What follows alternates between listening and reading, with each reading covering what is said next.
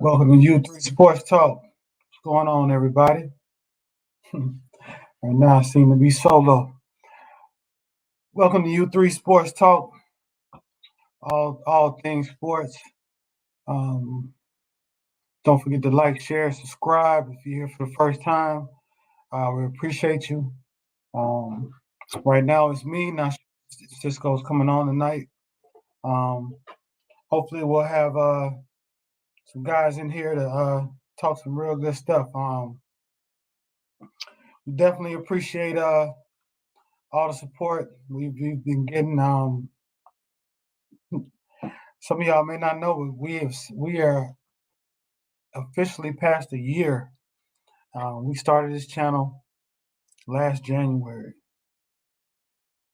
Last January. We had some bumps in the road, some ups and downs. We had a lot of fun.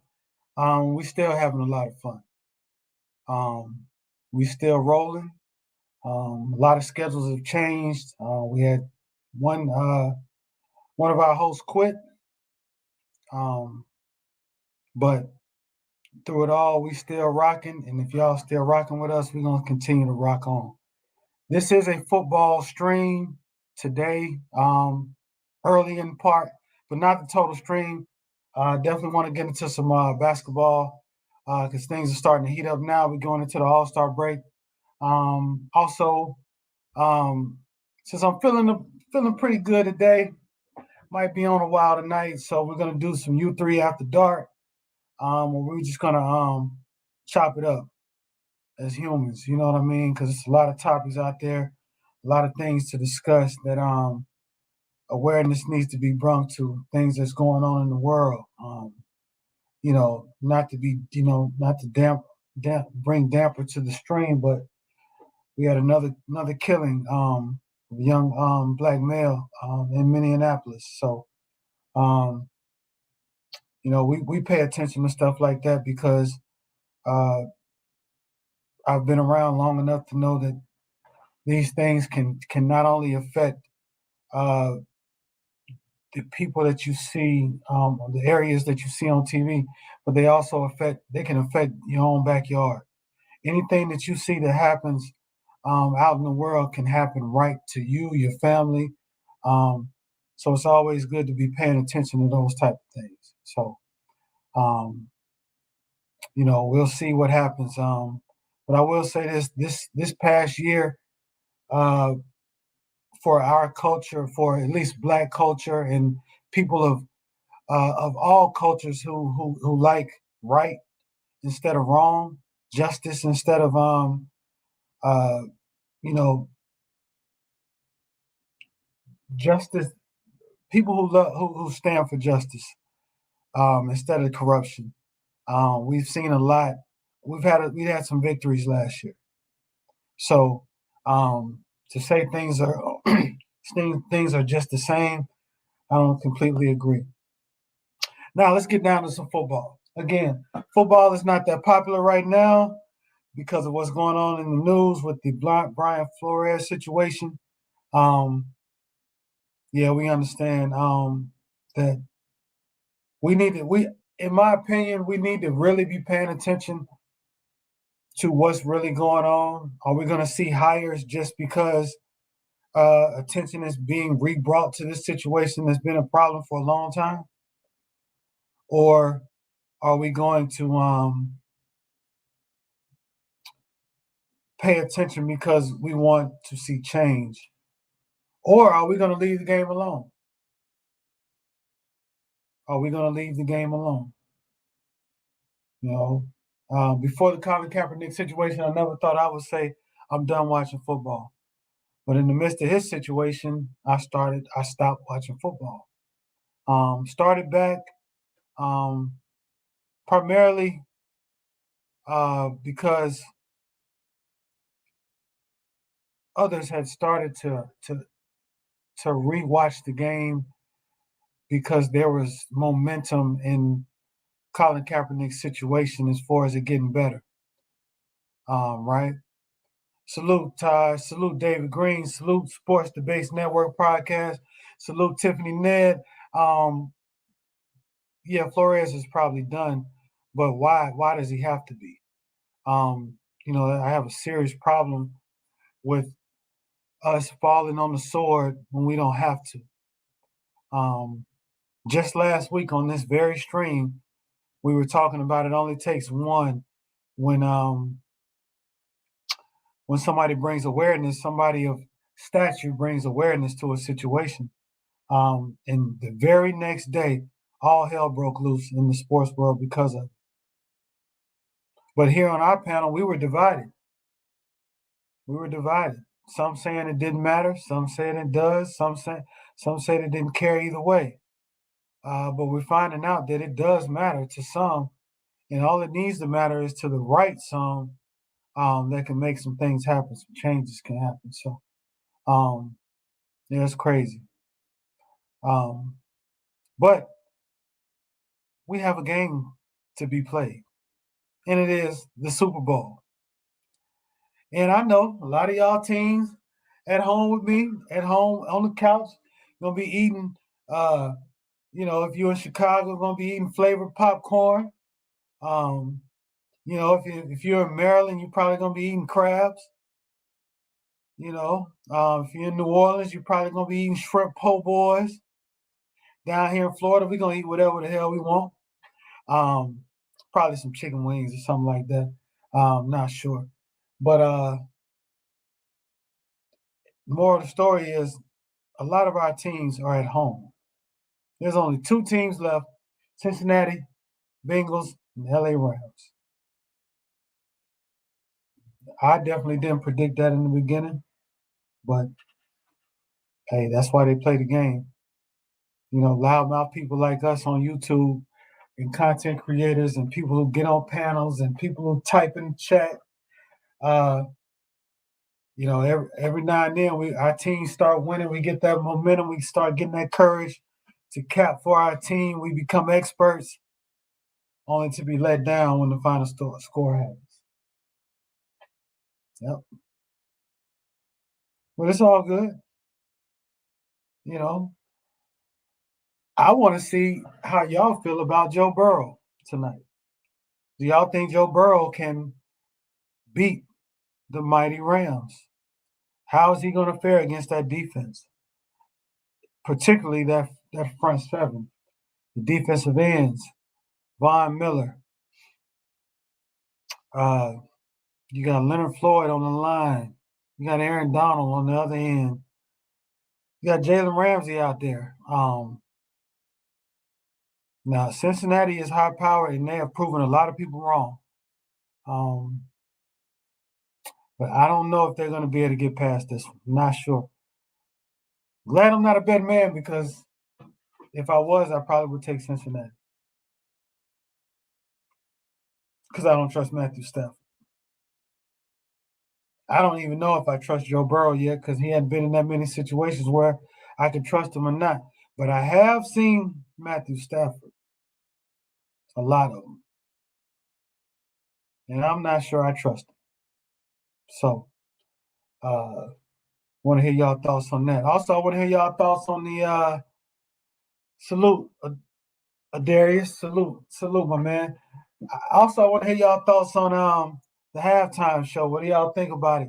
Y'all think it's going to be as antisocial would say shit water, or is it going to actually be entertaining?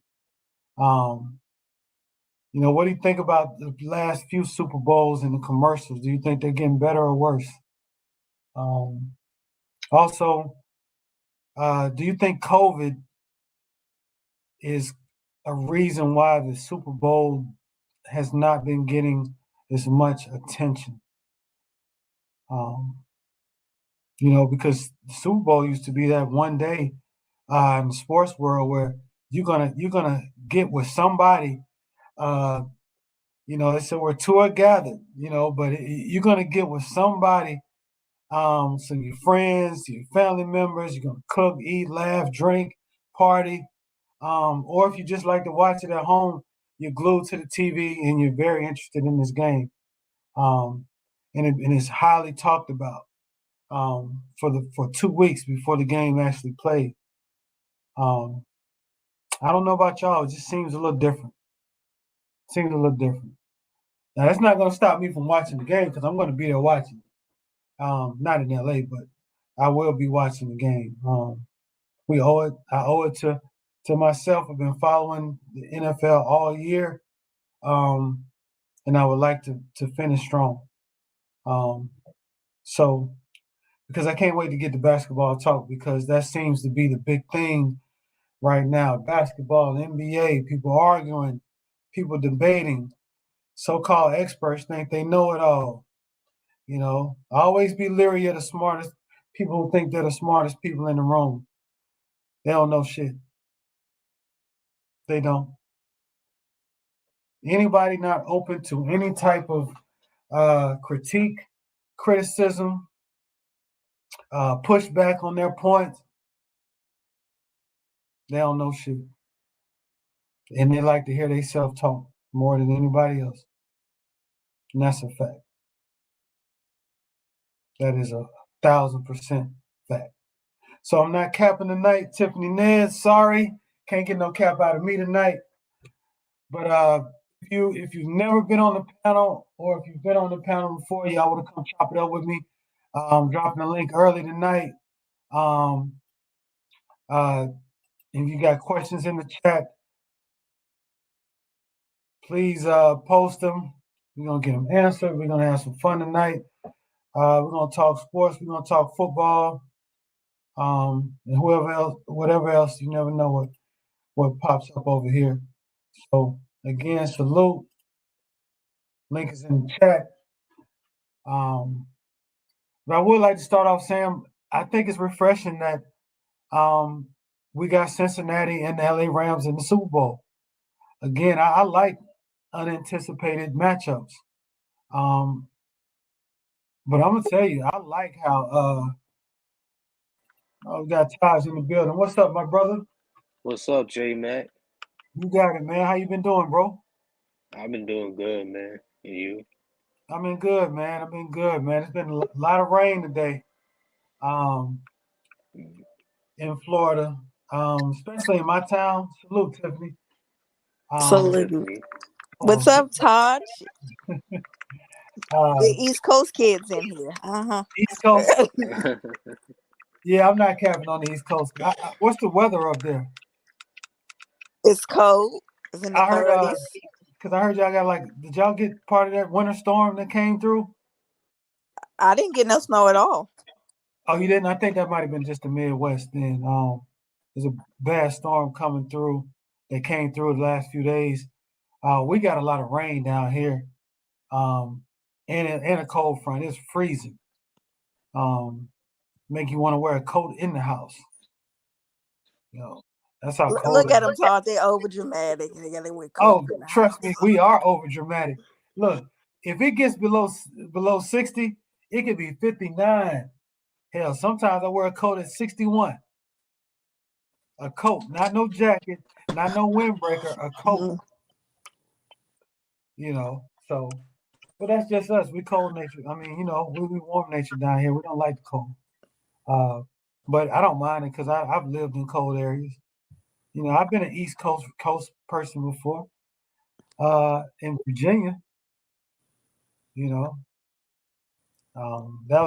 that's like. But I was in DC for a little while too. My high school sweetheart moved to DC, and when I was living in Virginia, I used to go up to DC a lot. I also been to Maryland a few times. I don't think I've been to Baltimore. I've been to Walter Reed. The That's in hospital. D.C. That's in DC. That's uptown D.C. Oh, I thought that was Maryland. No, that's D.C. Oh, okay. That's Okay. just uptown D.C. Like. Oh, yeah. One of my close friends, he passed away from cancer. He was stationed in Baltimore, not Baltimore, but I can't remember the name of that base up there. Is it no? Story is Virginia. Um, well, anyway, me and Sean went to go visit him. Back when we were stationed in Virginia, had a good time. But he passed away a few years ago. But the seafood up there is amazing. It is absolutely amazing. So I was right on point with the crabs. So don't be saying I'm capping because y'all eat a lot of crabs up there. I first of all, when I'm eating crabs on Sunday. For real? Fresh? No, I don't. Oh, you don't eat them. I do eat them, but I don't like. I'm lazy. I don't like. I rather for somebody to pick it. Like I don't like doing all that digging. I'm lazy. Oh, so you don't sit there with a mound of crabs and you take the little cracker. Nope. Oh, come on. That's the funnest part.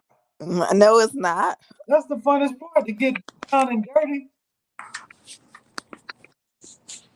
That's the funnest part. You know.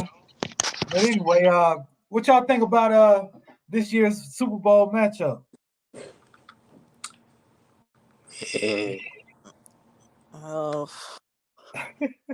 This is not what I was. Now I did pick the Rams though. Okay. A lot of I us did did, expect yeah. the Rams to make it though, But the them Bengals, fraud Bengals, because they took our spot. Don't think I'm still mad at their asses for that. So you don't think they represented well after because it probably would have been y'all if the Bengals wouldn't have made it. Damn right. Don't you think I'm supposed to be mad? No, why would you be mad? Y'all was injured. And y'all had some bad coaching. Yeah, the Ravens, they had the injury bug all season. All season long. I mean, y'all fought all season and your coach gave away about 2 or 3 games. We mean that was almost 5 games he gave away. I was trying to be nice. I mean, I can call it what they call it. The Bengals, they earned it. You know, I'm not gonna hate on them like that. I mean, think about it. Joe Burrow, second year. I mean, Jamal. I mean, he's that guy. I like him. I got no. Chase. Yeah, he's a bad boy. You can't friend on him. Well, he ain't the only one. Joe Burrow's a bad boy too. No, not with people up there calling him. I mean, let's just say calling him Theismann and all that. I mean, let's just come on. Let's just wait a little bit because they're going too far. I heard Colin earlier today talk about him and Nick Wright talking about the best quarterback in football. If he wins the Super Bowl, but I will say this: Nick Wright did have a point. If he wins the Super Bowl, he had to go through Patrick Mahomes, which I think is the best quarterback in the league. I agree with that. He had to beat the number one. He beat the number 1 seed on the road, Tennessee Titans. Yeah, but that quarterback, they had a bad quarterback. Yeah, he did, but I mean, that was the wing link of the group. Yeah, he was, but still, Joe Burrow didn't play against the quarterback. He played against the Titans defense, and he looked damn good, right?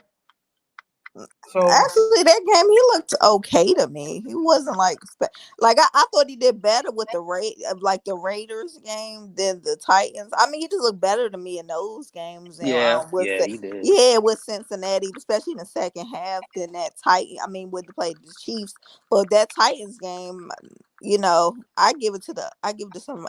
I really feel the Titans defense lost that game. So. Oh, they did. They did. They did.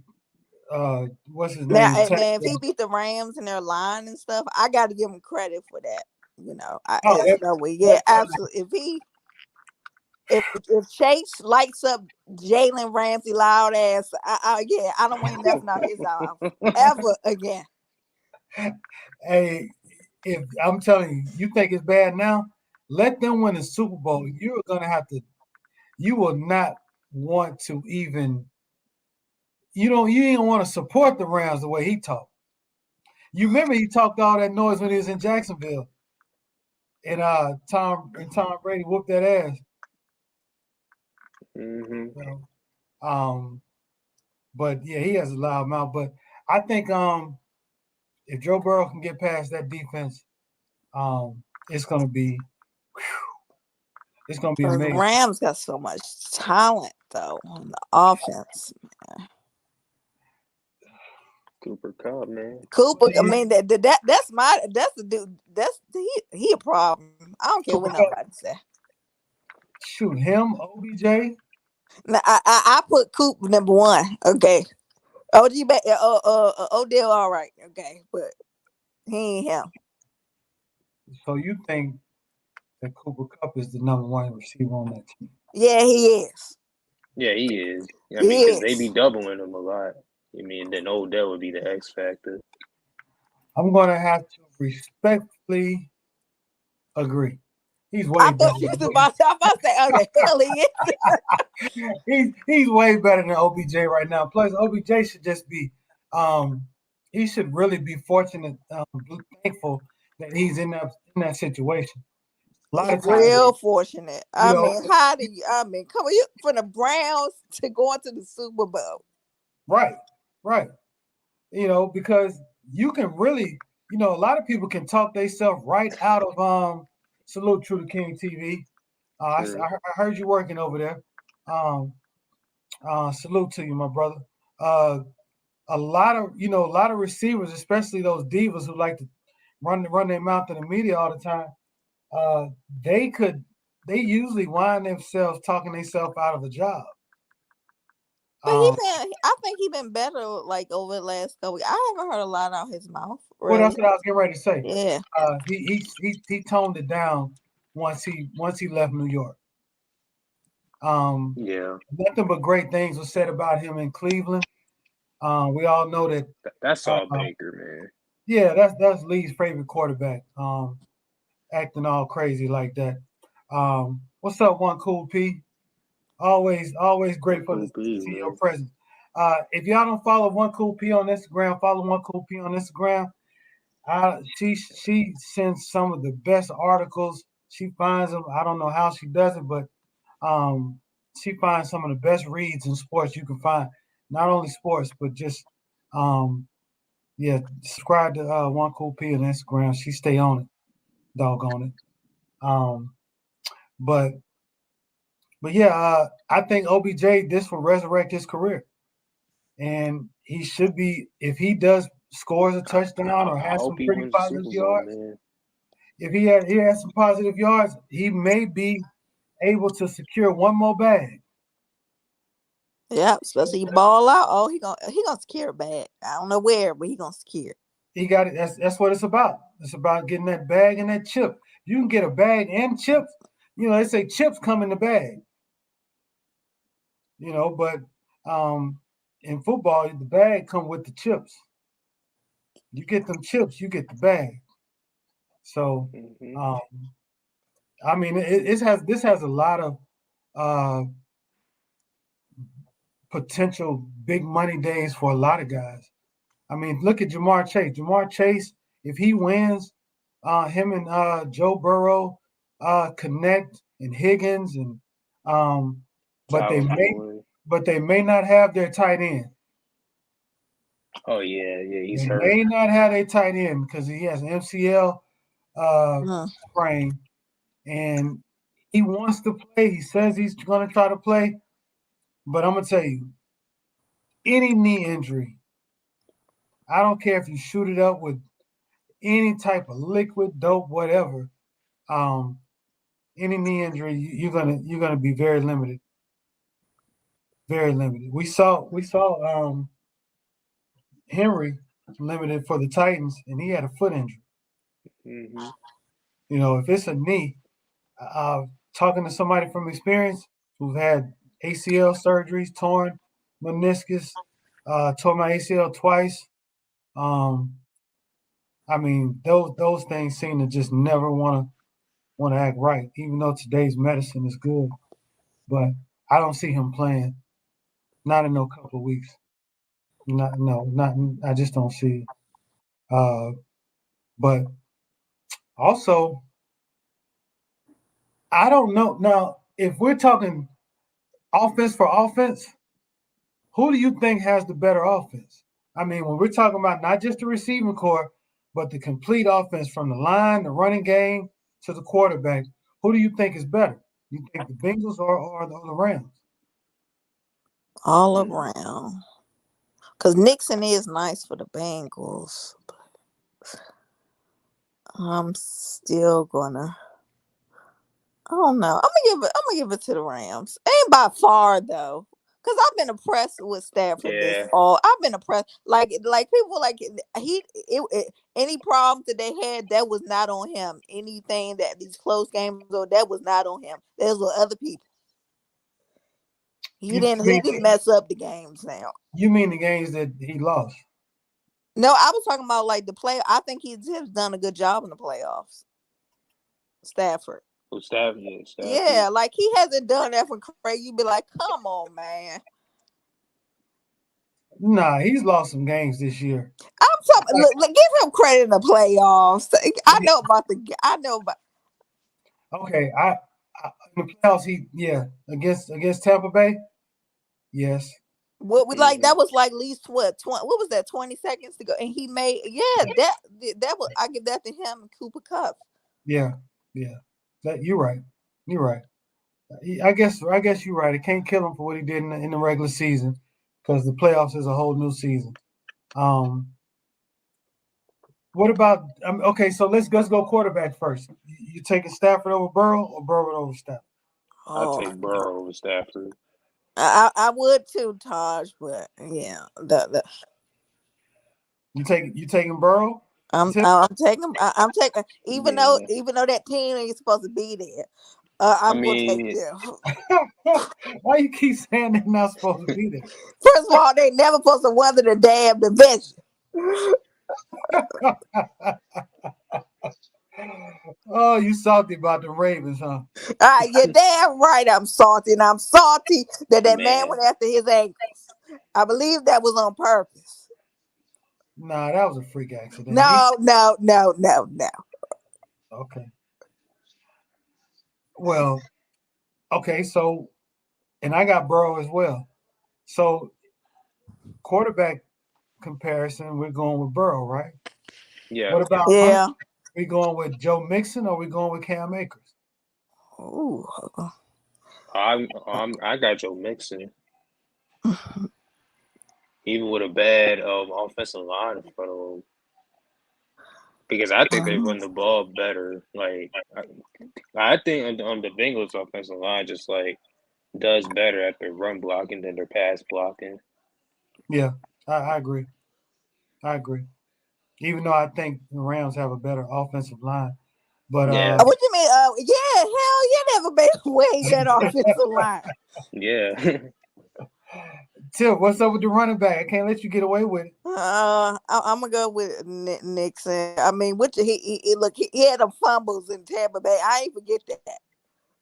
He on my list too with Jalen Ramsey. I'm going Cam Akers. Look, Akers. If you fumble, I'm gonna get your ass. Okay. Yeah, that's the only thing he does fumble. He fumbled at Florida State. That's the problem. He from Florida State. That's the problem. No, that's not a problem. That's not a problem at all. Because he was a bad boy at Florida State. Bad boy. I never recall hearing his name.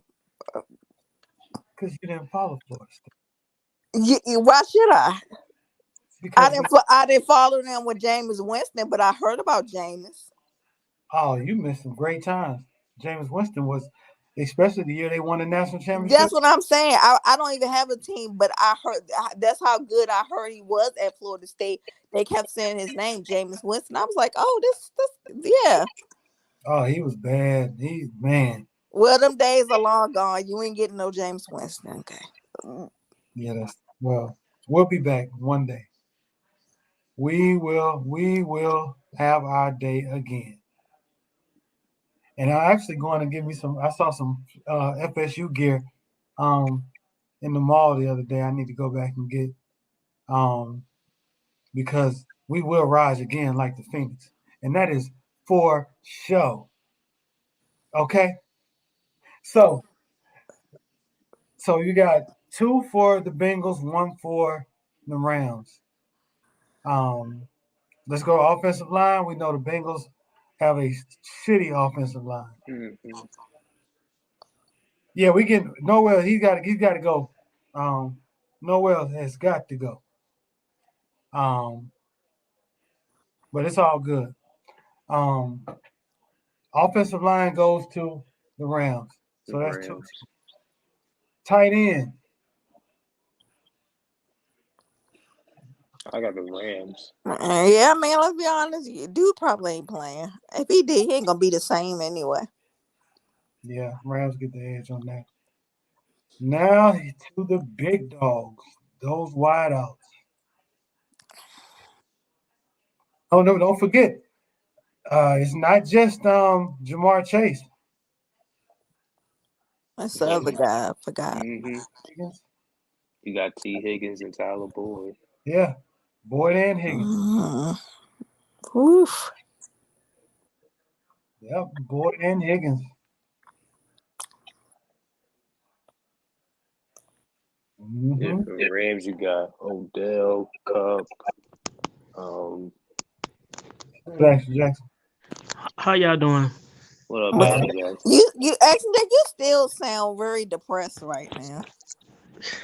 I mean, it's like this is like rubbing in my face, man. I got. We talking about the Super Bowl. We even mentioned Kansas City.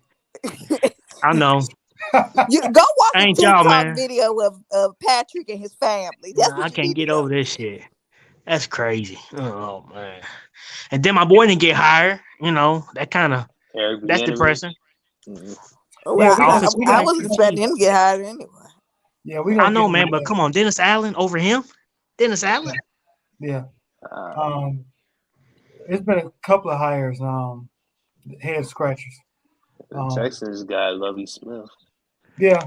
But Charles, look at that. He had. I don't like that when they got that's pacifier. That basically was just a pacifier. That's what it was. It was just to shut us up. Exactly. It didn't really shut us up with the Texans.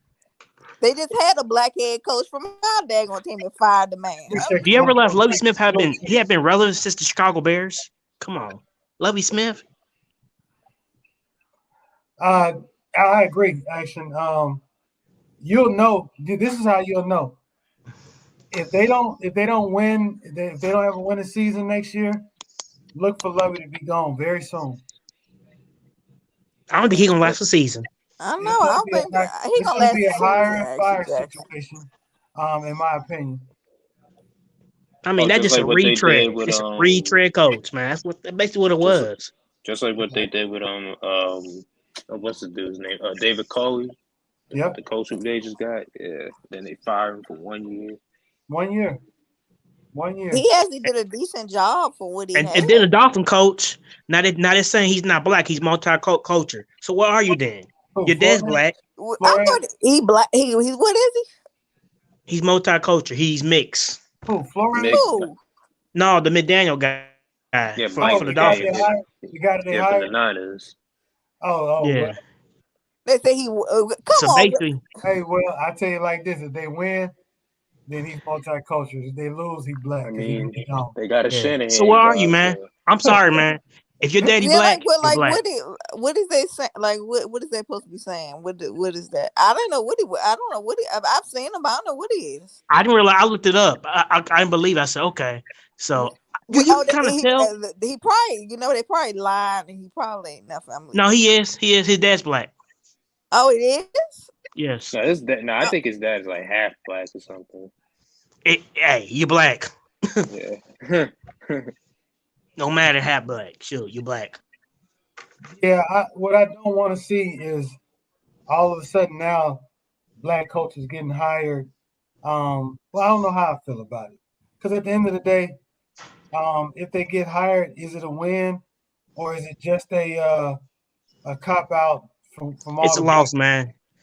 Lovie Smith's a loss. So, but what do you do? What do you do with that info? Do we stop watching it? Do we stop supporting it? Or do we support it because they got hired anyway? And if we leave, here's one of my theories. If we leave the game alone, right? Because this is kind of why I'm torn. If you leave the game of football alone, then what you're doing is taking interest away from the game. And if you take interest away from the game, then the high. What happened? He froze. Yeah, he froze.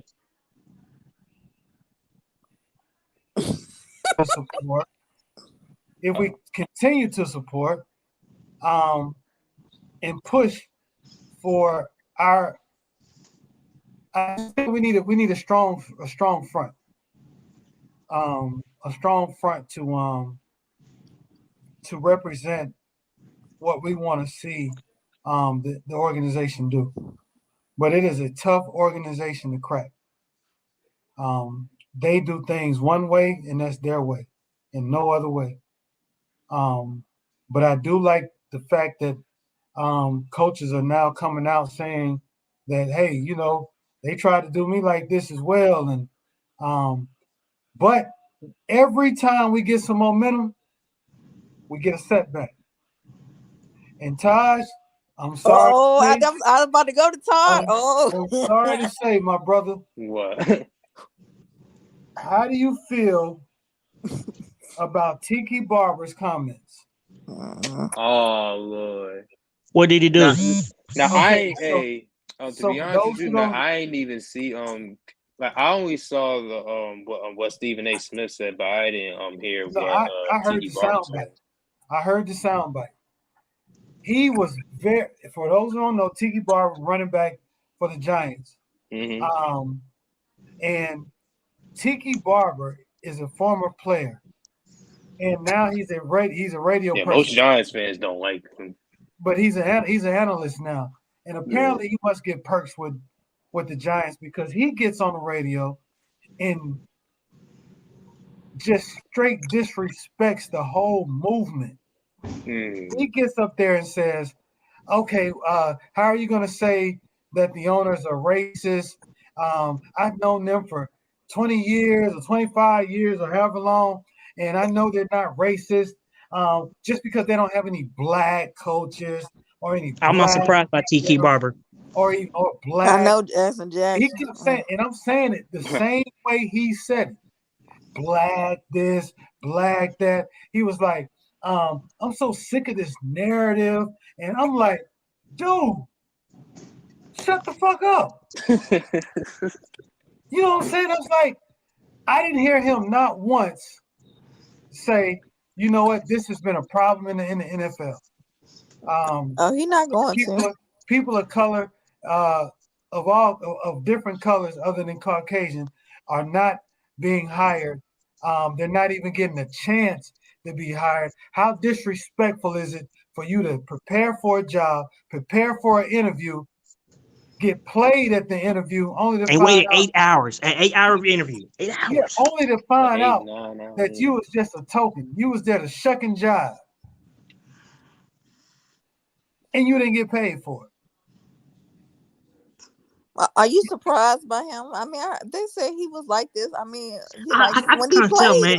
He's a cool man. His behavior, man, like I always thought, and I always liked his brother way better than he was.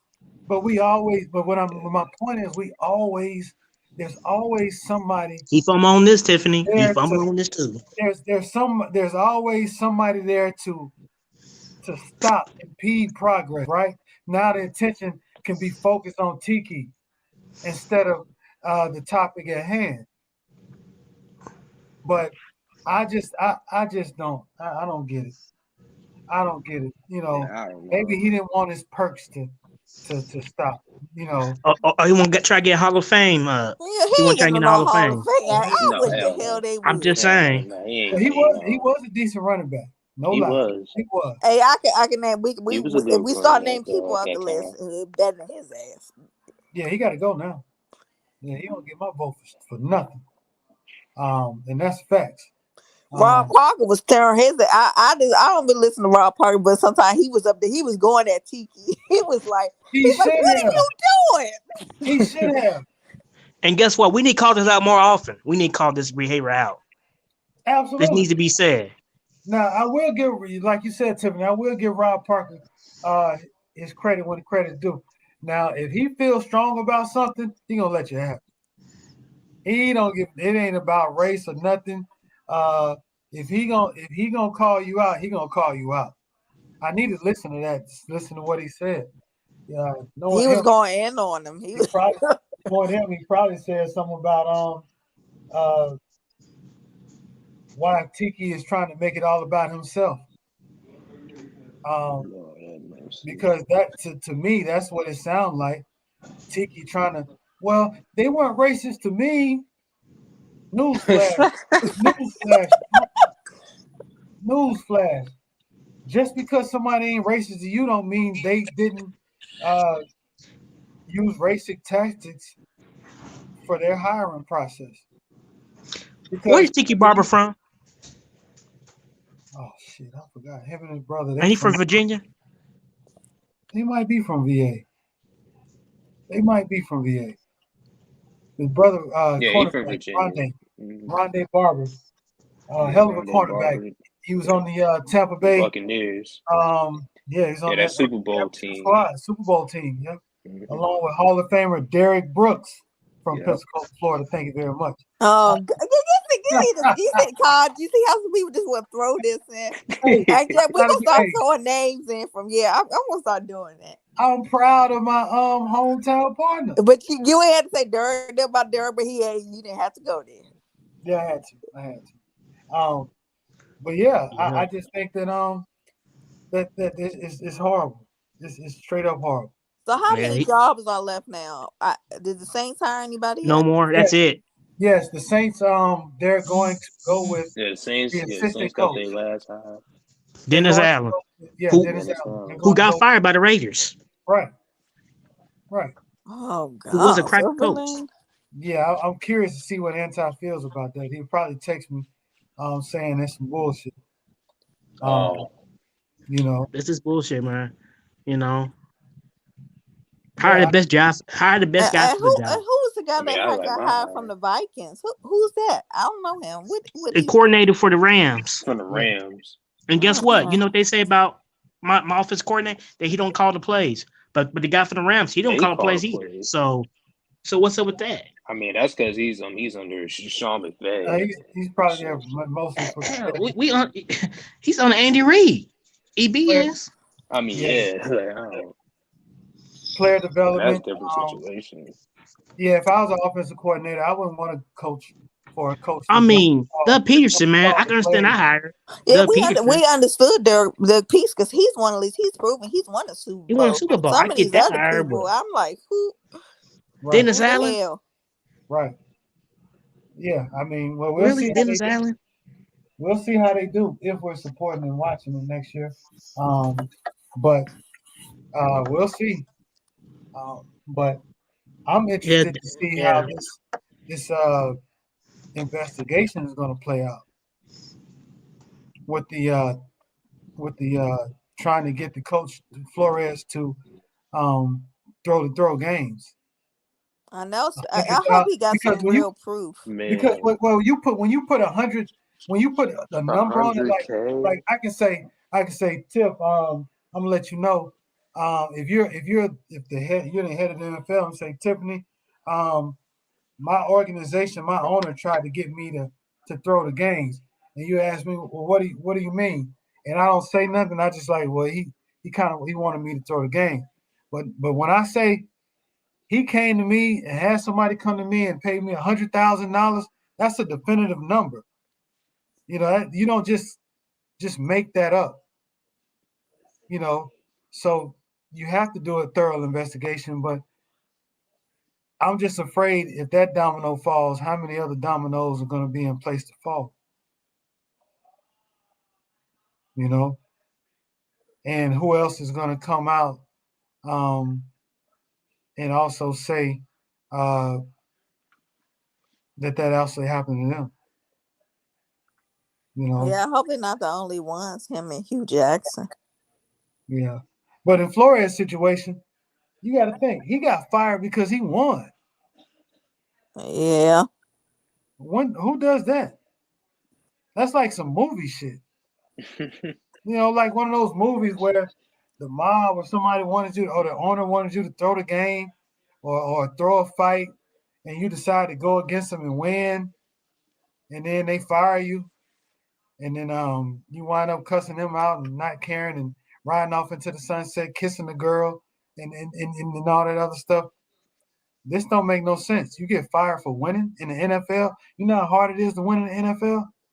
Very hard. That's why nobody can predict a whole schedule every week of who's going to win. You know, like Tiffany's Ravens cost me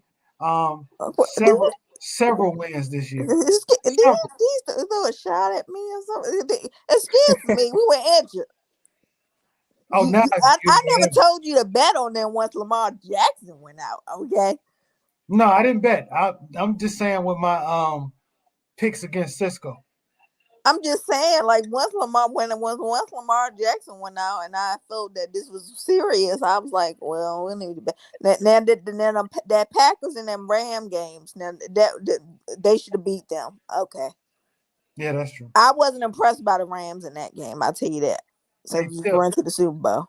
Till one cool P asked, where you from? I'm from DC, one cool P. I thought you knew that. She always claiming Baltimore. That's a lie. I grew up in Washington, D.C. I live in Maryland now. But one cool P, she was on the committee, the naming committee of the Washington Commanders. You leave that. The rumor is Tiffany. She was the deciding vote. And that's how they became the Commanders. Even though look, Doug Williams said they voted on that name. Don't forget Doug Williams, the first Black Super Bowl and MVP. He said they came up with the name. He's an advisor to them. I watched him when he did the interview with Stephen A. Smith. Oh, Doug Williams was a hell of a quarterback. Hell of a quarterback. I watched that Super Bowl. You probably were still in diapers. But I wasn't. Look, I was out of diapers. I was just little. Okay. Oh, so how was that voting process, Tiffany? How was the Commanders? I don't know, because I damn sure when the name did that. Did you have a name in mind? Not a name in mind, but I just thought they could have did better than that. The Washington Commanders. It's just hard. It's hard for me to just even. This is the Washington Command. Like, no. I want to see the logo. I haven't seen the logo. Is the logo out yet? The logo is out. No, it's just a W. That's it. Yeah. It's the same logo as the last time, but it's. Oh, they didn't put no commander stripes or no tanks or nothing? No, they did. Hold on. Damn. But I seen their helmet and their jerseys and all that, but it's. Are they gonna change colors? No, they got the same colors. The color's still the same. It's still the same. Yeah, they better them colors better stay. Gold and burgundy. Okay. So you gonna root for them this year? Why wouldn't I? I have two teams. I'm going to root for both of them. You can't have two teams. I can't have two. Who the authority of me to tell me I can't have two teams? But people like to put that in there. I can have how many damn teams I want. No, at least I'm staying at home. At least I'm staying in the area. Well, see, you can't have one that wins and one that loses because you're only gonna claim the one that wins. Well, we know they won't never ever meet in the Super Bowl, so I can do that. Okay. Taj, I don't know what y'all gonna do in Giant Land. There's another team in New York. You can Buffalo. I thought you was gonna say. I thought you was gonna think I was talking about the Jets. Oh hell no! Salute, Sturdy. What's up, bro? Ace Sturdy. I know you probably was over there cooking true about them Celtics. But yeah, Taj. I mean, it's a hop, skip, and a jump. What is it, like 5 hours? 5 hour drive from here, to Buffalo. Where I'm at Buffalo. Yeah. It's almost about like a few hours at least. Yeah. I mean, I'm sure. Josh nearly Allen, to Canada. Yeah, it is. I got a friend I grew up with here in Florida. He moved up to Buffalo. He's been there most of his life. I just met up with him last month. And he said They love Josh Allen up there. I guess they would, Tosh. They would love him up there. Mm-hmm. I guess they would. Yeah. I mean, they got something good going on. They got something very, very good going on in Buffalo land. And if you mess around, they may be next year's Super Bowl champs. We'll see. I expect for them to make some moves to improve their running game. Because let's be honest, without a running game, they were 13 seconds away from the championship game. Well, who told their defense? So they already won the damn seconds. game. Shit, you thought they won the game too. No, I was like, you gotta. I was like, okay, you gotta. But no. They up there cheering on the sideline, jumping up and down. You should have saw Josh Allen family. They up there in the stands, up there cheering in the booth like it's over with. Salute, true. They can't. They not playing. They can celebrate. They not playing. Patrick Mahomes, even though I had my. Hey, you see Mac Jones did that gritty, Jack Mac. You see that? I see that gritty. See Mac Jones? Hey. I see oh man, that was hilarious, man. That was hilarious, man. I like it though, man. Have some fun, man. Absolutely. That Pro Bowl was trash, though, man. I ain't gonna hold you, though. Todd did say that on Facebook. Todd, you said it's some trash. They might as well make it flag football or something, man. I mean, they make. Hey, let me tell you. Yesterday, I actually forgot the Pro Bowl was on, right? So I'm flipping channels. I know that's bad. I'm flipping channels, and I happened to catch the very beginning of the game. The very beginning, and when I saw, it looked like two-hand touch out there. I was like, I can't watch this. Yeah, it's like my whole point. My whole thing is this. My whole thing is like I don't know, man. I understand you don't want people to get hurt. I mean, you know, it's just because it's just an exhibition game, right? You don't want people to get serious hurt and stuff like that. So I understand that aspect of why it is like that, but it has to be. You gotta make it at least more entertaining. When you have pads on. If you're gonna make it like that, have them play rough two-hand touch or flag. If that's the case, I mean, you challenges. So. Shoot.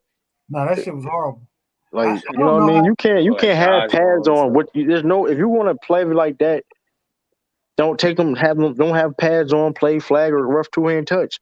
Simple as that. I mean, I think people will watch it. I mean, it'd be more entertaining. No, you're right, but I remember when I was playing football. I don't remember a time where I had all that shit on, those pads and all that stuff on, and didn't go full speed. You can't go. Yeah, you can't. It's impossible, man. You got them pads on. Every time you try to not play hard like in practice, you have to go hard in practice. You have to go hard because if you at least expect it, you can get hurt very easily. Right. The only time you try to not go hard, the only time is you know what I mean, don't hit the quarterback. Don't hit the quarterback. That's it. But shoot, everybody quarterback in the Pro Bowl. Yeah, I know. Right? Everybody got that red shirt. Everybody. Did you see like Dalvin Cook? I was like, I understand if you just fall down. Because your ass, you get hurt all the time. I'm gonna say because here's the thing: if you hit somebody hard, I want somebody if you hit somebody hard, you gonna get in trouble or something. God dang, I ain't gonna hold you though. I will be one of them, man. I'll get kiss them off guard, man. They put me in the game. Anytime I think of the Pro Bowl, I'll always think of Sean Taylor. That's the only thing I'll think about the Pro Bowl, Sean Taylor. Yeah, shit. Hey, what's the number of this year's Super Bowl? Is it 50, 54? 50. I think it's 53 or 54 or the Super Bowl. Yeah, it's either 53 or 54 or 55, I think. Or the Super Bowl. Wait, no, 56. It's 56. So got a question. If you don't know, 56. If you don't know, then we're gonna try to figure this out. We're gonna guess. Trivia question: which conference has the most Super Bowls? Damn. AFC or NFC? I'm gonna go with the NFC. You got NFC? I got AFC. I got AFC. What you got, Taj? I said NFC. I'm gonna say NFC as well. Does anybody look that up? It's close though. I think though. That's the crazy. I know the NFC East got the most Super Bowls. Yeah. I know that. You're dang all right. They better. It looks like it is the NFC 27 and 26. Oh, it's not about that much though, but very close. It's very close. Yes. Hey, yo, so damn, I'm rooting for the Bengals, man. I'm rooting for the Bengals, man. I got to root for the Bengals, then, man. Got no choice. Why you trying to tie it up? You got to tie that joint up, man. Tie that joint up, man. Represent the AFC, man. Tie that joint up, man. But that's amazing, though. Every year we talk about who's the better NFC, AFC, who got the better team, this and that. All those Super Bowls Tom Brady won in the AFC. You got to think, damn. If he don't win he won six. He won six of them in the AFC. Yeah. He won 6 in the AFC. So at one point, does that mean the NFC was kicking their ass for a little bit? Nah, you gotta understand this too. It was AFC teams too that won between that time of the Patriots. You got the Colts won. You got Colts. You got the Ravens the second time. You got Steelers twice. The Colts win it and get their revenue. No, I'm just saying that we got. I don't know the exact number before the Patriots. I don't know the exact number before the Patriots won the Super that dynasty. Right. I don't know what the exact number was. Well, we can think. I mean, it was in the 30s for sure. You got six for New England, right? Yeah. You got 2 for Baltimore.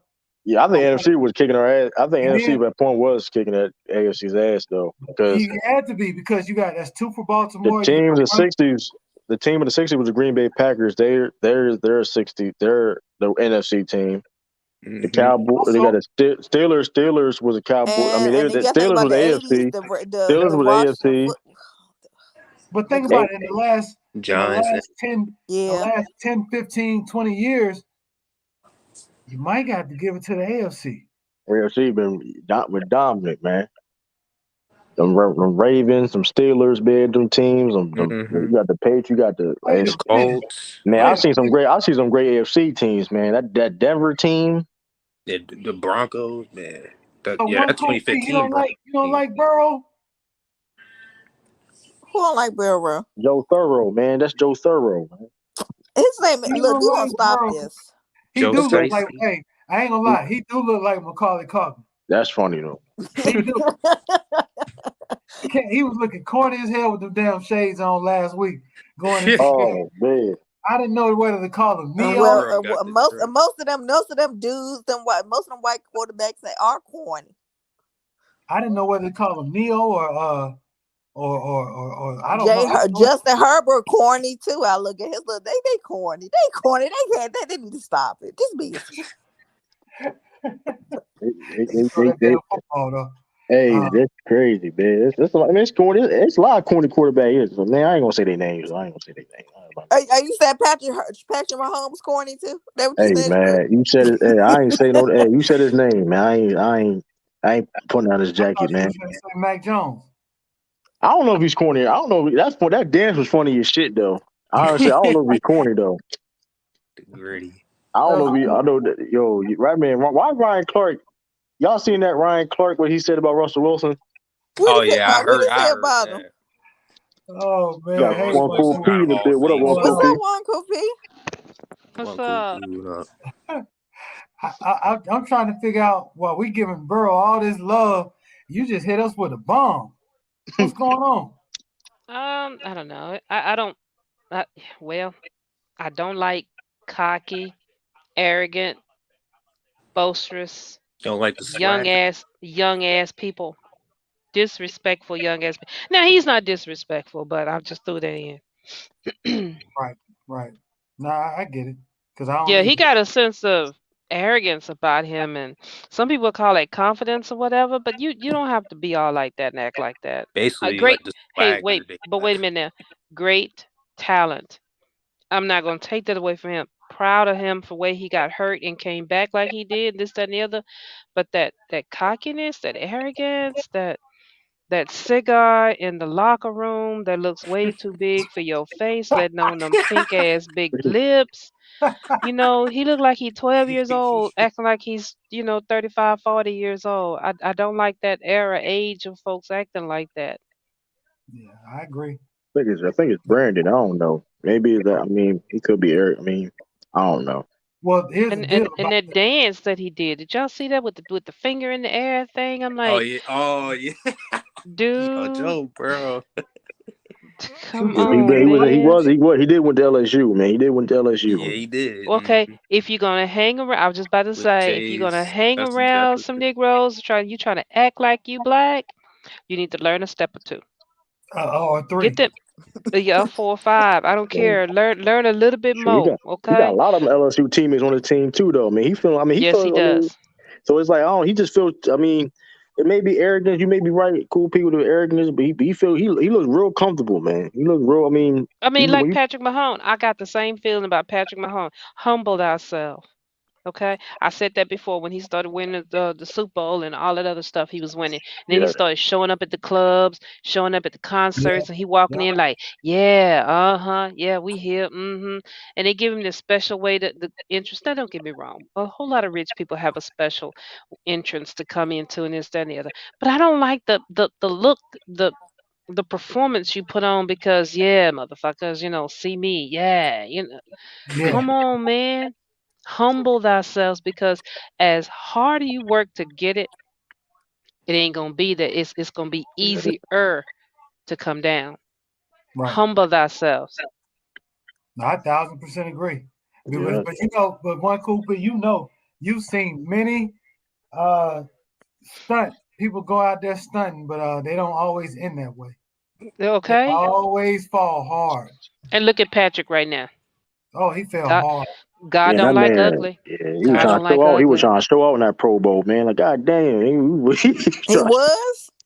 I don't care nothing about no Pro Bowl. Exactly, man. I don't know why you should be where you. I mean, he was god awful in that game. And that man was trying to be seen, man. That man was trying to be seen. Tell you the truth. That last game he played in the NFL, whoever it was he played against. Did you see the way he was running? Oh, I got this. He can't catch me. I'm just gonna fake and shake, or I just got to run the time off the clock. Backyard don't work all the time. And then got. Oh, they got him several times. He was terrible. He was god. Yeah. And a lot of that, he came out playing confident, too cocky, too arrogant. Y'all ain't shit. I'm Patrick Mahomes. You ain't gonna beat me. He came out with that attitude. Tyreek Hill the same way. Right. It's like that's what happens when you're not humble yourself and you win and you're making money, of course, investing more money. And you winning, your got all this exposure, these, you know what I mean? I'm this and that. You got people saying Tyreek Hill, people treat him like he's an all-time great wide receiver. Got the Travis Kelce's and everybody, like they prompt you up. And then like you have people saying Patrick Mahomes one of the greatest quarterbacks of all time. Like, bro, he didn't even play in the league for 10 years. Calm down. Not even like Peyton Manning. Who had that song that came out and said, "Be humble"? Kendrick Lamar. You gotta humble yourself, man. Somebody need to put that in his playlist. Like it's okay to be confident, but you gotta focus because in the day, listen, hey, you can go to the Super Bowl one time and never go back. Cam Newton. Yeah. Cam Newton. Like you gotta stay focused. It's okay to be, you know what I mean, focused. It's okay to be hungry. It's okay to be confident, but you gotta know you gotta be in reality. You know what I mean? You have to stay with focus at hand. Look at Baker Mayfield. Same way. Mm-hmm. Baker Mayfield. And then I give you one in the NBA. And it's a very sad situation that's going on right now. Russell Westbrook. Humble yourself, bro. Remember early Russ was a hard motherfucker to get behind because he was very cocky. Very cocky. Where that cradle at, man? Rocking the baby. Yeah, right. Where the rock the baby? Where the rock the baby at, man? Yeah. I don't see no baby. I don't see no carriage. I don't see no baby car seat. I don't see no. See, that's why. You know what? You know where it's at? The other team, the other opponents. Like, you got humble yourself, man. Yo, Khalifa got it. He was talking about. Remember Justin Fields? He said the NFL was. Oh yeah, he did say that. Yeah, he said it was slow. Yeah, what are you talking about? They catch it. You get hit like a mother. I couldn't tell. He's running 4 6s, 4 4s. What are you talking about? If you don't humble yourself, the game will humble you. Like, I'm telling you. Look at Tyreek in the skills challenge. He got up there talking all that mess. Gonna keep your jacket on. You gonna keep this on. Now I know it was cold, y'all. I know. I got it. But he got up there at the start, lost his footing. I mean, it's like and damn. Okay, but you the fastest man in the world, he said. And then you let Micah, his big ass, beat you. Michael big, he fast dude though. Don't start it. See, here comes Michael Parsons. 30 with the Michael Parsons. The Deion Sanders. Yes, Deion was cocky. Deion backed that shit up though. Yeah, he'll back it up. That's different. He's one of the rare ones that could actually back it up. But I'm gonna be honest with you. Y'all, I didn't care for him and his attitude. I was against him too. My attitude on that right there, it crosses all racial lines. Everybody. I just don't like that type of attitude coming in. I was against him too. Even when he did come on the Cowboys, I was like, "Come on, man, don't do all that. Shit gonna come back to bite you, man. Don't." I was settle down. Stop all that unnecessary. I was that person. But you know what? Why he did? I think. But the thing about Deion is the main reason why he did that. Like for the branding purposes, because like I said, before him, the corners wasn't getting paid. So, I mean, he did that kind of like elevated his brand and making more money. I mean, I don't know, because like Deion outside of the football field, he's still Deion, of course, but he Deion was way more, he was way more flamboyant with that what Cool Uncle P is talking about. He was way more flamboyant and out there, you know what I mean? Yeah, with that Jerry curl. Having helicopters of transport them to the baseball practice, to the football practice. The rap album. Well, now that one he kind of didn't have a choice because they booked the games was booked up back to back. That's the only way he said he could get there. You're right. Yeah. And he said the NFL side of that was waiting for him to fail and not be able to make one of his commitments because they wanted him to stop playing baseball, but he said he just wasn't gonna do it. But what about see back in the days, y'all don't remember where players used to make videos, songs and videos. Yeah, I do know Deion's album. Do you remember Cincinnati's with Icky Woods, the Icky Shuffle? The Icky Shuffle, yeah. Yeah, Beast told us about that. I seen that on NFL Network. That was crazy, man. I mean, Chicago Bears. Yeah, I like the Chicago Bears one. I think the University of Miami had one too. They had a song. Didn't the Steelers have one? Steelers had one. The Cowgirls had one. No, watch out now. Oh, sorry. Thought that shit. I couldn't help. Which one they have? It was in the 70s?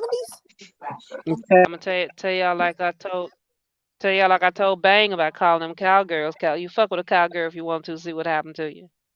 We'll come harder at you than them Cowboys, okay? Mess with us, okay? Get roped up. That is an actual fact. Bears had a start for too. That is an actual fact. I got a question for y'all. Do y'all think the Super Bowl this year is gonna have better commercials than last year?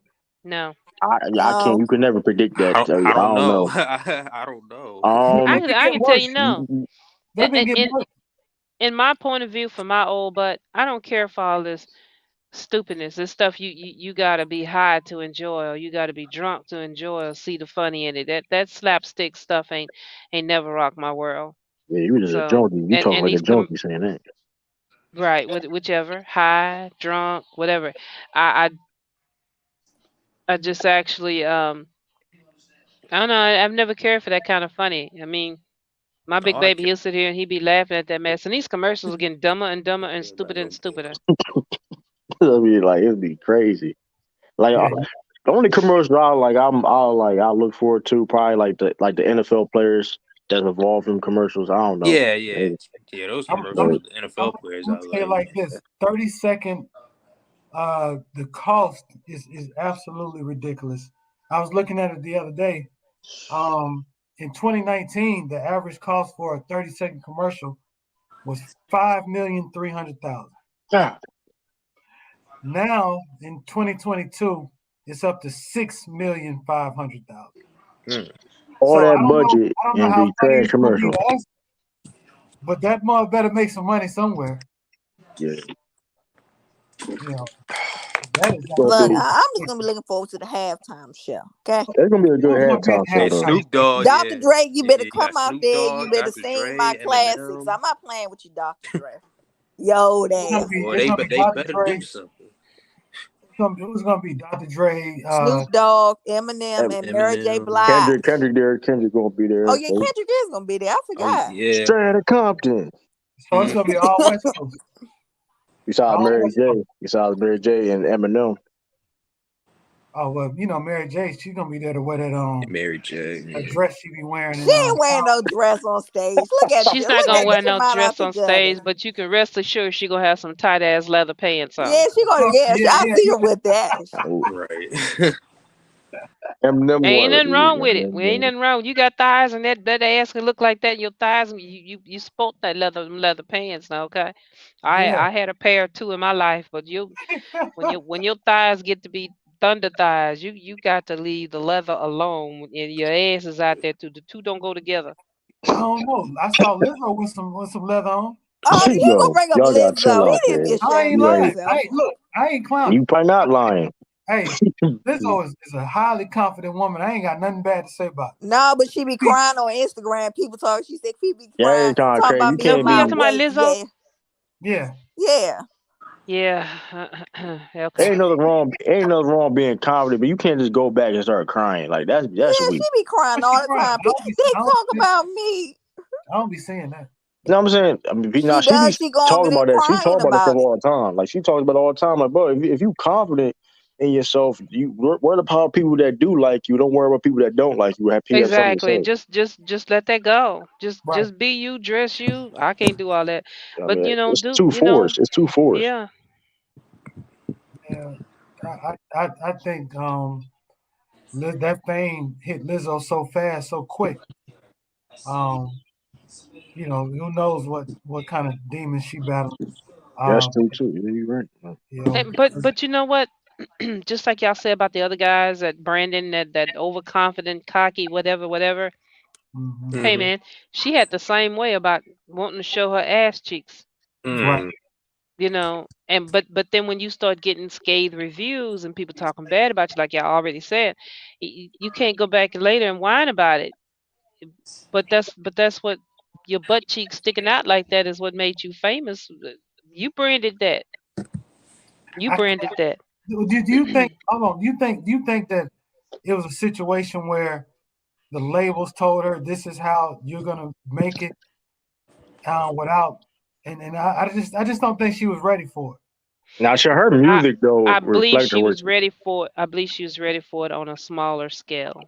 I think the larger scale main media looked at that, and the average of us is we are very visual people, and for the most, like Simon Cowell told all the fat women that came, most of the fat women, he didn't say to the fat men, but the fat women, he said no to them because they wasn't marketable just because of the way you look. We are a nation that stereotype what we like to look at sitting on TV. Oh, whose music we're going to buy? A pretty girl, you're going to break your neck trying to go look at her. That's you know what I mean? But when it comes to a big chick, that's why the Voice show became popular, because I'm going to hear your voice before I see what you look like, so I don't have that predetermined judge about you. That's true. Simon Cowell was famous for cutting fatter folks down. Just because I don't care how big you are. Look at what he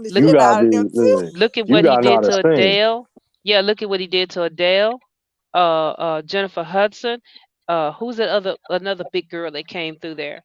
And then after a while, he started realizing, oh wait a minute, hold on, I'm really screwing up here. Yeah, it's only you got to like really snap. Cause like Rupert Sterling was like only big. He was like the only big person that won at that time. Yeah, he was the only big person that won. That's why I say he didn't do that. with the men. He only did it with women because most of us, especially 90% of men, are visual about what they want to look at or what they want to lay with or what they want to touch or what they think is cute or what they think that a woman should be. They're visual. This is why a bunch of y'all end up cheating and this, that, and the other, being called dogs and every damn thing else because y'all are visual. Woman walk down and you gonna stop doing everything you do, especially black men. You gonna let her ass walk by. You ain't lying. You ain't lying. Hey. Look at what y'all do. Look at what y'all do when y'all bring your woman to the barbershop. You ever notice that is when you go to men's barber or black barbershop, there's only a certain look of women that actually will be in there with you or there with their guys. That's true. Because if you ain't got eye candy coming up in there with you, ain't nobody finna bring 250 up in there with them. They ain't finna do that. Exactly. Yeah, about the cap. I'm just saying. Oh, she ain't lying. I swear I was I don't know where I was yesterday, and I seen some thighs walk past, and I just stopped what I was doing. I'm about to lose my mind. My son told me that. My youngest boy told me, he says, Mom, met this girl the other night. He says, Mom, man, if this picture's real and this is her, I'm gonna go crazy. I don't know what I'm gonna do. I'm gonna lose my mind. Oh man. And you know what? He did. He lost his motherfucking mind. We don't speak today because of that girl. So it wasn't catfish, it was the real deal. She was the real deal. I told him the one thing I said to him, I said, son, you've been catfished already. Okay. So the best thing you can do for yourself is hurry up and meet this girl. Let me give you a little bit of advice. Stop spending so much time on this phone talking and getting your feelings and this, that, and the other involved. Don't give no money. Don't promise nothing. Hurry up and meet this child and pick a public place. Okay. That's all I said to him. I felt bad for him for the last thing that happened because I shut up and I didn't say anything. And then I was mad because what that happened to him. But the second time I was like, no. But he did. He met her and he lost his mind. Is he still with her? Hell yeah, he married that thought. Oh man. Oh man. Oh, I guess Thanksgiving dinner oh no, we don't talk. I put 1,500 miles between me and that problem. Oh yeah. Her and him is one of the reasons I got up out of Virginia and came back home to Texas. I was gonna murder me somebody. Are you from VA? No, I was born and raised in Texas. I lived in Virginia for 15 or so damn years, too long. Oh, okay. When in the Tri-Cities area or I lived in Fredericksburg. Fredericksburg? Okay. It's not that far from DC. Yeah, not that far. It's almost smack in the middle of DC and Richmond on 95. Yeah. Okay, I know what that is.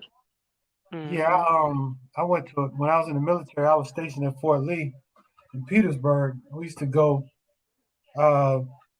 Richmond a lot, and then went to Arlington, which is probably closer to Fredericksburg. Arlington's like right there near DC. Like right that's there. where the big cemetery is. Back when one of those wars, Desert Storm or something. Yeah, Pentagon right there. Pentagon. A helicopter crashed. It was one of the guys that was on the helicopter was from our unit or our base or whatever. And we all went up there to the funeral. It was huge. You're talking about a lot of people. But I was in the hotel, so back to Mary J. I got to see one more epic performance by Mary J. One more. Give me one more. I mean, how long are they gonna let them perform? Like, how many songs can they sing? It all depends. It's like how long is it? Like 30 minutes? Yeah, you remember last year, True? We did a halftime show. During it was like 30. We was talking shit for about 45 minutes. Yeah, it was something like that. Yeah, and that was the weekend. Super Bowl halftime. Them Super Bowl halftime as long as a mug, man. Yeah. Like them Super Bowl halftime be long, man. Them adjustments, they be loving that. Like they be. Yeah. Last time we had the weekend performing. It was like that. It'd be like a whole nother game, man. I didn't like that. Yeah, see, I didn't like that. I turned them off. Oh, the week. Yeah, we was on here. We was on here, man. He made me be glad when the weekend was over. That's funny. I like his I like some of his songs. I think he's kind of overrated. A lot of people love him. I think he's a little overrated, but I like some of the stuff he do. He's very popular. He's a writer too. He writes a lot of songs, so he's definitely talented. But and it's in LA too. This gonna be, man. It's gonna be in LA. Dang, it's gonna be. Yeah, it's gonna be in LA.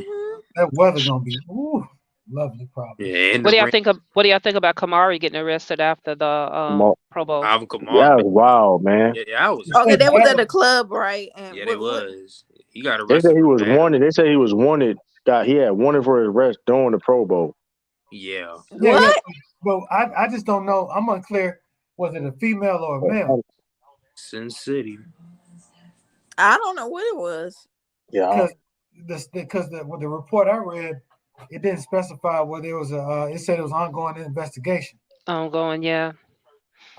It sounds like it's a female involved. You just usually don't see too many athletes getting in trouble for beating up a male. That sounded like a female. Yeah, that's crazy. And if so, shame on him, stupid ass. That's if so. We don't know what happened, so I'm not passing no kind of judgment. Yeah, it's not. Yeah, good. I'm waiting Either way, I'm waiting on them to come out with some more information. Yeah, it's really not. It's not a good look for the. And they had so much stuff that was there. They had the NHL Pro Bowl was there in Vegas All-Star, Saturday. Or that All-Star game they had. Yeah, I'm sorry, All-Star game. Mm-hmm. Same all thing. At the same time. That LA traffic gonna be definitely again. Yeah, it will be. I mean, it's Vegas. I mean, I'm surprised that he was the only one that we know of. You know how many PR teams sent their PR people there? Like Shit. SWAT. Yeah. Plus they got players. They got players too that go there. That's not Pro Bowl. What up, good, Bees? What's up, bro? What's good, Bees? Man, you a little low. Right? He came in kind of low. Yeah. Where's that energy at? Oh, I just wasted it. Okay. I thought maybe you was saving it for Bang show or something. Damn. Yeah, he don't really come over here and cuss nobody out. Man, he come over there and come in hot. Yeah, on his LeBron stuff. Is that better? Yeah, you good, bro. Yeah, we can hear you. No, I just got off work. Oh, okay. And then I had to do a little workout. Yeah. So, I'm winding down now. Oh, workout infamous Bossy come and visit you. No. He's funny. I did a real workout. Okay.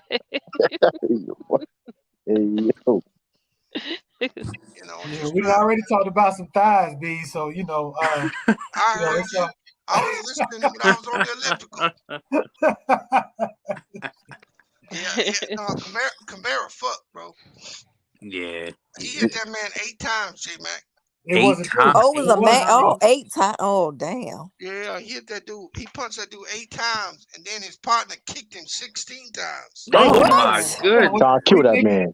What did the man do to him? Tupac and Suge? What the heck? Stop it.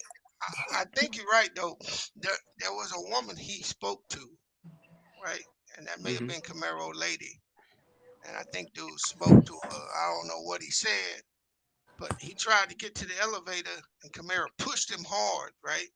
The dude came back, and then I think he pushed him again, and then someone hit him, and then one of his entourage hit him, and then Camaro punched him 8 times, and then dude come back and stomped him 16 times. Yeah, like a menace to society type of shit, man. Remember, dude came in the project, man, got stomped out. That dude out of comparison, his orbital bone was fractured. Damn. Other shit, right? He had some. He done. Yeah. So they didn't let him go. I think he spent the whole night in jail last night. Yeah. Because they had it all on tape. Damn. That's brutal. And this nigga said that a fight broke out next to him, and he saw the dude running away, so he started punching the dude because he thought he did something to the other people. That was his excuse.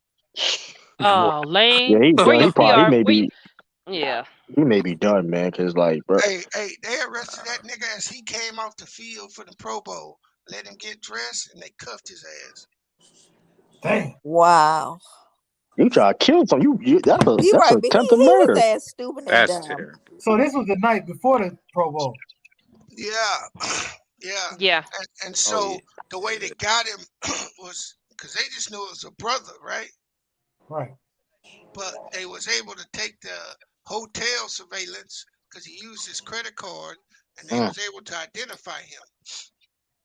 That's how they identified him. The credit card stuff.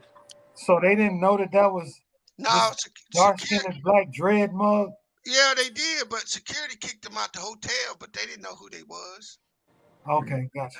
But the police was able to take all the tapes. And right. The fact that he checked into the hotel himself and used his credit card, they was able to get a good picture of him, and then he was the dude punching the dude by the elevator. Man, them tapes come out, man. That shit gonna look crazy, man. What's his contract looking like? I don't know, but you in Vegas, bro. There ain't nowhere you can go that ain't a camera. Man, a camera. So I mean, yeah, it's Vegas. Like, sheesh. I just know that part of his salary is going to be donated to whoever that dude is, and in his trust fund. Shit, I ain't know. Hey, he finna sue him for everything he worth, bro. Every doggone cent. He gonna be out there playing for him. Yep. He ain't gonna be playing because the NFL is gonna have to let him go. Let me see his contract like. I don't know. They may still let him play. He gonna get suspended for sure. Yeah. Hey, what up, Khalil? How you been, brother? He's definitely getting suspended. Oh, Khalil on the chat, bees. Yeah, Khalil. He making 5 years, 75 mil. 22 of his guaranteed. 22 of his guaranteed. 22 million guaranteed. Yeah. Yeah. I hope he already got it. He better bury it. He too busy spending on He those just got 5. He just got 5. I think he just got 5 mil. No, he got 2 mil last year. Or 5 mil this year. You better take it out. He better take it out the bank. Yeah, he done. Yeah, they about to. If it's on tape, if they release that tape and him that happened visually. No, we demand to see that tape. Cause that looks crazy. If 16 times, stomp him out 16, kick him 16 times. I'm telling you, that remind me of Tupac and Suge. And mind you, these are football players. These are some big dudes, man. These 200+ pounds. You shit. Well, I don't know if everybody was a football player. I mean, not everybody. They probably, but as an entourage, I assume they like around the same. I don't know, but either way, you getting kicked 16 times is crazy. You break your over the bone, the guy's over. Like you doing some damage. These dudes need to stop rolling with entourage and roll with just some securities. Leave you, Bubba, and them alone. Okay, professional security, not your hood security. Not know your homeboy. Right. Security. Exactly. Professional. I don't need 20 people with me when I'm doing something. 20 people is just that. 20 people is just that many more people to pick up the tab for spending your money. Ask Nelly about nobody that. Trying to get you, man. You think you're the president? Hell no. Man, just give me and one of mine. I don't need no 20 people. Man, like that's too much responsibility to have too. That's the other thing too. I would never have to be deep. Like if I have 20 people with me, it's gonna be because of the purpose of having 20 people. I'm not having 20 people just because. Especially no damn Pro Bowl. The only time that's ever cool in my whole life, the only time I've ever said that, now that's some cool shit, is when Master P was doing his concerts, and he had a whole damn stage full of people. Hey, all of them was getting money with him. I mean, he did part of his business. I mean, that's the difference. Like I ain't just thing. Like I couldn't walk to no mall with 20 niggas. Yeah, I'm not doing if it ain't no party, if it ain't no you ain't having no party or get together or something. There's no point running with 20 people. Like, there's no point. I can't do it. Like, come on. Bees, you there? Bees coming in, drop that hot note. Yeah. That hot take. Khalil, man. And then put us on hold. I'm gonna go with Tia Cooper. I want to, yeah. Okay. She's isn't that Dwight Howard's ex? Yeah. Tia, what about her?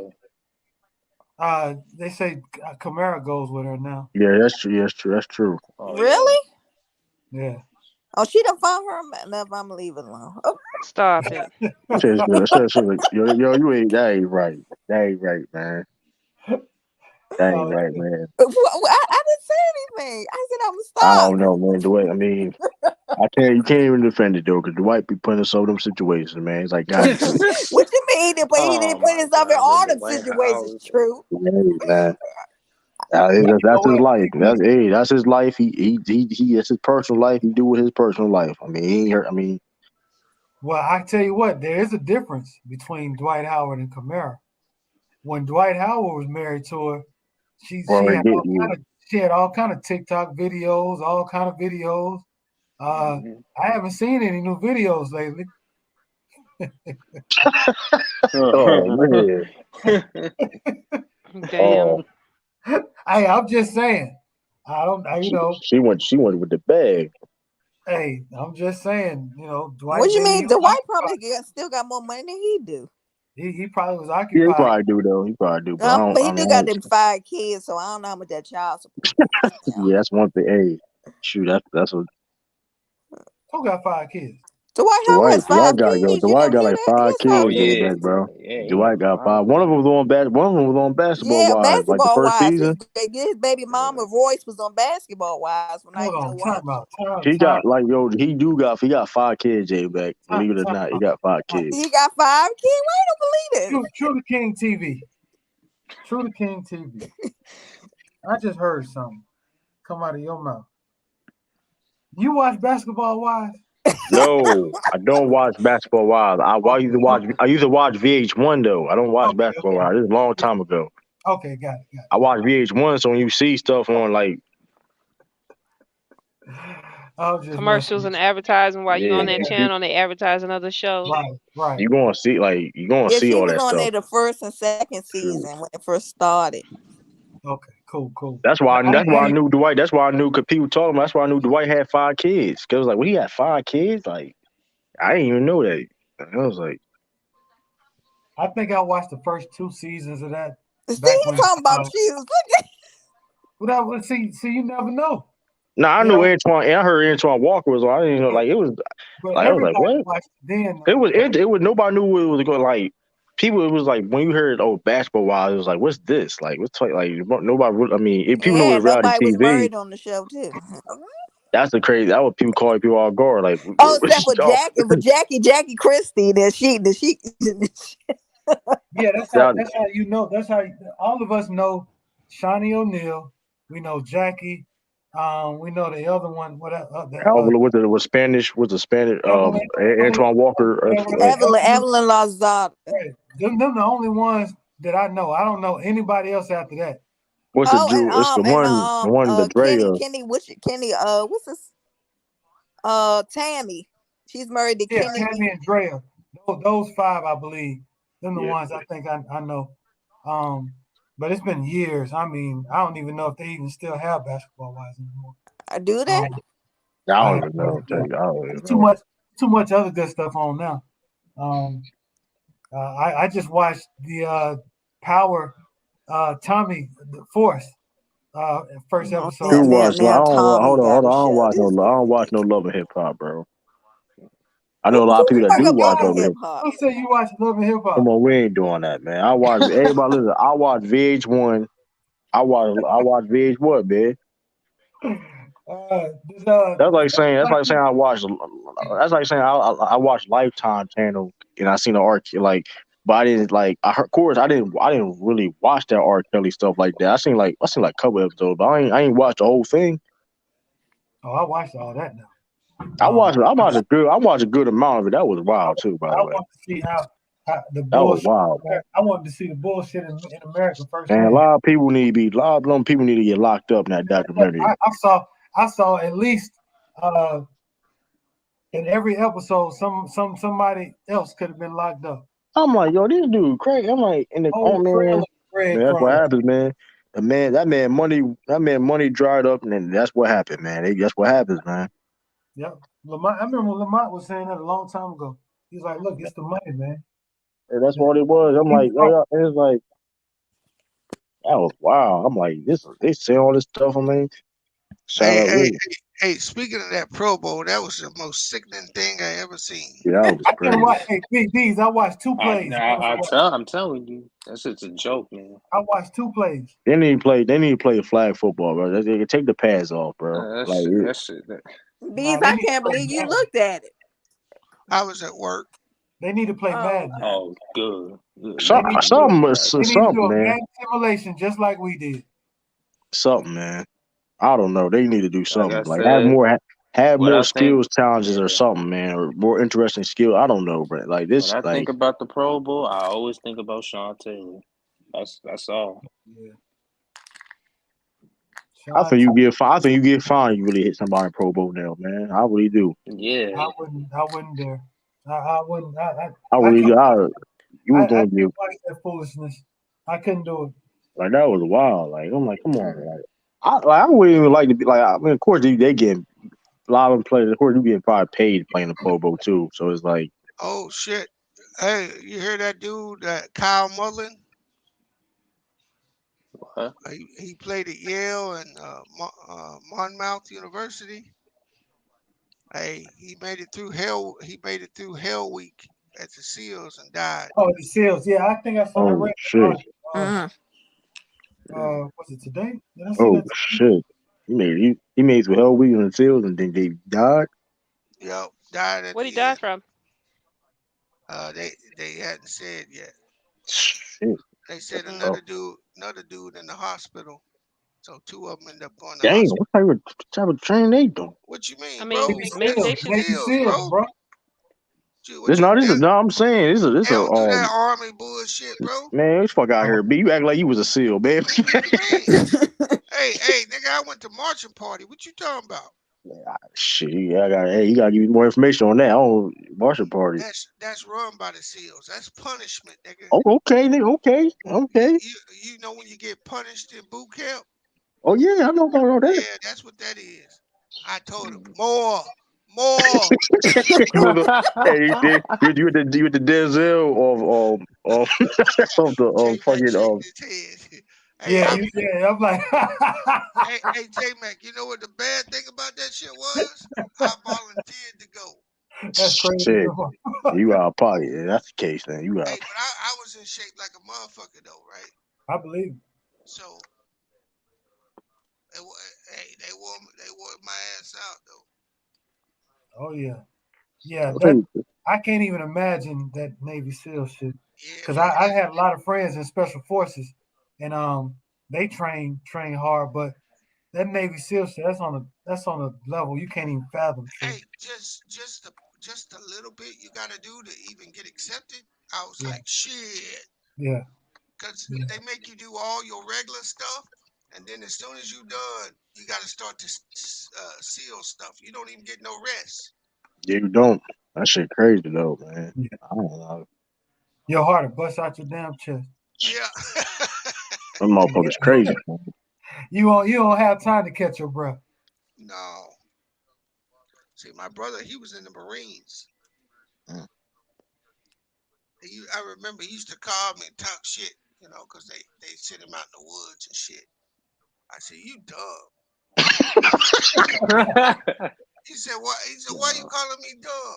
I said, we make the same money. I'm watching cable. You have been in the woods. Y'all make the same money? I thought they would get paid. Everybody make the same money. Same money across the board. Yeah, everybody make the same money. Depending on your grade. He thought y'all made $15,000 a month. It's all about time. It's all about time and grade. That's how the money is based off. I'm saying, like, you'll be a pay grade apart or something, but it's the same money. Yeah. Till you get to like E5, E6 and have a family. Yeah, it's a big jump. Like E4 to E5 is a big jump. Yeah. You ain't making no money. Yeah. That's true. That's true. You got to think. In Fort Hood, which is the largest Army military base in America, there are soldiers that were getting in trouble for drug trafficking and running drugs. Fort Hood is crazy, bro. They find dead bodies in Fort Hood and everything, yo. That shit crazy. And when I was stationed in Fort Bragg, which is the second largest, I mean, you got all kind of crimes being committed. Yo, that's like a whole city, man. That shit is crazy. Both of them cities. My daughter was born in Fort Bragg. Yeah, Tiffany. I don't think I ever made $1,500 in a month, Tiffany. Are you serious? Yeah, he's talking about he was in the 90s. He was in the 90s. Like, he's in the so. I thought they at least. I don't know. I always thought the military would give y'all like. I just thought like Rob. I thought they would give y'all, give you a nice something. Shit, look what you doing. It's a damn. Hey. They give you a place. They give you a cot and 3 hots. 3 hots in the cot. That's about what you gonna get. But there are jobs, Tiffany, where some people ain't doing a damn thing. Yeah. I promise you. It's like they're not even in the military. You got certain jobs where they probably won't even wear a uniform but once a month. Hey, I used to not even wear a hat, bro, so I didn't have to salute. I got tired of that shit. The people, they start questioning. You don't got a hat on every day. Keep forgetting that shit, yo. Yeah. On the base, you got to wear that hat. Yeah, you got that hat on. You got to salute every fucking officer you pass. Especially overseas. Oh, my God. It's annoying. Yeah, especially overseas. Yeah, it's live brass overseas, man. They just hey, Tiffany, you can't even walk past one without saying something. Yep. Wow. If you walk past him, you have to acknowledge him. Yep. You're right. I would get tired of that. I was like, he ain't lying, Tiffany. It's like you might even be thinking, I ain't saluting this time. And you just gonna throw that hand up anyway because they gonna say something. I promise you, they gonna say something. And that's some stupid shit to get your money taken for. Yeah, because they will take your motherfucking Lucci, bro. Yeah, in a minute. Yeah, that wasn't no joke. And a lot of my friends, they got popped for smoking weed, even though I would tell them that the test is coming. They still would go and smoke. Like, y'all crazy. People crazy, man. Yeah, they crazy. We had niggas doing that niacin non-stop, bro. Scratching like a mug. Yeah. I'm like, man, that shit ain't worth it, bro. No. Yeah, that was drug shoot. They do drug tests. I do it on my drills and shit. They be doing drug tests. Yeah, hey, while I got you, bro. We mentioned earlier about Burrow against that defense. Do you think there's any chance that Stafford's just gonna blow it? No, I think the Bengals have 2 options to win this game. I think the only 2 options they got, right? That's if the Rams, you know how the Rams will play that soft coverage. Yeah. Mm-hmm. And the Bengals will throw that little 3-yard pass, and they got dudes that can break tackles. They have to do that Tom Brady shit. And the other thing they got to do with that is they got to run the ball. I don't think Burrow decides this game. You got to have Joe Mixon with him. I think for them to win, Joe Mixon got to be the man. Mm-hmm. They got to play a fast pace, run that ball. Because we know their offensive line is suspect. They ain't got nobody on that line that can deal with Aaron Donald. They got to double team him. And that's going to leave Leonard Floyd and Von Miller in one-on-ones with 8 tackles. Yeah, it's gonna be rough. So everything they do is going to have to be fast. Now we'll see if the Rams come up and challenge them. Because if they come up and challenge them and go one-on-one and just put Jalen on Chase. Oh man, that's gonna be a good ass match. No, I don't think they're gonna do that. I don't think they're gonna put Jalen on Chase. I would make him hold that ball as long as I could. Yeah, you got to make a physical. Let me put Jalen Ramsey a physical corner on Chase. No, you can't. I disagree. I don't put Jalen Ramsey on Chase starting out. You put in T. Higgins. I put him on Higgins and I would run some type of zone man on some kind of double on Chase. Because Ramsey can lock Higgins with no problem. I don't even think Burrow would throw it to Higgins. But if you double Chase, some kind of way, at least have some over the top and under coverage against Chase, I think Burrow's gonna have a hard time. It's gonna be interesting. But you know what's crazy about this? If he can't get out of that pocket, because number one, I don't know if y'all ever noticed this, but his shotgun stance is only it's not far back enough. And it's the same thing when I always reference Florida State playing against Florida when Tim Tebow was playing. The first year, Florida State beat the shit out of Florida because he wasn't in that shotgun far deep enough starting out. But when they replayed him later on in the season, I think it was for the national championship, they dropped him back further, a couple yards further, and they couldn't get to him. Hey, what's going on with Kyler Murray? Oh yeah, he unfollowed the Cardinals on social media. I don't know what's going on with him. It don't matter where he gonna play. Right? Who else gonna want him? Yeah, he got to stay where he at. Great talent. Yeah, he ain't gonna. Just need some need to grow. You said what, B? You see that Amir Lock video? Yeah, where they shot and killed that boy under that blanket on the couch with the gun in his hand. Yeah, I saw it.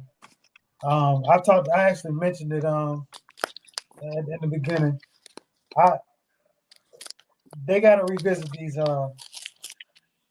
no-knock warrant laws. My thing is this: if the motherfucker ain't there, he ain't there. If he there, he there. Either way, a no-knock warrant is not gonna serve any purpose. It's not. If anything, who ain't gonna be scared of somebody coming in their house? I don't care what they yell. Anybody can yell police. I just don't. And the thing is that dude was asleep, so it don't matter what you yelled. Right, it don't matter. And they kicked the couch. Yeah, that's what woke him up. Yeah, not the police shit when they kicked the couch. Yeah, and he had a legally owned gun. Yeah, he was dead within like 8 to 9 seconds of him standing up. He probably 4-5 seconds after he stood up, he was dead. Are you wow? Yeah. He was sleeping on the couch. They got a key, Tiff, and they opened the door and all came in. Kicked the couch. He stood up, had a gun. They shot him. Yeah. And he not even part of the warrant. Nope, he wasn't even on the person. Yep. I don't think he completely stood up because he had the blanket still on top of him. He was on the couch. He was kind of like on his knees. You know how you raise up kind of like on the couch, but you can clearly see in the video that he did have the gun. So the gun was right beside him. He grabbed the gun just as he went to sit up because somebody kicked the couch and woke his ass up. Now the backstory about that is he come from a police background home generation. I forgot who it is, but there's somebody else. There's somebody that's a police officer in their family. There's somebody else that's in the Secret Service. Damn. I saw the family talking about their. Go ahead, one copy. I'm sorry. Is it Secret? What is it? Police division up there with in DC? That's a Secret Service. Is the president thing. Right? They guard the president and them. Yeah, that's Secret Service, the president. Let me try to remember. What did Daddy say? This boy, I guess the daddy's brother. I'm trying to remember. Did he say Secret Service? What the hell did he say? Something like that. That this boy's uncle, because he said before he got the gun, he discussed having the gun, the responsibility of the gun, and training this, that, and the other with that uncle. He was probably ATF. I honestly can't remember. Secret Service rolled off real easy, so maybe in my mind, I mean, I just saw it yesterday. They hired Ben Crump as their lawyer, Of course. and the daddy told him about all the different police and military that's in their background that the young man consulted with before he got the gun, and they saw to it that he had the proper training license and talked to him about picking out the gun and all that kind of stuff. So it wasn't like he was moving in 6 days. Damn. He was moving to Dallas with his mama. 22 years old. Now here's the deal. What about these cops? What about these cops? I don't think they're guilty, J Mac. I know they're not. I know you was gonna say that. And the problem with that is the black community is gonna go at the police on this, right? When the ire of this shit needs to go to the politicians to sign that shit in. Right. Right? Because I ain't saying it's right, but I would have probably shot him too once I saw the gun, right? Exactly. Right. So it's time to hold all these conservatives that push for this Patriot Act that gave all these fucking shit to these people. They gave these people that power because they are not going to find that dude guilty because he just did his job. Yeah. As they said he could. Yep. The main thing is what we said what y'all said in the very beginning is the no knock need to be gone. Yeah, that shit there. Need to be gone. If that person is in that apartment, where is it going? Is there a window? Then y'all need to just have some officers back there in the back just in case he jump out the window or some dumb shit. Yeah. Yeah. Where's this person That's what going? I'm saying. Like it's just dangerous. Period. Like there's no knock. You don't know what's. You know what I mean? Yeah. That's shock and awe stuff. We want to come in. We want to have the upper hand. All a no knock to me is guaranteed whoever's inside is going to be dead. Yep. You're not leaving alive. That's all a no knock mean to me. You got kids. Maybe you don't know. You don't know. I mean, yeah, man. What happened to the woman in Chicago? This is a scary situation to be in. She was naked in her house, and they came in there, and they got the wrong house. It's like it's a crazy situation because like vice versa. If somebody cop come in unexpectedly, somebody, you know what I mean, we don't know if it's a cop or not, and you have you're armed, you're gonna protect yourself. Somebody just came out your house. I've been seeing this forever. When I was living in Atlanta, they did this to this old lady on the west side. She had to be around 85, this black lady, and they went in the wrong house and killed her.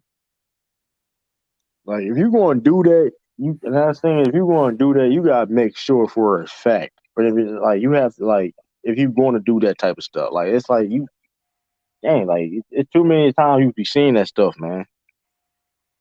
Man, look, people will shoot your own relatives if they come in your house unnocked. Right. The hell you think anybody else gonna come in there? Come on. Exactly. Man. Like, come on. What do you expect them to do? And I bet you they got that warrant because there was 3 apartments they went into in that complex, and the first 2 didn't turn up the dude, and they were just regular warrants, so they knocked on the door. So I bet you they thought he was in there for sure, and that's why they got that warrant like that. It's like you said, one Pete, it was about the element of surprise. Because they kept missing. Yeah, they had went into 2 apartments before they went into that apartment. Well, let me ask you, Bees, was he a murder suspect? From what I read, he didn't have nothing to do with it. No, not him, but the warrant was for a murder suspect? It was for a homicide suspect, yeah. Okay. So yeah, they're already coming in thinking there's a possibility somebody has getting shot. We don't know who yet. I don't know. I don't know. That's just. But like one P said, and you said, it's uncalled for, and the politicians have put the citizens and these people in no-win situations. Yeah. Because if you're a police officer and that's your job, that's what you're gonna do. I hate to sound like I'm saying dude ain't got no responsibility in it, but what you do, you on the SWAT team. That's what you do. Right. Well, I do have a problem though, because how many times have we seen other situations where killers are in the act and they wind up, and they're shooting at the police and they don't wind up dead? You be seeing that. I would say this, J Mac, and not to push back on what you're saying because you're 100% correct. I chalk that up to bad luck. Yeah. Because each incident, you don't know what officer you dealing with. You dealing with a scared person? Like let's take that lady. Let's take that lady that shot that dude when she went in the wrong apartment, right? Yeah, in Texas. That Both lady John. that lady fucked up, but she was scared. Number one, she's a female and there's a male. I don't care what them women tell you, they do not want to be in them situations, right? I mean, they can talk all this equal shit all they want. But when you get in those situations, them women are scared. So if you get someone who's scared in that situation, they gonna squeeze every time. Because they got plausible deniability, right? Right. She only got because she went into that man's house. Right. Otherwise, she would have walked away scot-free because she could have said, I fear for my life. She'll be out soon anyway. And this dude that shot this kid, he gonna say the same thing. I saw the gun. I thought he was about to shoot me. So there's only one policeman shot him? Yeah. Just one. Yeah. Yeah. My aunt she had told me about it this morning. From what they released so far, right? He may have been shot multiple times. They haven't released the autopsy or none of that yet. But right now they have named the police officer who shot him. Yeah, and here's another thing I don't like. What is Crump gonna do exactly? What is he there for? To get some retribution, some money from it out of the situation, a money lawsuit? Again, they call he might could do that for the comfort of that family. Right. But this is just one more case that you could have to fight to abolish, to do away with no knock warrant. Okay, so I agree with you there. If that's the goal, is to stop this no knock warrant, or at least put some traction on it, I'm with you on that. Yeah, that's probably about all that they could get out of this, and maybe a few dollars. But I mean, the gun was there. It's in clear sight. Yeah. It's in clear sight. And he was shot multiple times, but they have not said how many cops actually fired or how many of the cops' bullets different cops killed him. But there were multiple shots, and he was shot multiple times. Yeah, they only named one dude, so he must have had the fatal shot. Correct. I agree. But again, I think as black people, we need to take a second on this one, right? Yeah. And point the ire to Joe Biden. Oh, I don't know about that one, but go ahead. No, because you know what? That's a federal law, that no knock warrant. It was written by the senators of the United States. Correct. And the House. Ain't no city, county gonna change that. If you want them no knock warrants gone, it's gonna have to come from Congress. It's going to have to come from all of us, everybody, as a nation, as a whole, white, black, Puerto Rican, everybody. Get up to the goddamn voting polls and have a say about it. Right, but right now, we got a little leverage with Biden because the Democrats are going to lose this election that's coming up. And if black people say, you do something about this now, if we actually stand up now and order these motherfuckers to do something, we can maybe get something done on that shit. You know what I'm saying? Now, I ain't saying we should not say anything about the police chief or any of that, but somebody needs to take this power away from the police. So you, yeah, I agree. Well, Because, but see, that shit was part of the Patriot Act, J-Mac. And that Bush, again, no knock. I'm for starting right here with our local lawmakers. Yeah, but Our local. You can't do nothing about that local. Look, there are some states that's already bees that have banned the no knock warrant. There are some states that have done away with that. It is illegal for them to do now. But the federal police can still come in and do it. That's my point. So you ban the local cops, but you can't stop it. Yeah, the FBI, they can do what the fuck they want. Any federal agency can do whatever they want because it's a federal law. Okay. It's just like weed. Like in this state, weed is legal. But run into a Fed and have some weed on you, you getting cuffed. Hell no, fuck what you. It's legal there, Bees? Yeah, this was one of the first states to be legal. Oh, I didn't know that. It was. Yeah, they live by a different code over on the west. Hey, to tell you a funny story, I went to pay a ticket in the courthouse, and some lady came in there with a whole mess of weed, thinking she gonna go in the courthouse with weed. They cuffed her ass right there. What's wrong with you? Yeah, you went to a fucking federal building with weed. Talking about it's illegal. They like turn around, put your hands behind your back. Turn your dumb ass around, man. That's about as worse as going to the courthouse, these days with just your damn cell phone. You can't even do that. We'll make her think she can roll up in there with some weed on her. Dummy. There was people. Turn your dumb ass around, man. They're the same people that go to the airport just because they got a license to carry with a gun, thinking they're going to get on the plane with it. Yeah. Mm-hmm. You going on the plane, all right. I got a license to carry. Don't you got to get like a special license even to do that? What? Carry on planes and shit like that. You can't just have a regular. I don't think you can. Even if you did have a license, you can't carry that gun on that plane. Period. The only people that can carry the guns on the planes are the feds. Yep. Right. Yeah. If you're not a federal agent, you can't carry it. Nah, it ain't going down like that anyway. Plus, but we got average Joes trying to get on a plane with a damn gun.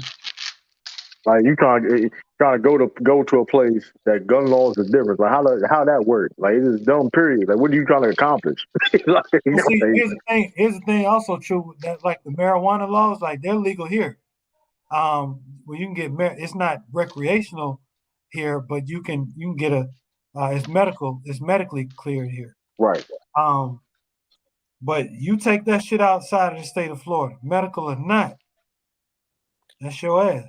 Right. Like if I know, it's like it's medically in Maryland is medical,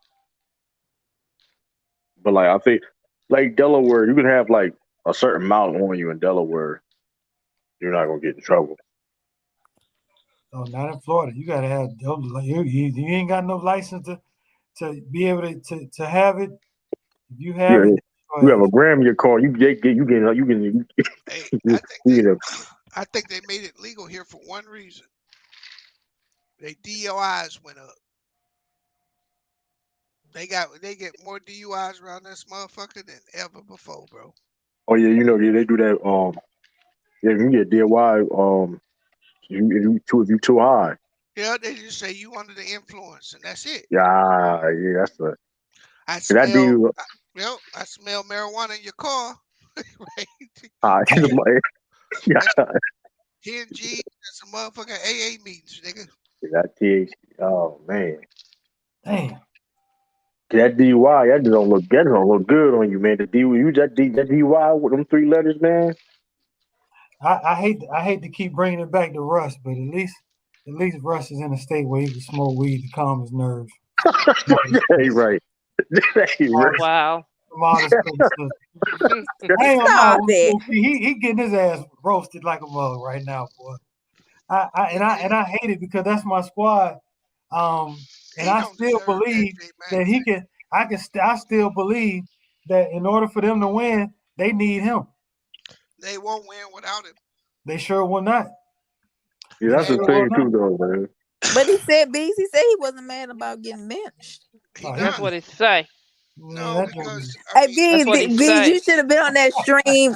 Somebody put out a report saying that him after the Clippers game that him and Anthony Davis got in a fight. But Bane looked it up. He said that was false. And he came on the stream and said, I thought this was actually real. He said, I'm riding with Russ all the way because Anthony Davis ain't gonna be able to take Russ smoke. No, Russ will whoop his ass. Russ from, man. And R came in there capping for no, he wouldn't. Anthony Davis gonna get him. What? I ain't never seen R came in there capping for Anthony Davis gonna beat up Russ. First of all, a pit bull like Russell Westbrook, you ain't gonna be able to get him off you. If you get up to that point. First of all, Russ is from LA, man. I wouldn't be smart for AD and do that. I'll tell you this. Remember when Bron elbowed that dude? Yeah, I remember that. Yeah. Russ was the only one ready to go. Yep. He was the only one, B. He was the only one. He was like, that man was squared up. Man. He the high. See, that man making $40 million a year squaring up. How you dude on your team making $40 million a year squaring up? But I ain't gonna lie. If that dude LeBron elbowed the shit out of that mug, man. I ain't gonna lie. He elbowed the ever living shit out of him. No, I think LeBron, he had that dude out there, Stewart had that shit coming though. Take it too. You talking about the one that lost it, right? Yeah, he had that shit coming because he do a lot of tactics. You go look at what he be doing. What's up, he tried to kick. I think he kicked LeBron one time before that. Hey, we good. No echo. Hey, what up, Mac? I'm gonna make an unpopular opinion. What's up with y'all country asses? Who you calling country? I'm not from the damn country pumpkins. My fault. Hey, J Mac, I'm gonna say that all of Russ bad play ain't all on Russ. I agree with that. I agree. Everybody be hating on Russ, like hating on Russ. I've always liked Russ, actually. No, it's not on Russ. I'm saying if you watch that game on Saturday, hey man, they put that nigga in the corner like he was Kyle Korver. They kept throwing him the ball. Why y'all throwing this nigga the ball when you know he can't shoot? You know, they play that man like a But don't you think that shooter. I think that injury messed up because he used to be able to shoot a little better. Nah, but he's never been an off-ball player like how the Lakers got him. Yeah. Nah, but it's the layup for me. He's not focused. He's missing too many beanies, too many easy ones. I think he's trying too hard too. The ball is coming off his hands, all messed up. You know why he missing them, J Mac? And I know it's gonna sound like an excuse. It's because the Lakers can't fucking shoot, and that paint is clogged. That too. And Russ, that's the only way he don't really score, right? Right. Even LeBron James shooting that high percentage. I mean, listen. People still sagging. People still giving that space because listen, I'd rather let LeBron shoot threes than go to the paint. You know what I mean? Yeah, but now that AD is back, that pick and roll with none involved in it too, that's gonna be pretty dangerous. But pick and pop, free up $44 million from Russ's contract to do what with it? Who's gonna take that contract other than Houston? And why would the Lakers want Wall? We know what we heard. I was disgusted with what Elder said. Oh, he Raw better than him. I said, no, I can't believe he actually was saying this. Well, he ain't gonna turn the ball over as much as Russ Westbrook. No, but John Wall hasn't played God knows how long. He's always injury. Russ is always available. Hey, we say that about him. I hope they trade Russ so you can. I hope they don't. I don't think they're gonna trade him, Bees. I hope they do trade him so you can really see their real problem. Okay. Oh yeah, you made that bet with Elder, right? You right, T-Street. No, I don't got a bet with Elder. The real problem is they play matador defense. Yeah. Yeah. That's their real problem. Yeah. And they shoot too many threes like they the Warriors. Yeah. Yeah. I'm good. I ain't got no echo. You should be good. The reason why I haven't criticized the Lakers that much this year is because they're not playing the same guys that they started the season with. I expected to see a nice sample size of that big three together with a squad to develop some type of chemistry. If you don't have that, you're just not gonna. It's gonna look messed up. I heard a lot of people talking about, oh, they're gonna win 60 games.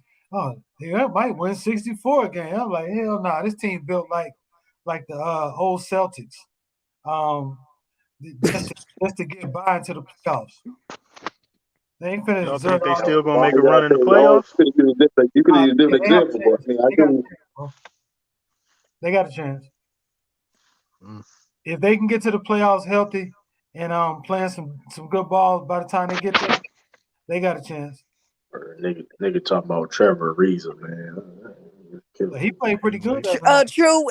You know I'm your defender, but let me tell you who you was bringing up on your team. Like he was gonna do a good job. Oh, I've been said I was wrong. However, he started off great. He slowed down. Y'all need to trade everybody on the Celtics except for Tatum and Brown. Hey, you don't hear about the man shit. Hey, y'all wouldn't take Westbrook? You gonna For Al find out Horford, for Al Horford. Nah, for You said everybody what, except for Bees? Tatum and Brown. You gonna find out if they can compete or not tomorrow.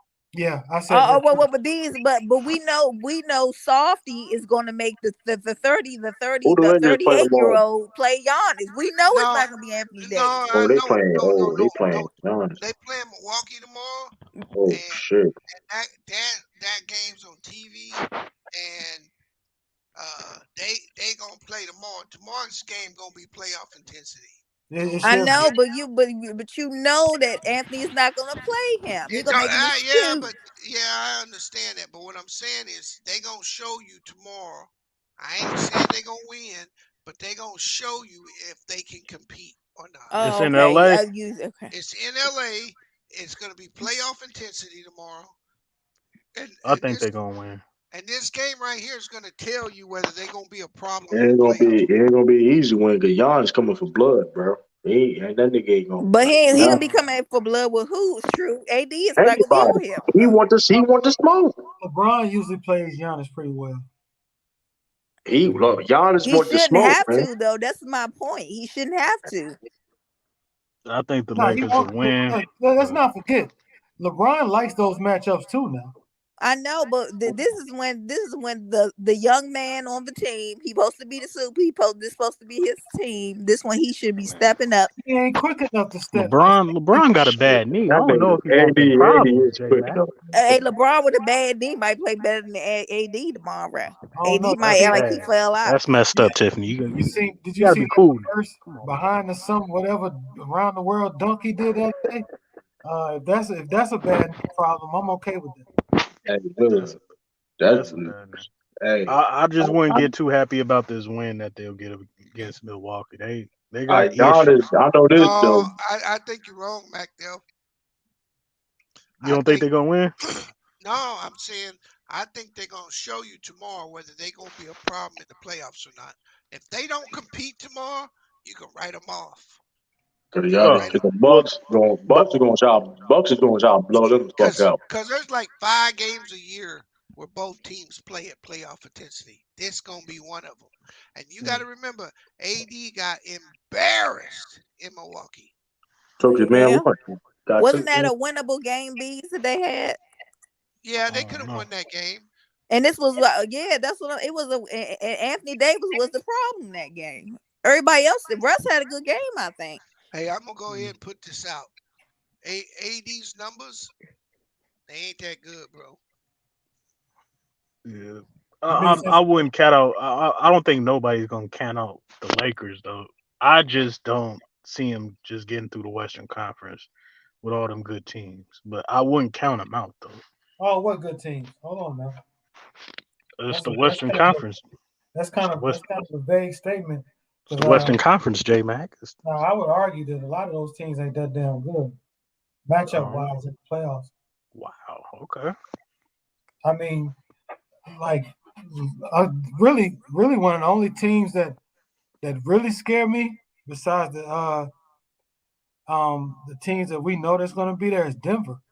If you get Denver clicking in the playoffs, they may not have enough, but they're going to be tough. There are 2 teams, J-Mac, and possibly 3 that they got to worry about. And it's because they got the worst pick and roll defense in the league. Phoenix is going to be a problem. Denver would be a problem. And the last team is if Paul George and Kawhi come back, then the Clippers coming out the West. Yo, that team dangerous now though. They got the best roster in the league now. They got Rocco, Norman Powell, Marcus Moore. They got a squad. They got bucket getters, man. You get a bucket. Like they got some people.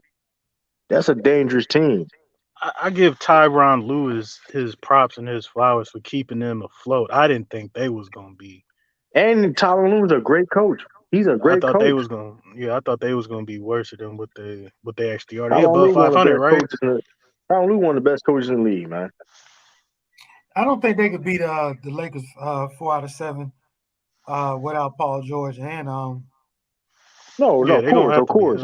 They need Paul George now. If they get Paul George and Kawhi Leonard back, that team is dangerous. I ain't gonna front. Why y'all discrediting? Why y'all kind of a little low on the Warriors?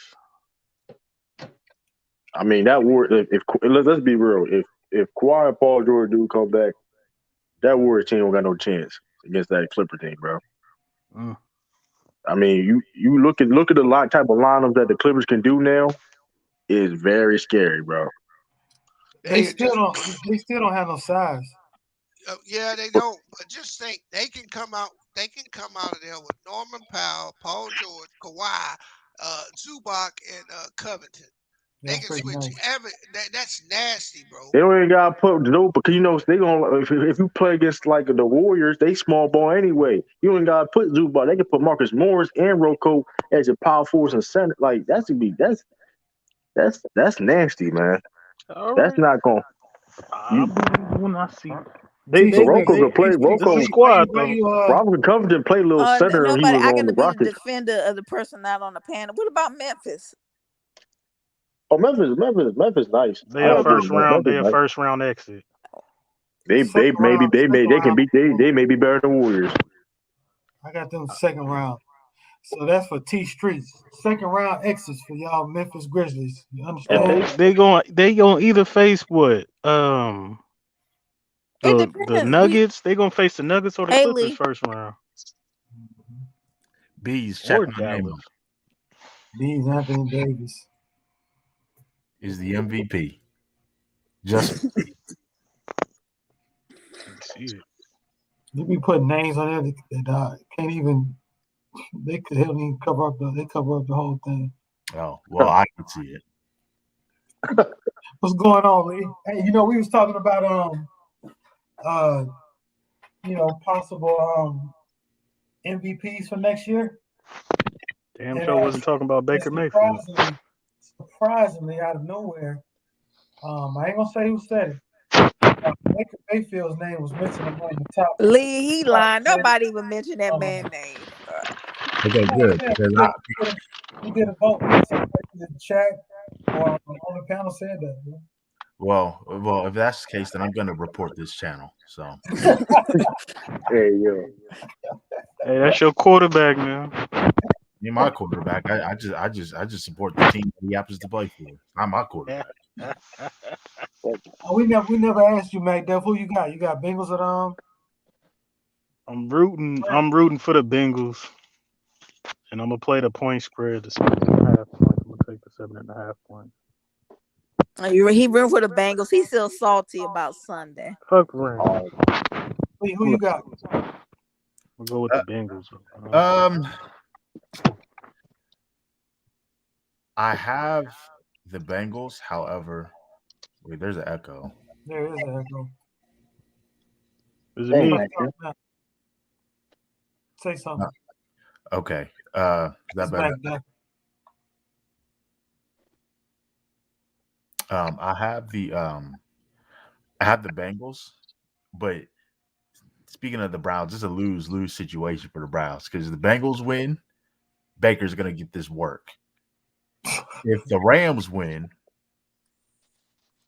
Baker's really going to get this work. And even though I'm picking the Bengals, I won't lie. I kind of want Odell to win the MVP. I'm not even going to lie. It's not going to happen. Ooh, that would be nasty. If he balled out. What quarterback? Nasty. You said what, True? What'd you say, Lee? No, I said even though I'm picking the Bengals to win by we good. Yeah, I said we good. Big head and not 9044. I don't think it's going to be that. Hell no, he said 48-13 Rams. But true. I said even though I'm picking the Bengals to win by a last-second field goal, I won't lie. Part of me wants Odell to get the Super Bowl MVP. I'm not even gonna lie. That'd be dope. That'd be a crazy turn of events. If that happens, Baker Mayfield needs to be arrested. Like he needs to be arrested for he needs to be arrested for kidnapping. Seriously. Well, I'll say this, Lee. If the Bengals win by a last-second field goal, then the only person that deserves that MVP is the field goal kicker.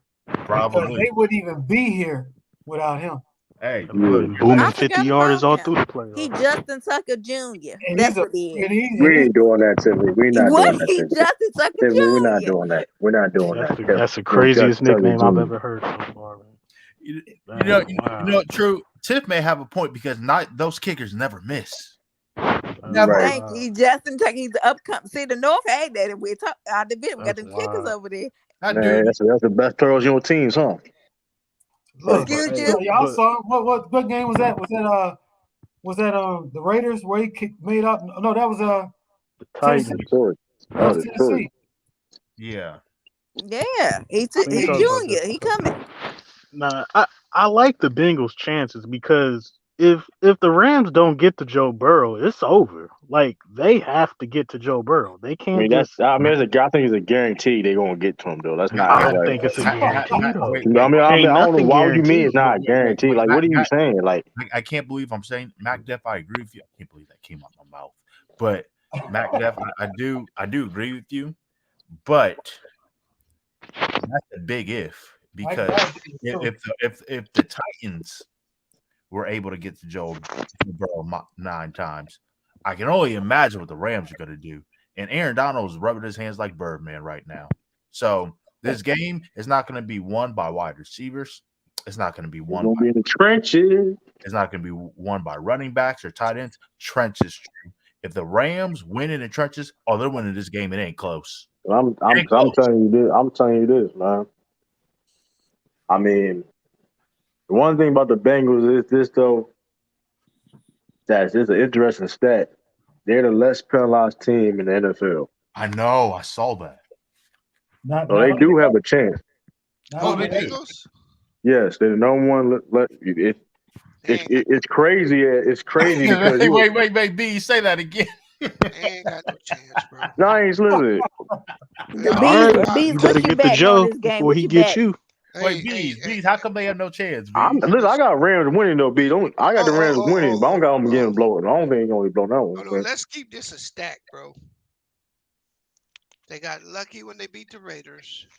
They have gotten lucky in 3 straight games, bro. I give you that. They should have. I mean, they won the game, so I can't take nothing away from them. But what the officials did in that Raiders game was atrocious.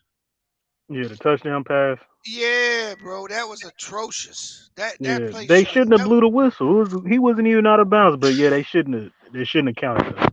Once they blew that whistle, play that shit should have never counted.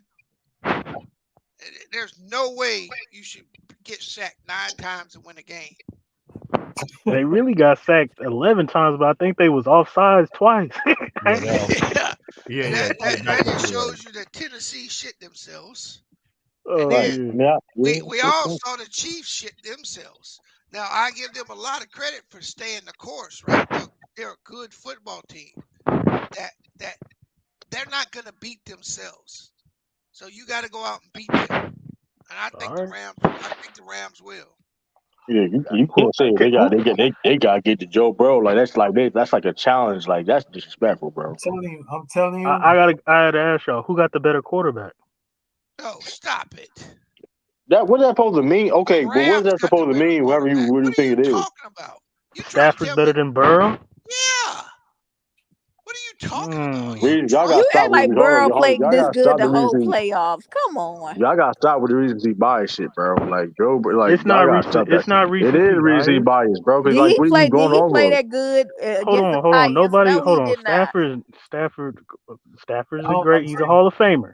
I'm giving him his flowers. He's a Hall of Famer. Look, bro. Joe Burrow needs this whole still season need to has work been on, bro. has played good. Yeah, you're right. This playoffs, he's played great too. You guys talk about the 9-10 sacks that he had. Like to get up from that and throw for 350 yards, that's crazy. I told you the Rams was gonna be in the Super Bowl at the beginning of the year. I had some doubt when Cam Akers got hurt. The fact that Cam Akers is on that court, on that field, and Beckham has now got into that offense with Cooper Kupp, bro, you can't beat that team right now. They're the favorites. They should be the favorites. Like I said, I'm gonna take the points. I'm gonna take the 7.5. Getting Akers back help. I'm gonna take the 7.5. Yeah, that's huge because now they got a threat out of the backfield, running and catching. Yeah, you can take the only way the Rams don't win that game is if Staffords it. That's what I just said. That's what I'm saying. Now hold on. Who? Which I doubt. When I say who's a better quarterback, I can't doubt. When I say who's a better quarterback, y'all basically saying that Stafford could botch this game. But here's the thing, though. That's another big if too, because at the end of the day, I don't with that secondary from the Bengals is nothing. It's nothing to worry about. They're good. They're not good, bro. The secondary from the Bengals is good. Eli Apple. They're not good. Eli Apple's the a safety, bum, bro. Yes, they're not great. Hey, they're good. They're solid. What you won't see in this game is they won't be able to drop 8 back in coverage and the Rams not give the ball to Cam Akers. Or Sony Michel. That ain't gonna happen. That shit the Chiefs did was atrocious. Andy Reid got fired over that shit, honestly. I agree. I feel you on that. Honestly, he should have been fired.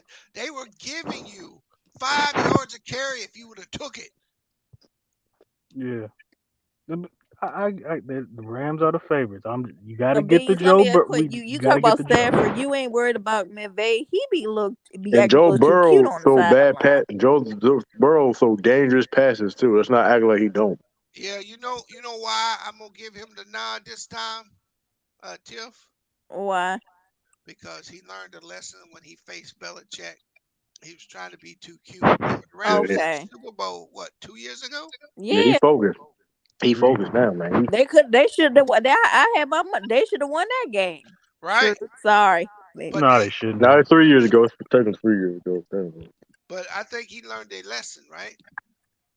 Okay. We gonna see, because the pressure is on them. The Bengals is playing with house money, and I'm taking the points. No, they not. Shit, all right. They're gonna be prepared. Listen, bro. They offensive line. I disagree. With that house money statement, Mac Duff. Yeah, they not. They on their J back. Yeah, because this is football, bro. There ain't no such thing as house money. You don't get back to this shit maybe for another 20 years. As far as them being the favorites, though, they're not the favorites. It don't matter. When you get there, you're expected to win by everybody who riding with you. I guarantee the owner of the Bengals is saying we're just playing with house money, or the head coach. You don't think they ahead of schedule? Nah. Everybody's ahead of schedule these days. It is what it is. You got players that coming straight out of. As soon as they get to the end, look at Michael Parsons. Is he ahead of schedule? I think the Bengals as a team is ahead of schedule because they have a horrible offensive line.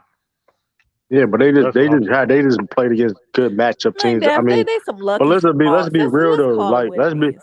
let's be real. Listen, If they like get an offensive line, it's a wrap.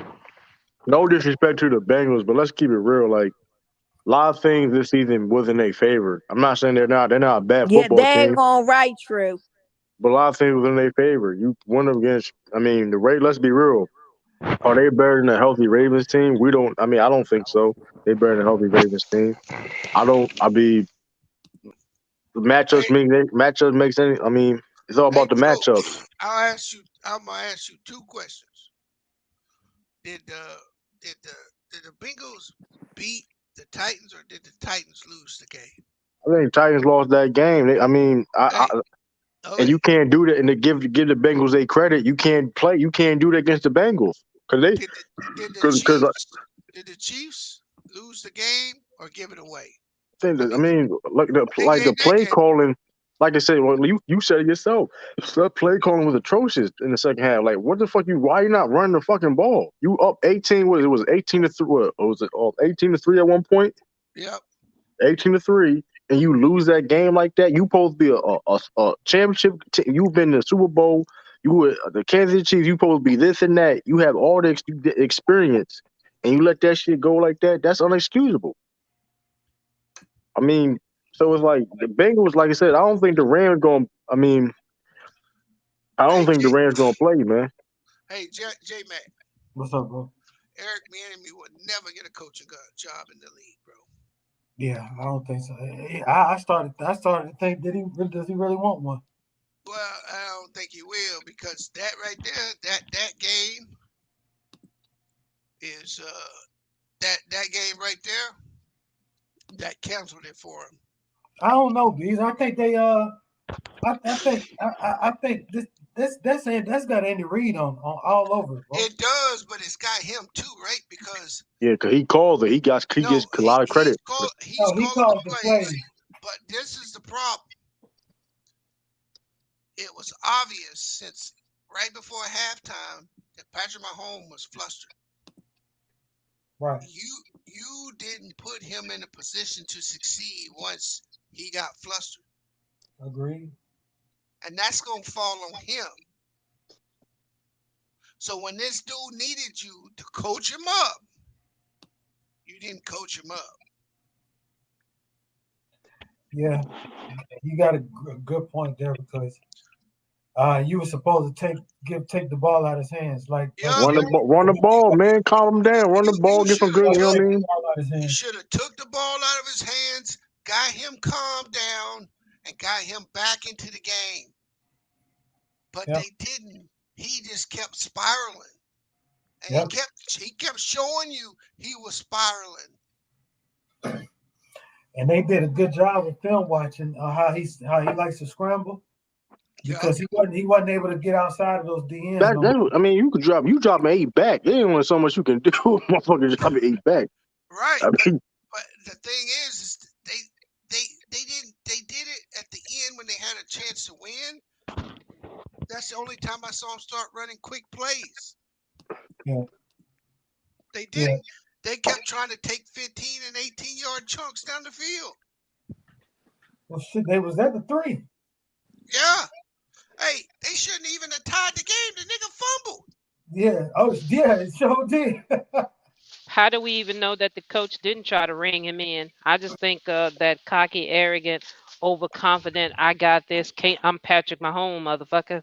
I just think that took over, and he just was out there doing some. No, I'll tell you. I'm up in my feelings. Shit. No, I'll tell you how I know one cool P. Okay.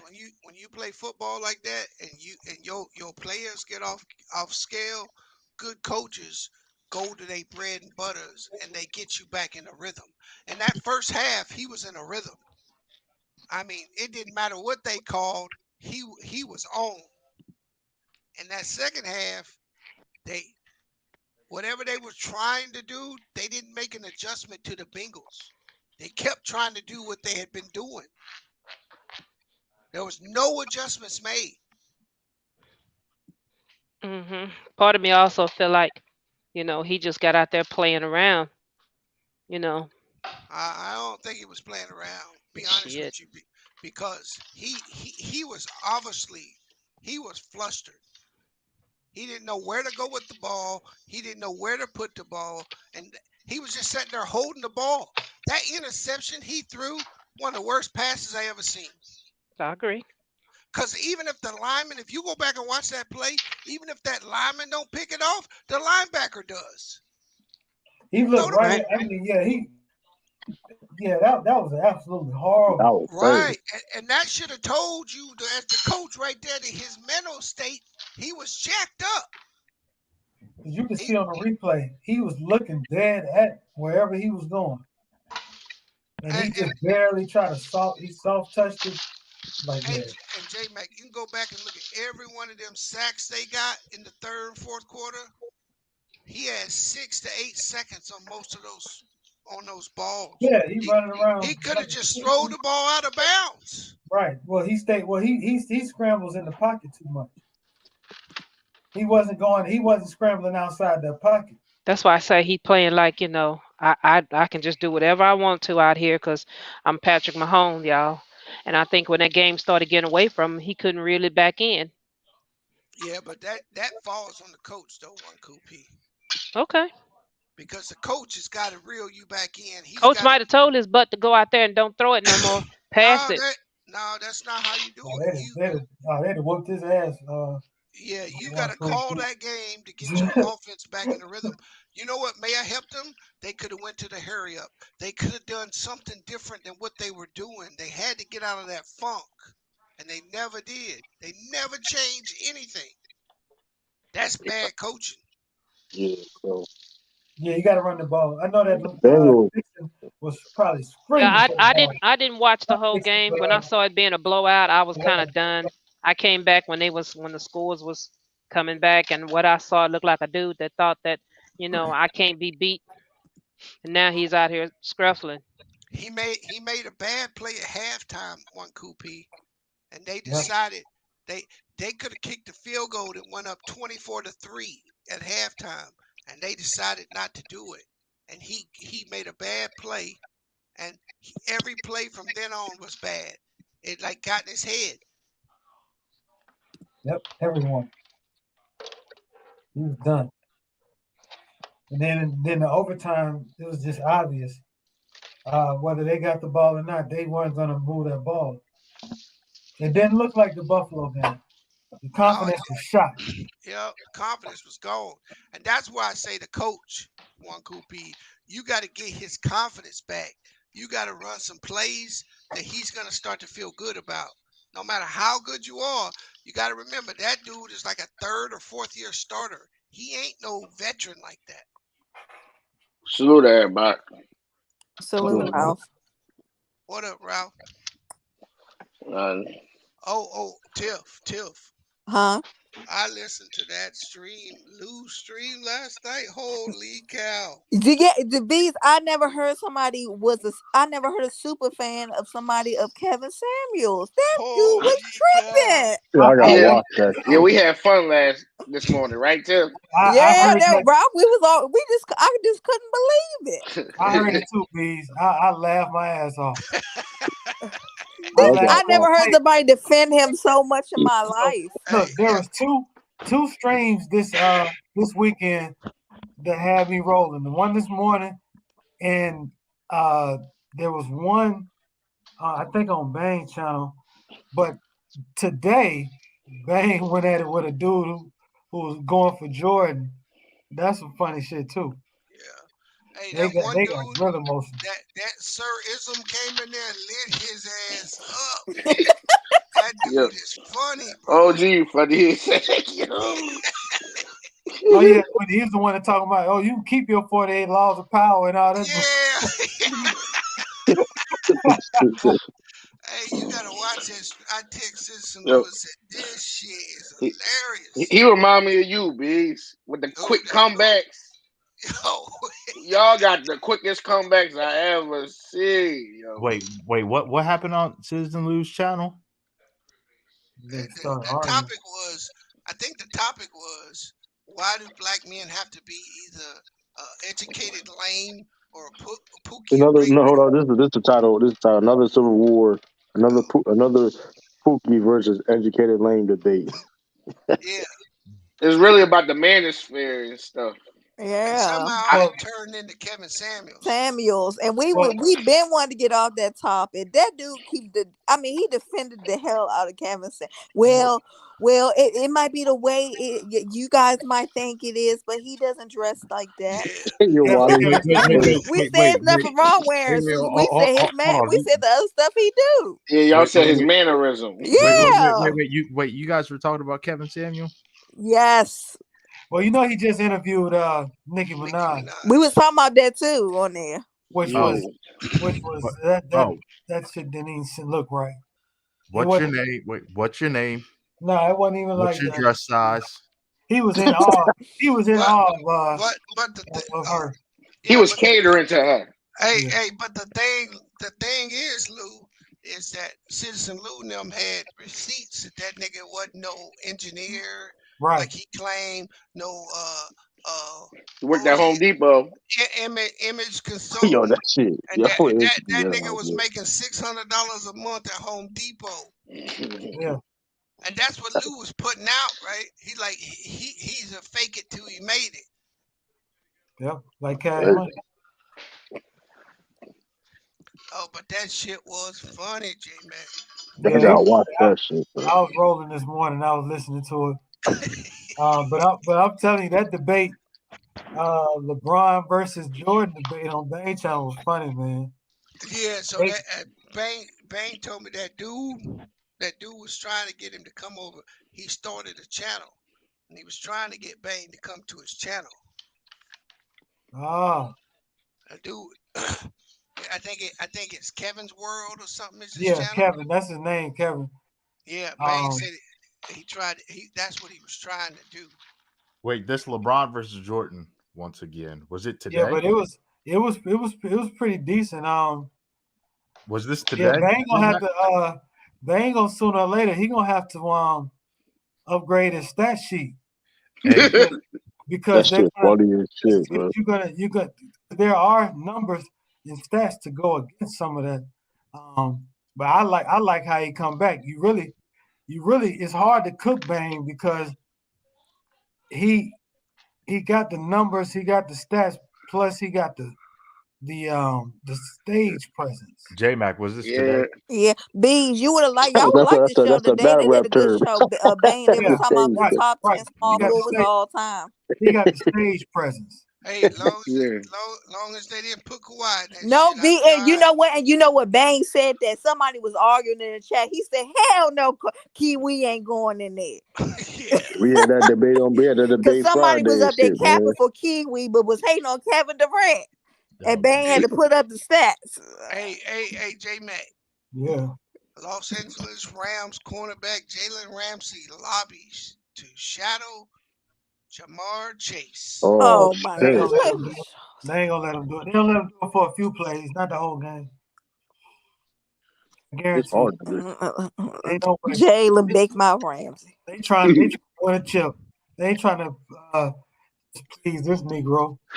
Because I'm telling you another now, one that just need to shut up and play the game. Yeah, exactly. Like, look, if Jamar Chase, Jamar Chase is young, so he ain't gonna really care about Jalen Ramsey like that. He gonna be like, throw the ball. Let me try him. And we've seen him try before. It's only a few this thing got him, but I think that young boy is ultra talented, man. Yeah, I think the only thing that's not his favor is they gonna let if they let them two match up, they gonna let them be physical. They gonna let he ain't gonna win that battle. He not gonna win that battle. Right, they gonna let them play. That's what I think he got on it, right? Yeah, he won't win that battle. But if they can't touch him, right. Trouble. Hey, that nigga, to me, he the most dangerous when he catch that little 3-yard pass. Yeah, that's crazy. Yeah. And he be gone. And then he not only do he be gone, he take a few people with him when he breaking tackles. Yeah.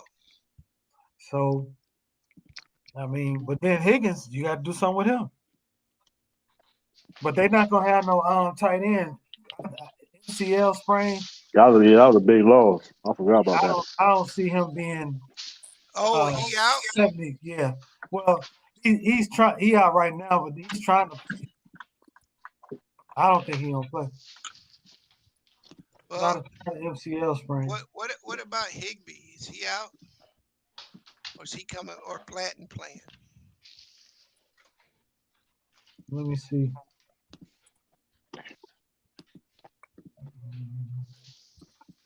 Let's see. The injuries right now. While you're looking for the they got a bunch of them. While you guys are discussing the injuries, can the NFL get rid of the Pro Bowl forever, please? They need to revamp that's that. A check, Lee. They ain't giving you know what they need to do? No, Lee, you ain't dried them. I got an idea for the Pro Bowl. Just came to me like a song I wrote. Right? You do some type of poll or some type of game to where fans get to play the Pro Bowl. You grab a few like Celebrity All-Star? Like Celebrity All-Star, but fans. Oh, I like that. The craziest fans, they win some kind of way. They win to play in the game from every team that has Pro Bowl players against the NFC, AFC, and then you play the Pro Bowl like that. Yeah, I got very, very entertaining. Or every fan like every team fan favorite fan go be on the Pro Bowler team. Nah, we ain't doing that. Like with a pro. No, I'm saying true. They only can touch the fan. A fan can only touch a fan, and the pro only touch the pro. Hey, J Mac, true. That's my cue. Good night, everyone. Yeah, what the heck is that? Good night.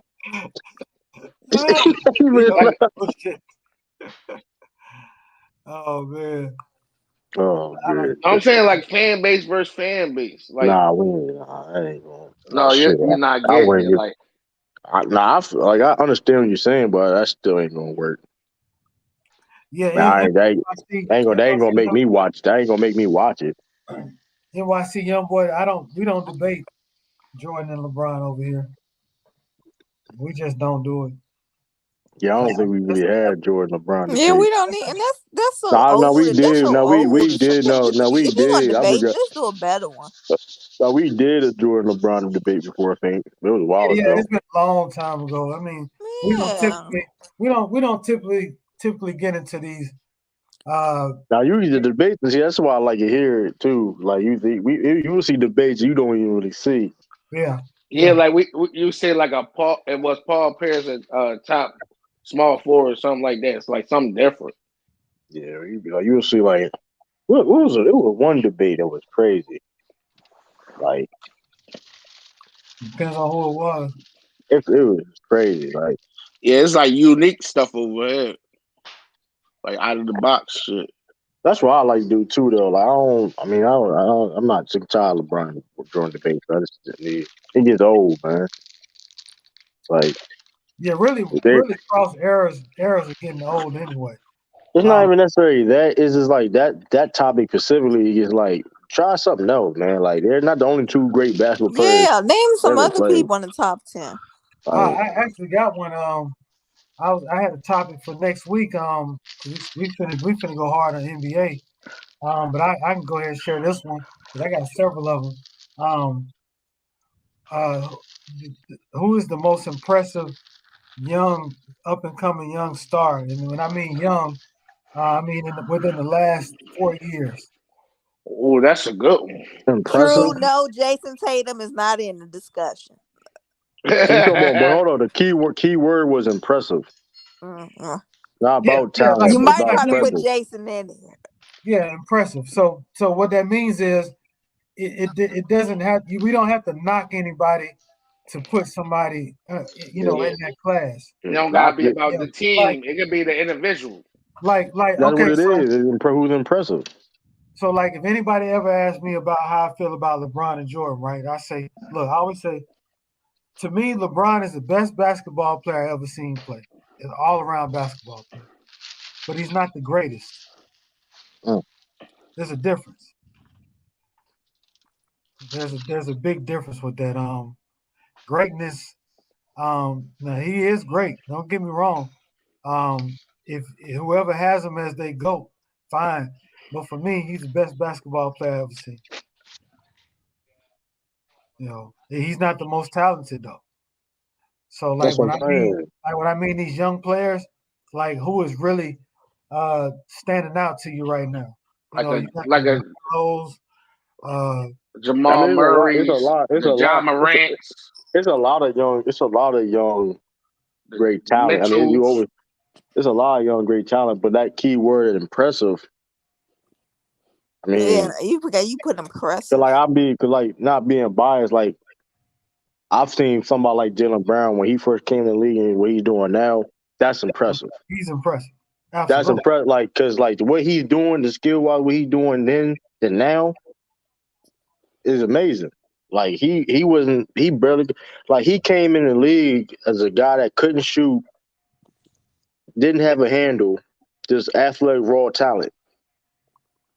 Now one of the best wings in the NBA. Like that's impressive.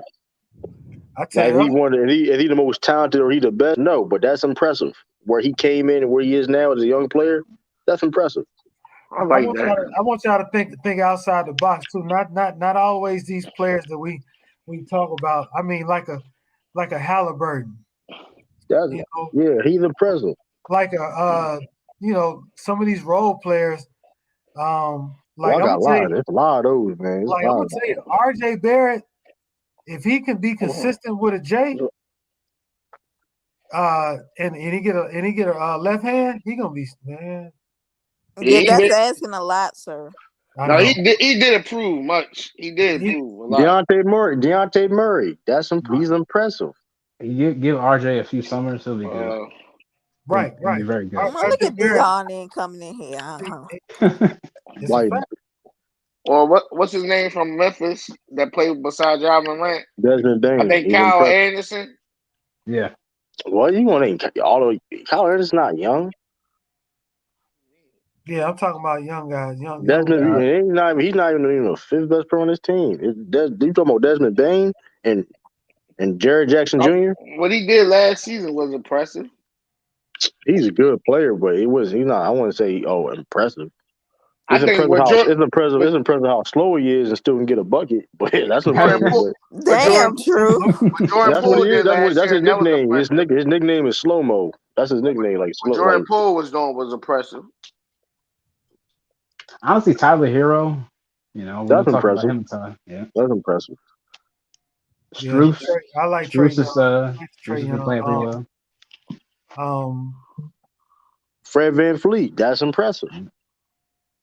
Man, to be so small, man. He a baller. That's what he's doing. Like I always rock with players like that. The players that you didn't like when they started, you seen them at this point as role players and become all-star players. I respect that. He had raw talent when he was like early. Yeah, but here's the thing: people didn't see him doing this though 3-4 years ago. That's what I'm trying to say. Like we've seen the growth. I see what you're saying, but in the finals, you seen that kind of. No, he really didn't. Nobody thought Fred VanVleet would be an all-star, bro. He had flashes of that in the finals. He was undrafted. Nobody thought he was going to be an all-star. Stop it. You're cat man. You're okay. Go back and look at that finals. He had flashes of that. So Ralph, so you trying to tell me that you thought that when you saw that playoff run? Hold on. So you really thought that Fred VanVleet was ever going to be all-star 3 years ago? No, I didn't. Nope. Hell no. You seen flashes of the pen hold on. I asked a simple question. So you trying to tell me back then you thought Fred VanVleet was going to be an all-star? I'm telling you, yes, you seen flashes of it. Bullshit. That's a lie, bro. It's not lie. No, he did play good in the playoffs. No, he did. No, listen. He was a good role player, but now he's not a role player no more. He's not a role player no more. Yeah, because you already knew Kyle Lowry wanted either to come home or go to Miami. He always said that.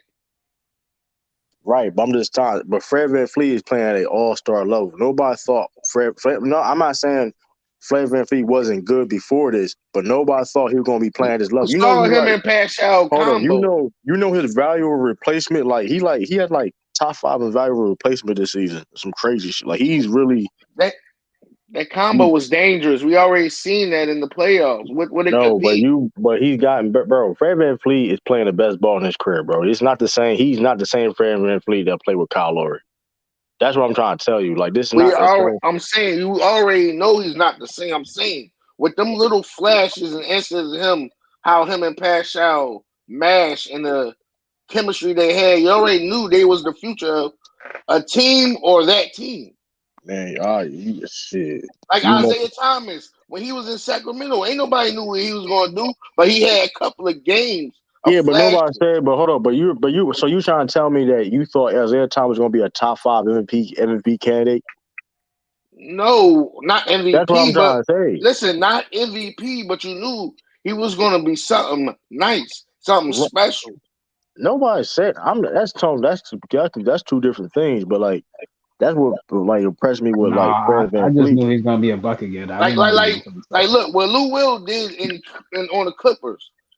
We knew he was gonna get a bucket, but we didn't know he could lead a team to the playoff and almost beat the Warriors. That was more collective. You gotta stop that. That was a collective, bro. He was the leader. That was a collective, bro. That was a collective, bro. I'm not. I don't think so. That was a collective. That nigga ain't lead nothing. That was just a. Some nights he was looking unstoppable.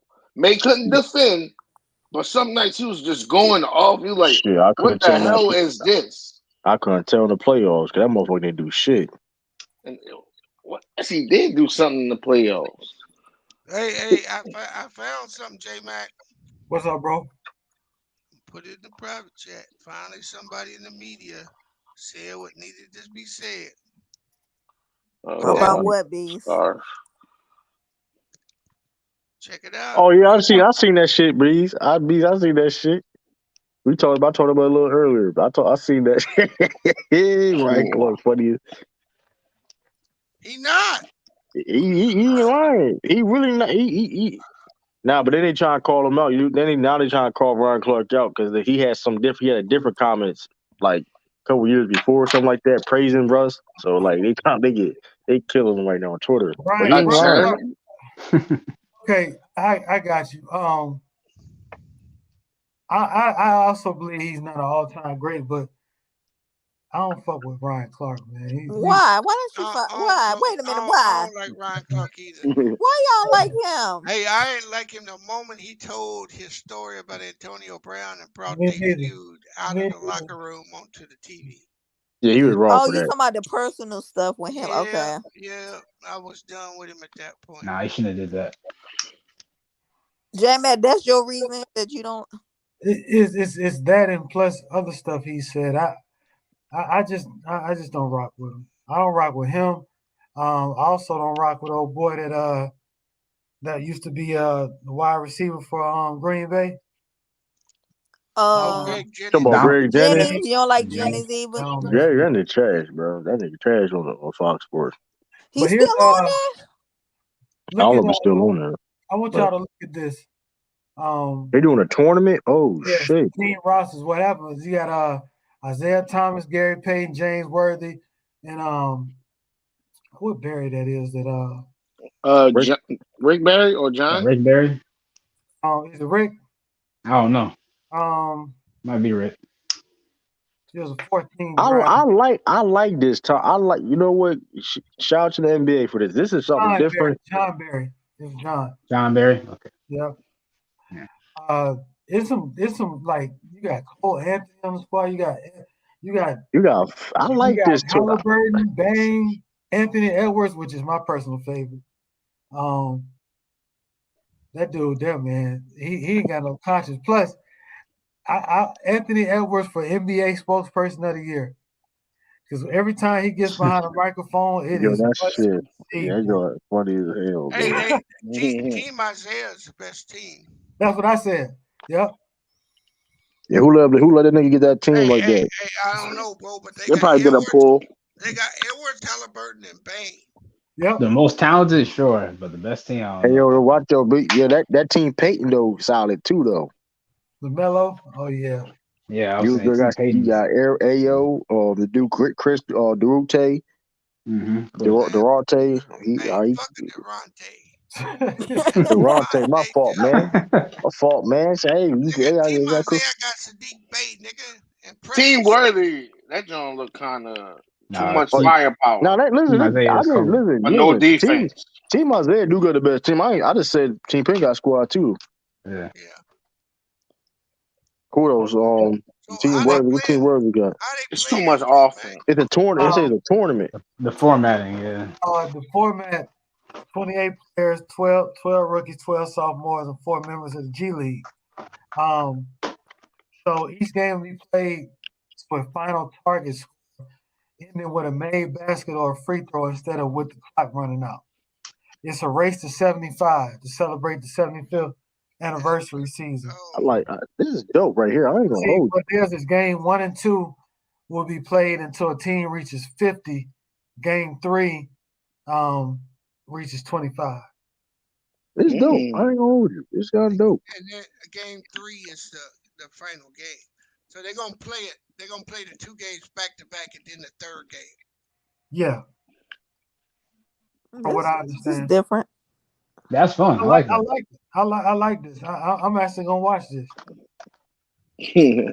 This is a fun concept, man. I ain't gonna hold you, man. Whoever came out with this need a raise. And so they got brackets, right? You got Team A versus Team B, Team C versus Team D, and the winner of game 1 versus the winner of game 2. You really gonna see some you may see some defense on here because it's a tournament style. And they all young and got legs. Yeah.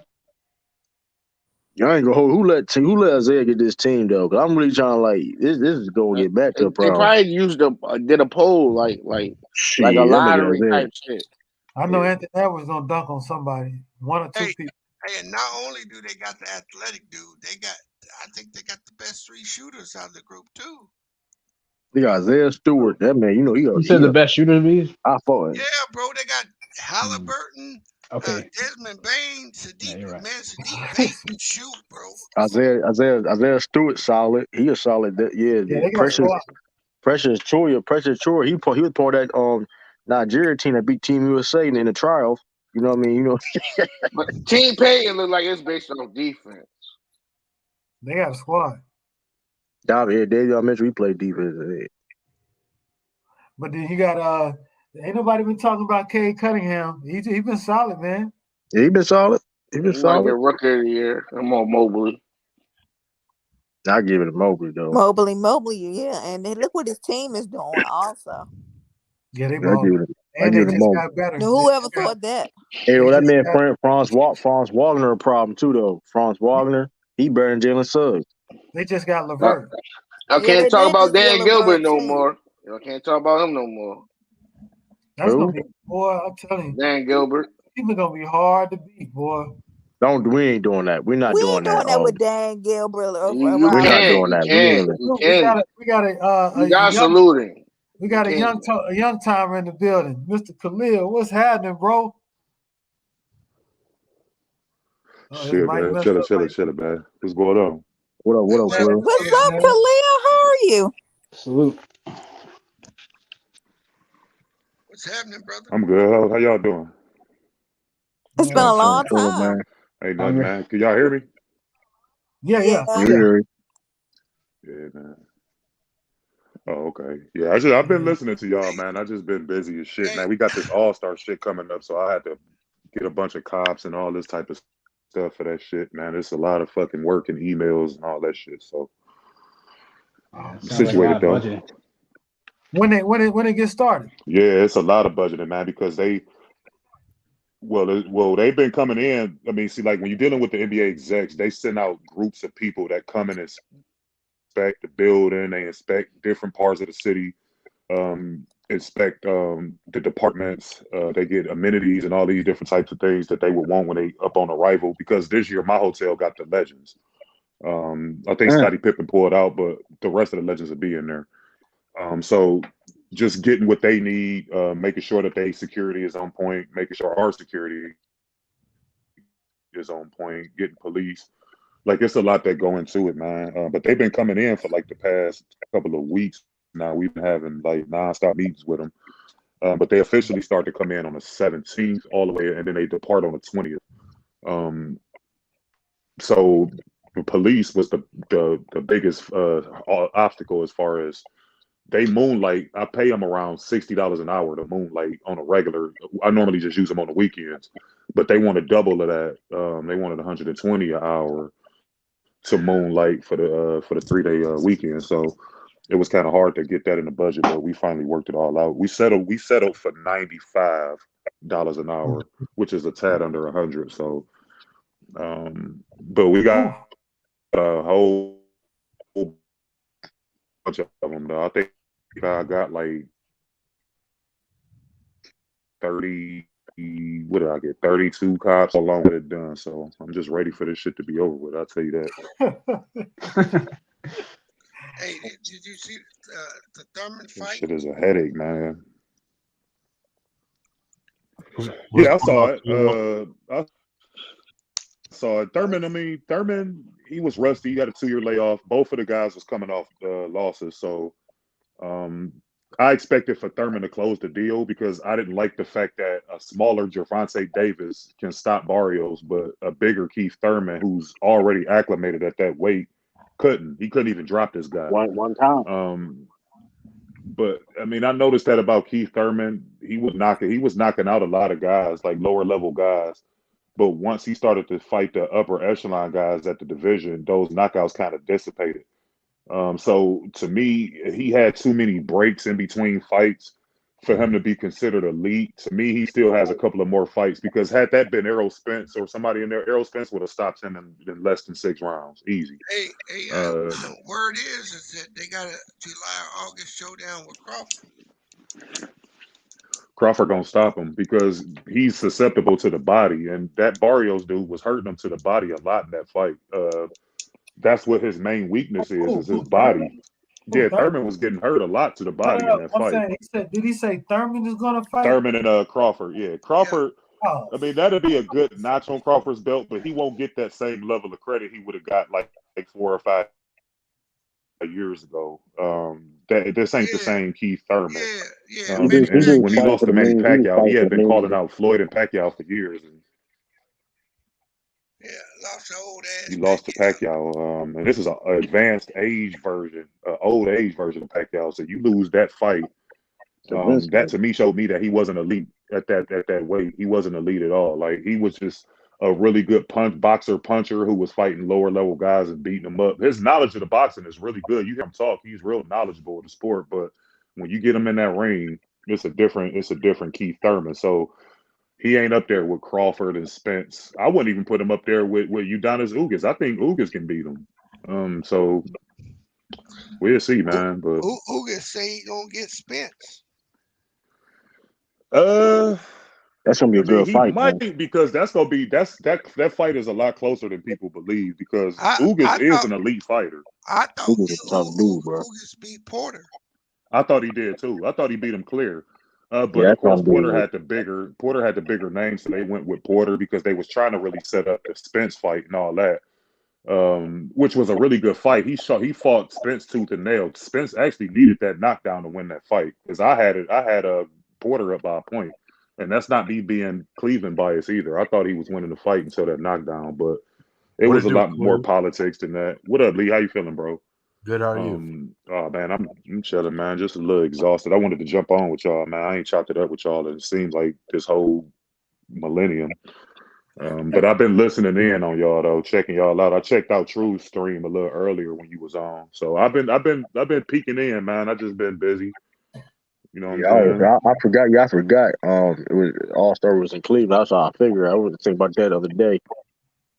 Man, there's a lot that go into it, man. When you deal, like with baseball, with the baseball players, the teams, the execs, they were a little more easier to deal with because, like, okay, so like when you in a hotel, and I'm a manager, so like baseball is easier because you could put them anywhere throughout the hotel. Like they don't have to have a set like designated area for them to be in. And plus, a lot of people don't really recognize them unless you like a hardcore baseball fan.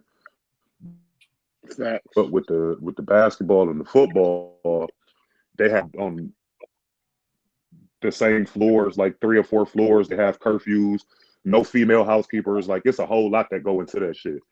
No female But with housekeepers. like these NBA execs, they real high maintenance. The basketball is real high maintenance. What's the theory behind the no female? I'm sorry, bro, I couldn't hear you. I said, what's the theory behind the no female maid? Well, because a lot of these guys was sleeping with them. You've had a bunch of instances throughout the years of football players kind of fraternizing with the female housekeepers and all that type of stuff. So they would much rather keep them out of sight, out of mind. So they put them all on designated floors. I think they share between like 4 or 5 floors, where it's just all them, no other type of guests. You have to man the elevators, meaning if a player, you have guys that's literally posted up on the floor. So like if a player wants to go down to the lobby, or if he wants to go to somewhere where it's not that floor, you have to like literally put the elevator on Independence, and you can take them down personally to kind of keep the fans away. They real protective of those football. Yeah, you basically babysit them. They real protective. They do everything but put tape on their doors. You know how like some parents put tape on their kids' door to see if the tape is broken. I mean, they left out the room. They do everything but that. But they mad overprotective of these players, because you had too many instances where these dudes get in a lot of trouble and shit. Like, so chicks are thirsty over these guys with no helmets. Yeah, they are, man. They be trying to come up. It's a bunch of Brittany Grinders and shit.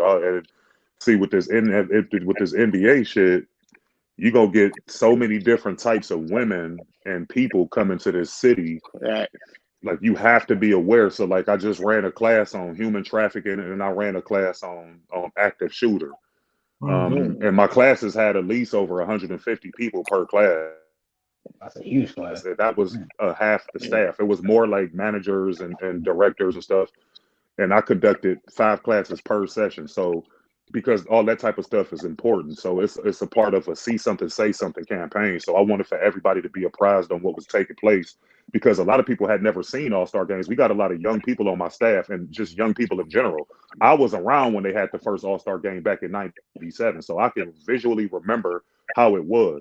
So just getting them familiar with what to look for, and like things to like certain patterns and like shit like that to look for when it comes to this, because a lot of people had never seen a bunch of stars accumulated in one concentrated area before. So a lot of them gonna be starstruck, to be honest. So so yeah, man, it's just a bunch of shit I've been up to, man. Just plotting and planning and shit like that. So you got staff calling their family, be like, yo, such and such is in room such and such. Yeah, if they do that, they automatically terminate it. And I told them, because there's only a selected few people that actually know the list of rooms that these legends will be staying in. And if anybody breached that code of confidentiality, they automatically terminate it. Because I'm going to find out who did it. Like, it's not a guessing game. I'm going to know who did it. So I'm not too concerned about that. That's an elimination with a small group. Easily weed that out. Yeah. Yeah, it's only a handful of us that know. Maybe 7, 8 people total. So you definitely gonna know quick. Mm-hmm. Yeah, man. So it's a lot, man. But I'm happy for the city. You know, we needed this, man. We ain't had LeBron, so I mean, the Cavs been looking good so far. They kind of brought a lot of attention back to the stadium and to the city. But to have this All-Star game following what we had the NFL draft, and then prior to that, we had the Major League Baseball All-Star game. So it's been a lot going on in the city, man. These last few years. So I'm excited about this right here, because I already know what's going to happen, man. It's going to be y'all got Cares Levert too, man. That was a good pickup. Yeah, it was. That was a real. And we only had to give up Ricky Rubio. His presence would be missed, because he did help spark the season this year and got us off to a really good hot start. But Caris LeVert is younger, of course. Y'all got Rondo too. Y'all got Rondo to fulfill to do with the Rick. Score. So that's and all this. He went out. Show you is that they getting rid of. They about to get rid of Colin, and that's. I mean, we're gonna get rid of. Yeah, we're gonna get rid of Colin section. So that's. Yeah. That's what that's showing me. Then Kevin And we Love needed to get looking rid of good him. too. Kevin Love looking good too. Shout out to Kevin Love, man. Yo, Cleo, you already got a full staff out there in Cleveland, man. You don't need an extra guard. Mac Metcalf Put is me hurt, on, man. Steve. Put me on one time for the That All man Star about to do a game. Zoom call interview, man. What's good though, bro? Hey, that man, just chilling, man. I've been tapping in, like I told them earlier, man. I've been tapping in with y'all listening, man. I just Word on the street is you running from an ass whip. I ain't heard from you in a minute. oh nah, man. Shit, everything cool, man. Shit, just trying to make this bread. Yes. Yeah, man. Because my ultimate plan is to have my own security company and go out to Vegas and be a director out there. So I'm literally one step away from doing that. So I'm looking at it around 2 years from now. I'll be making my transition out there. Do my own thing. One of these days you gonna have to put your number in the private chat, man. I ain't gonna hold you. Vegas, stop playing with me. Yeah, man, it's been a 5-year plan for me, man. That I've been cooking up. So I'm one step closer. It's been a hard grind, a slow grind. These 5 years been long, man. But this All-Star game gonna really help me up, help boost my resume up big time. Oh So, yeah, you put this on your resume, it's a wrap. Yeah, because I already got the baseball on there. I got baseball on there, and I got the NFL draft. So if I could get this on there, that's hitting all 3 major sports. Oh yeah. Yep. Yeah, that's what's up. I'm definitely gonna keep in contact and look after that, man. That's cool. Yeah, man. Hell yeah, Vegas. Stop playing. But y'all was talking about the Cavs, right? Y'all still below the Bulls. It's cool. Y'all gonna be all right. We I don't mean, love the that's Bulls fine over because here. we never anticipated being this high in the standings at this point of the season. I mean, nobody else did either. We knew that's a fact. He was like a fringe playoff team, but we never thought to be a top 5 seed, given that we have so many young players that we have to rely on. But Bickerstaff got us playing hard. They play hard. They tall. They athletic. They play fast. And then you got veterans like Rondo and like Kevin Love that's coming off the bench, and that's also schooling the guys on the bench. I thought the major key is almost addition by subtraction was Colin Sexton getting hurt, because that allowed for Darius to unlock Darius Garland. He got the ball more. He's able to make decisions in the half court. So it played off perfect, and that's just showing you that Colin Sexton is out of here. Yeah, it's like they have a well-rounded. I gotta give them. They have a well-rounded team. The youth, the experience. You got like the Karis LeVert. Like he's young, but he's not too old. Like he's a veteran, but he's young still. You gotta mix everything. Young players, veterans with experience, with champion. You know what I mean? Yeah, man, we got the best of both worlds. I heard Better y'all than the talking Bulls. about I know that.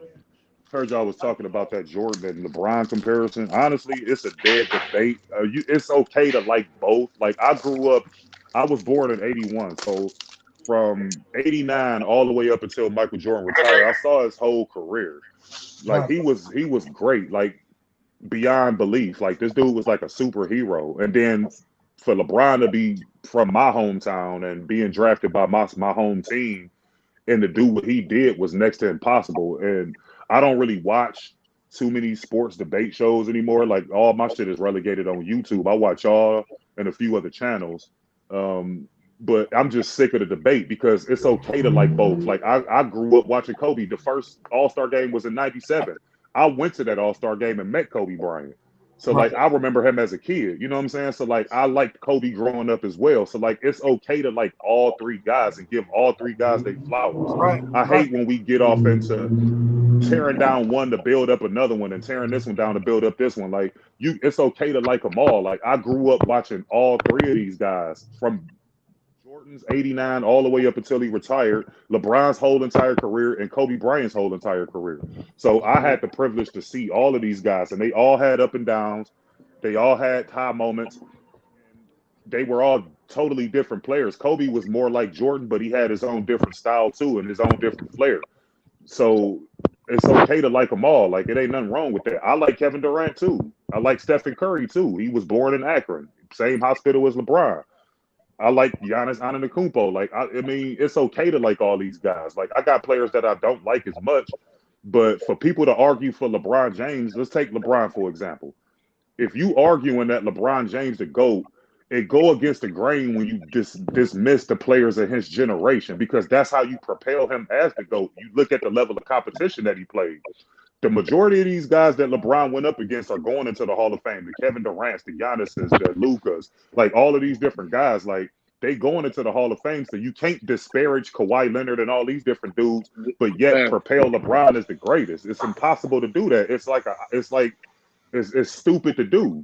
That's what make him great, is the fact that he reigned on the top of probably the most talented era since the 80s, because the 90s to me wasn't as talented. You had more talented teams. But as far as individual players, this is probably the most talent you ever saw, and all in one group. Like, you know what I'm saying? I think it is. And LeBron James is at the top of the list. No, I would go with the because that '96 draft versus 2003 draft. They're the best two drafts of the NBA history. Man, hell, you can't dismiss the '84 draft. What are you talking about?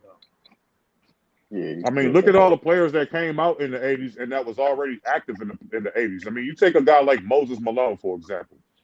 To me, Moses Malone is probably the most underrated player in NBA history. That's a fact. That dude was so phenomenal. He took one of the shittiest teams. So, like, people talk about AI's team he took to the finals and LeBron's team he took to the finals. Moses Malone took one of the shittiest teams with that Houston Rockets team to the finals, literally by himself. And people that kind of get lost in history.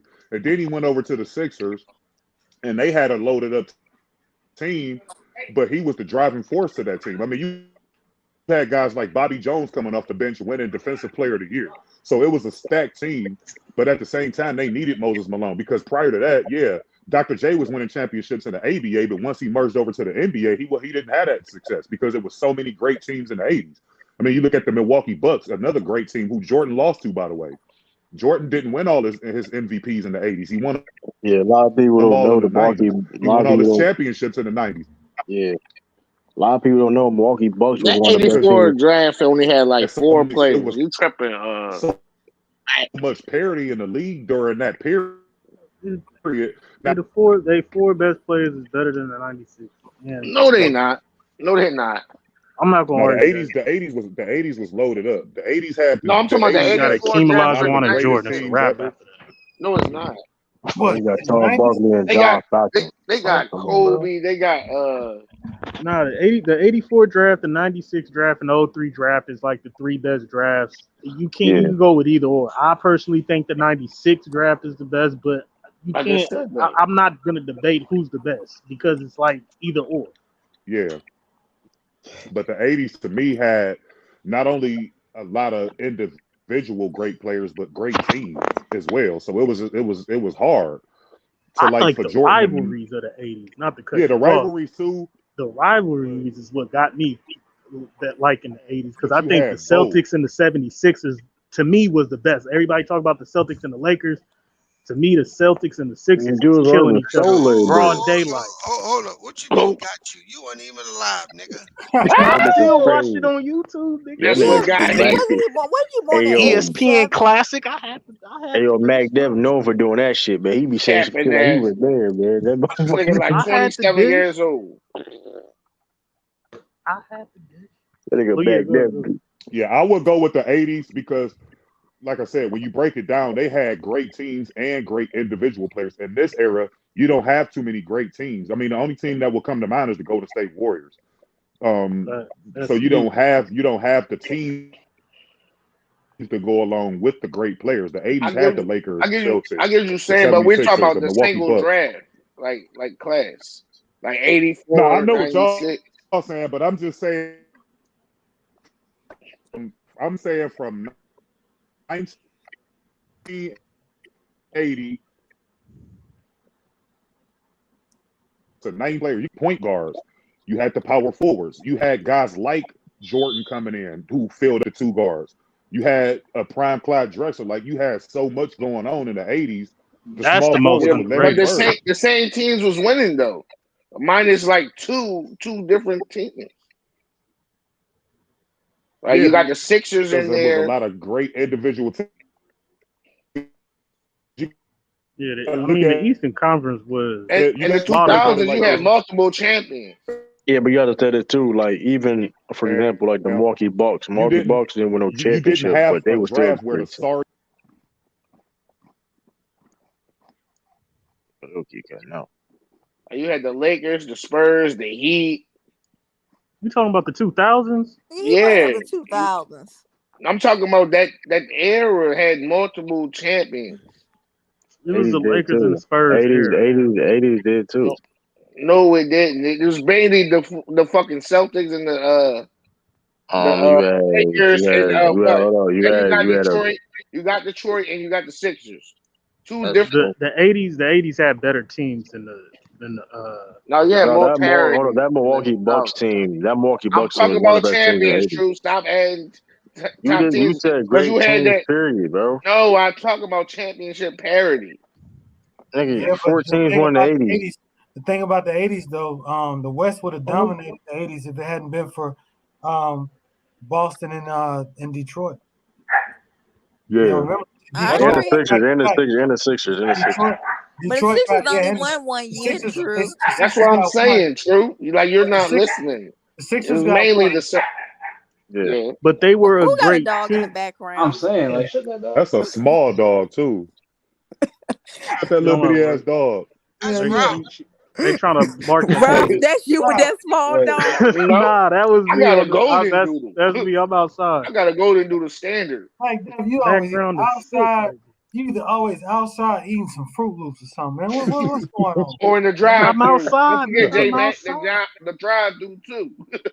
He'll be on the drive-through. That'd be the only person that'll be on a panel to in the drive-through, man. That loud ass speaker that they be having in the drive-through. I'm out here on the job. Eating trail mix. Trail mix. Yeah, I'm sorry. Hey, can we talk? I think the 80s though. The 80s had better teams than the 2000s. The best era of basketball. I believe so too. You said what? These, I know. That's the greatest years. Some of was the greatest years. I know. I don't think so. You said what's the greatest years? I said that was the greatest I grew up in 2000s. 2000s had more parity. You had the Detroit Pistons coming there. You had the Miami Heat. Hold on. The West was more dominant, bro. The 2000s is the greatest defensive era of the NBA. You talking about the West? Ain't nobody. None of them teams had a better record than them Lakers. The problem with the 2000s. The problem with the 2000s. This is directed to you, Sturdy. Only losing one game. No, the problem with the 2000s is them mugs couldn't shoot, bro. That's true. You mean they could shoot, but not efficiently? Right. No, they were they were athletic as fuck, play defense like a maniacs, but they could not shoot the basketball. Oh, yep. That's true. The stats say that. I think the philosophy of the teams too. So what you say, Tiff? Why you got their faces on here? Either one of them not going to even play. Because I want us to pick. You saw LeBron playing big. He gonna play for one. He gonna play for one sack in his head. That's a pool. They get the pick, Tim. They get the pick. LeBron gonna play in Cleveland. You best believe. Oh hell yeah! He gonna play 5 minutes, Bees, and say I'm done. Bees. They had Ray Allen, Tayshaun Prince, Rip Hamilton, Gilbert Arenas. What are you talking about? Davis. Did you just say Tayshaun Prince was a great shooter? Is that what you're talking about? Stop acting like he wasn't. No, bro. The best shooters at that time was like you tripping. That Piston team. You had Big Shot. Not Rob Ory. Billa. Robert Ory. You talking about Billa? Big Shot. We talking about dudes that could actually shoot. The best two shooters in the league at that time was like Michael Redd and Michael Redd, Rashard Lewis. Like, come on, you had shooters. Pedro Stojakovic. I think he said Ray Allen. Yeah, Pedro Stojakovic, Kyle Culver's, Mike Miller's. That shit sounds good. You're tripping. He said Mike Miller. Hey, let me ask you. Mike Miller was a bona fide shooter. Hey, J-Mac, what was the first decade to lose a gold medal? These same motherfuckers that couldn't shoot. Hey, you ain't lying there, bro. You ain't lying. That's a good point, B. And They what was they missing. do in 2008, they said we got to get some dudes that can shoot. Yep. But they Y'all was gonna stop missing. disrespecting the '90s there. They was missing This Shaq. is They was great. missing Kobe. Like, stop it. They was They missing shouldn't them have boys. lost. They shouldn't have lost. You don't make excuse for that shit, bro. What up, No, brother? they wasn't. You talk like, come on. They had Michael Red, Brother Amari in the Ray chat. Islands. Hey, I'll give you that they the second best era that I've seen, but they ain't the best. The 80s, they don't compete with the 80s, bro. Wait a The minute. 80s had no parity other than a couple of teams. Brother Amari, did Ralph did you name Tayshaun Prince as a shooter? Yeah, that's what I said, bro. No, we're not gonna act like he wasn't a shooter for them Pistons. You got to chill They out, gonna bro. say No, act I like don't he gotta wasn't. chill out. Come on, man. Y'all really trying to rewrite history? No, help me understand now. Hey, he gonna tell you next. Come on, J Mac, man, let him make. Lynch. He gonna tell you George Lynch was bombing it. No, I'm not. Tony Allen. No, We're not gonna act like Stackhouse and them. Come on, we're not gonna act like Tayshaun that. Prince was a defensive player, man. Yeah, and he was shooting them corner threes too. Nobody said, but Come you make on, it man. seem If like you would but have said Jason hold on, Terry or somebody, but I'd you be like, categorize him like a sharpshooter, though, Jason bro. Terry. Yeah, but you making it seem like Tayshaun Prince was a Like, sharpshooter, bro. Like, chill out, bro. out there knocking down the dirt. Bro, hold on, bro. Here's the problem. We're not acting like y'all not Hold gonna on. act like that. You put him in the same set as Ray Allen and Richard Hamilton. Like, chill out, bro. Like, you No, got you chill out. chill out. You don't know. You trying too hard, too. Hold on. So you trying? Like, So you relax. hold on. So you trying to tell me Tayshaun Prince was a sharpshooter? We're not acting like he. Don't act let like him he make wasn't. it. Let him make it. This is sad. Pull up his highlights. It's not sad. Y'all No, trying to. he You said played. pull up his Hold on. highlights, Ralph? You're trying to act like that Piston team. Ralph, bro, stop No, it. you put him Don't in the act like this same. Piston team was Ralph, not. they They were all about defense, my ninja. and shooting. That's not true, bro. Yes, they was. Lord, It's not this true. nigga Big shot Phillips. Yes, they was. You're tripping. Dude, That's why he got that name. Hey, Ralph. They were all time great he got that defensive shot. team. He hit big shots, Hold on, bro. T. Like, As far as it goes. Hey, wasn't Kobe on that team? What team? What Kobe on what? It was D Wade, LeBron, Carmelo. 18, yeah. Oh, yeah, he was there. Yeah, they were all on the bench. Jason Kidd, Yeah, Jason Kidd. Dwayne and LeBron and Carmelo Jason was on the Kidd. bench though. They was basically on the You talking about the Redeem team? Or Kobe? No, the one before that. Kobe was on Kobe that. never. wasn't on the Kobe one. wasn't there. Kobe wasn't there when Kobe. they lost. Got Yeah, silked Kobe from wasn't LeBron. Kobe wasn't there with no Why Bron. are you bringing up LeBron? LeBron was basically on the bench. It was said basically bronze. Iverson and Tim Bronze Duncan medal. that didn't. Bronze medal. Kobe wasn't there. Hey, they played. I think they started Richard Jefferson. Yeah, Rich Jefferson was on the team. Yeah, it wasn't the best. I think KG was there. KG was there. We're not like. Yeah, Carlos Boozer or somebody. Yeah, Carlos No, Boozer Carl was Boozer a star for in 08. that. Carl Boozer No, I don't was think Carlos Boozer was there. Boozer was on 08. Carl Boozer was on 08 team. Yeah, Boozer was on the 08 team. Kobe got I still there. got the 92 team smacking everybody, but go ahead. No, they're not beating that Redeem team. The Yes, first. they No, the second cocaine, one. bro. They're not beating the second one with There ain't no KD. such thing as a second redeemed team. There's only one redeemed team. What we was talking about? That second team was different. No.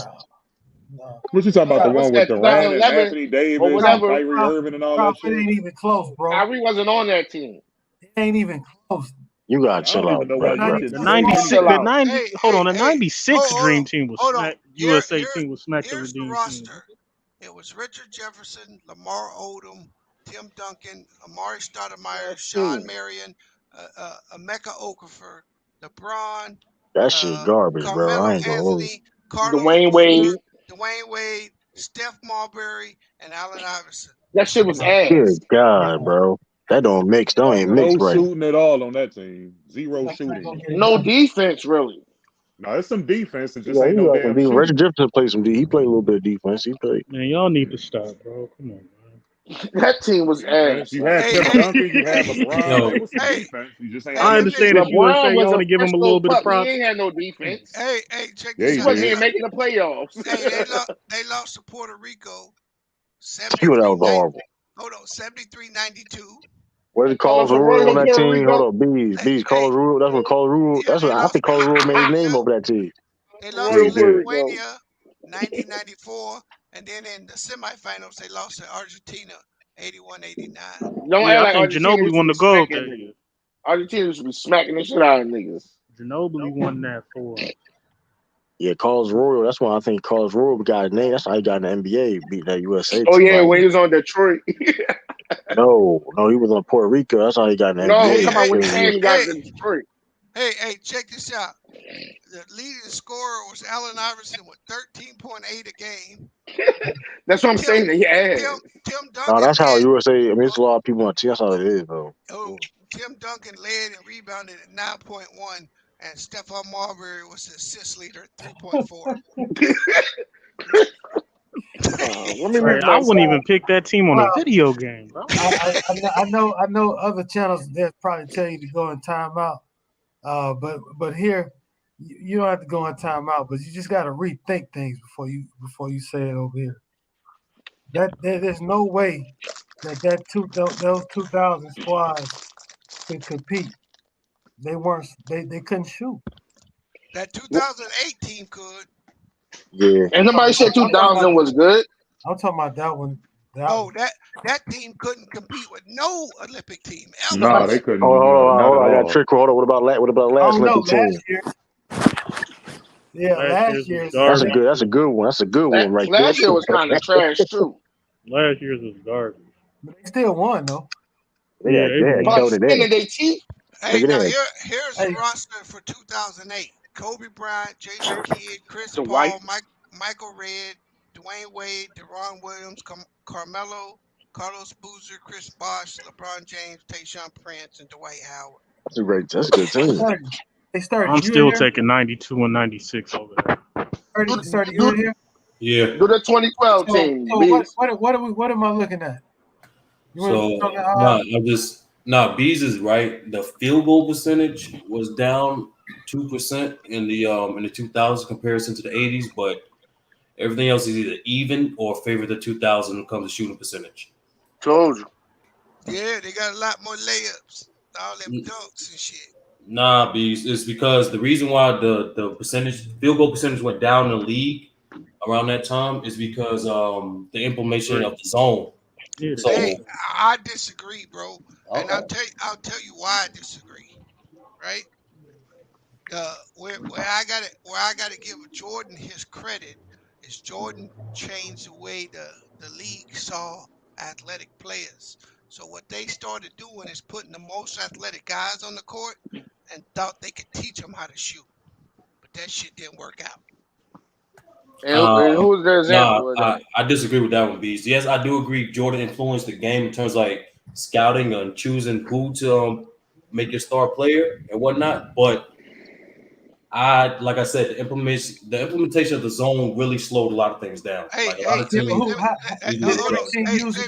go ahead. J-Mac, which one of these categories got the zone in it? I don't know. No, I can't find it. I got you, Beast. Hey, Sturdy, that sounds like a good argument, bro. But I'm telling you, the league went super athletic. That's why the 2000s is hands down the best defensive era of basketball. It ain't even close. No, the reason why I say is the best because not only in terms of defense, but in terms of parity. Bruce Bowen wasn't athletic. Parity. In terms of parity as well as talent. Look at the positions from point guard to power forward. It went 5 to 7 deep. Hey, I can tell you this. Okay, answer this. What was the most competitive finals in the 2000s? I know, but he's gonna get it wrong. You got the Pistons and the Spurs. Yep, that was the one I was gonna say. Yeah, the Pistons and the Spurs was a good competitive one, and underratedly, the Heat and the Mavericks. Yep. Yeah, and that Heat team is considered one of the worst finals teams ever. How? What? No, I'm gonna say one of the worst. Good. No, the worst team. No. You thinking the worst? No, the worst team that makes the finals be. No, yeah. I'm talking about. I didn't say they won. Champions. You're saying it's one of the worst champions. Yes, that's one of the worst champions in my life. That's what Bees is saying. It's one of the worst champions. That was a full veteran team. Bro, Raw gonna sit around and cap about that shit. Hey, y'all better put some respect on Wade. No, man, I know that. Wade went fucking bonkers. Nobody denying that. We talking about the team. Hold on. Let's go from 2000 to today. Tell me the teams that they're better than. You said tell me who won the chip? Yeah, we just gonna period. Go from 2000 to the day. Tell me what teams that Miami Heat team would have beat. You can argue the 2015 Warriors. You can argue. Hold on, this is crazy. They can hold on. They can beat. Hey, they can. This is crazy. Hey, they can beat. Not hold the on, 2016, Dwayne not Wade. the 2017, the 2015. Hold on, you Warriors. said from 2010 to 2020, He right? said 2010 to now. He said 20 to 2000. They can beat. Hold on, the D Wade and that Heat team could beat Dallas. They can beat that Spurs team. Oh, they cannot beat that Dallas team. Hold on. They cannot. Not the 2011 Dallas team. Hold on, why can't Dwayne Wade already beat Dirk? What's going on? If I had to choose one team, I'm confidently saying the 2015 lose to that. That is just retarded. That is crazy. So that's the only team you got. Yeah, everyone. Like, I can give you. So you think the Toronto Raptors is gonna beat Dwayne Wade and Shaq? That's a good one. But like, that's a matchup problem, MacDef. Like they played. Toronto beats them. They beat them. I think Detroit beats them. The 2014 Spurs. I think the Spurs beats them. Spurs beat them. No, they don't. Everybody in that 20. The Celtics beat them. The Lakers beat them. The Heat beats them. I'm telling you. Celtics I don't think that what year was that? When Celtics they was in the same conference. I don't think that Spurs team faced the Knicks. I think in 03 or was 05. Which one was it? But he's saying from 06 up. He ain't saying. No, he said from 2000 up. No, I said you can throw the 2000s in there. I'm telling you, they won. I think they beat that Spurs team.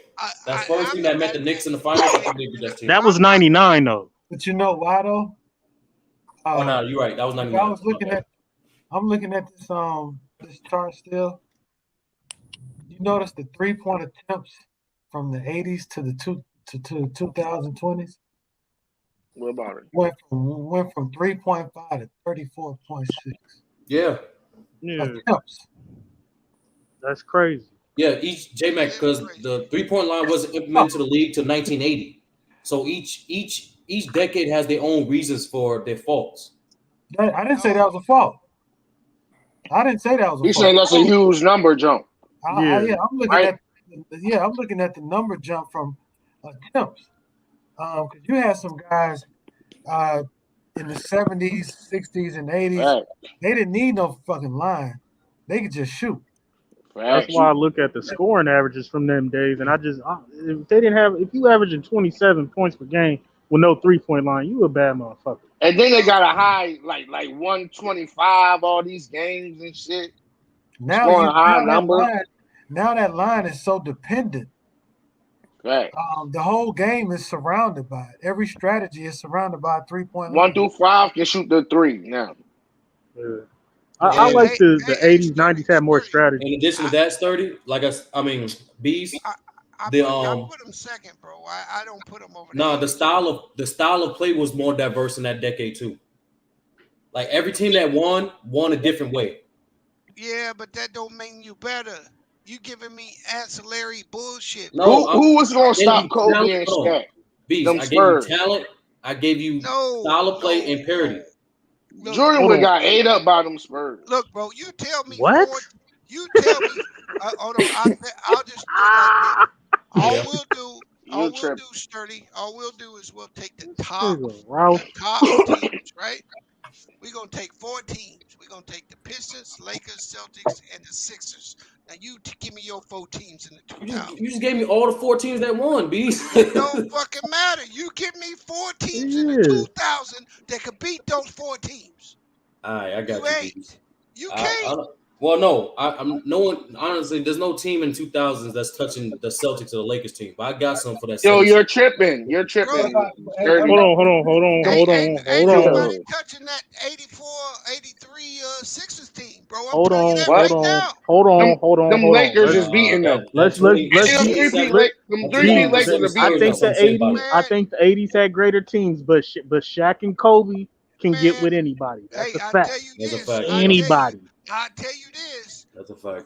If you put Moses Malone on the floor with Shaq, your opinion of Shaq may not be as great. I'll tell you That's that. a fact. Now that's a fact.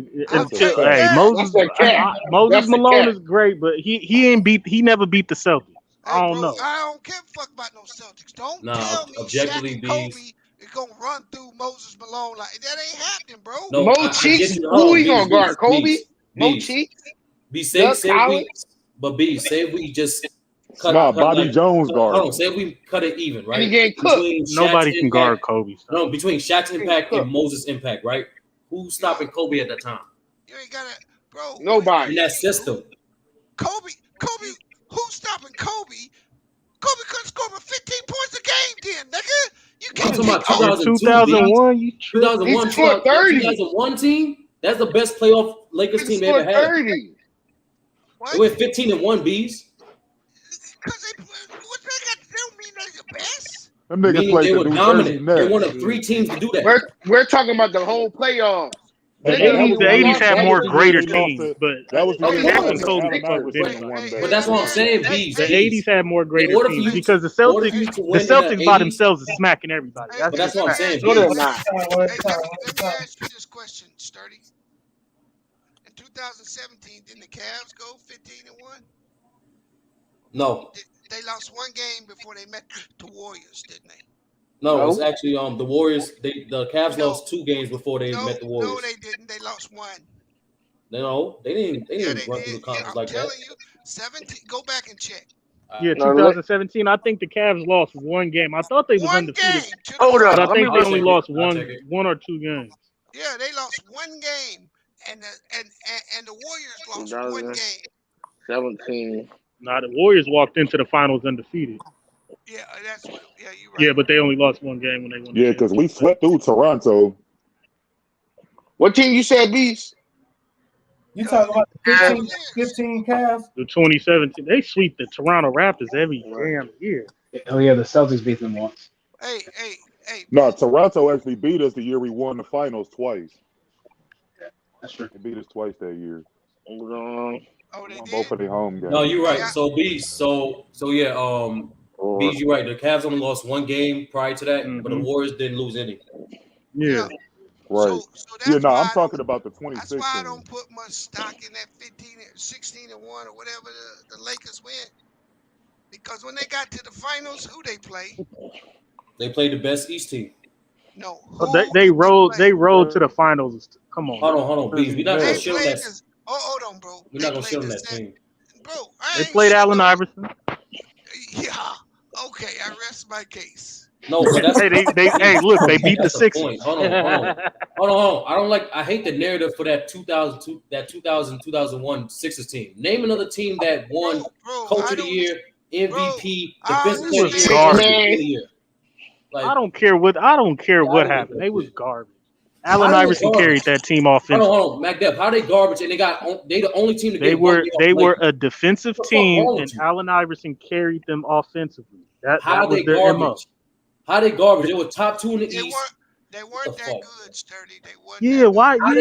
This is not a debate, bro. Nobody was good in the East. There was only 2 good teams in the East, bro. It was the 04 Pistons and the 08 Celtics. It don't correlate at all. That team made it to the finals. They were top 2 in seed, and they got every award for the team. How are they garbage? That makes no sense to me, bro. Jason Kidd, Kerry Kittles, and Kenyon Martin made it too. Yeah, the New Jersey garbage. I like them. I like them. I like their style of play though. I ain't gonna hold you, but they was garbage too. They wasn't beating nobody. That's got that's right up there with LeBron versus the Spurs for lopsided finals, bro. Somebody sleep. True, you out of Somebody pocket, sleep. bro. That's true. Yeah, that nigga true sleep. He be working hard, man.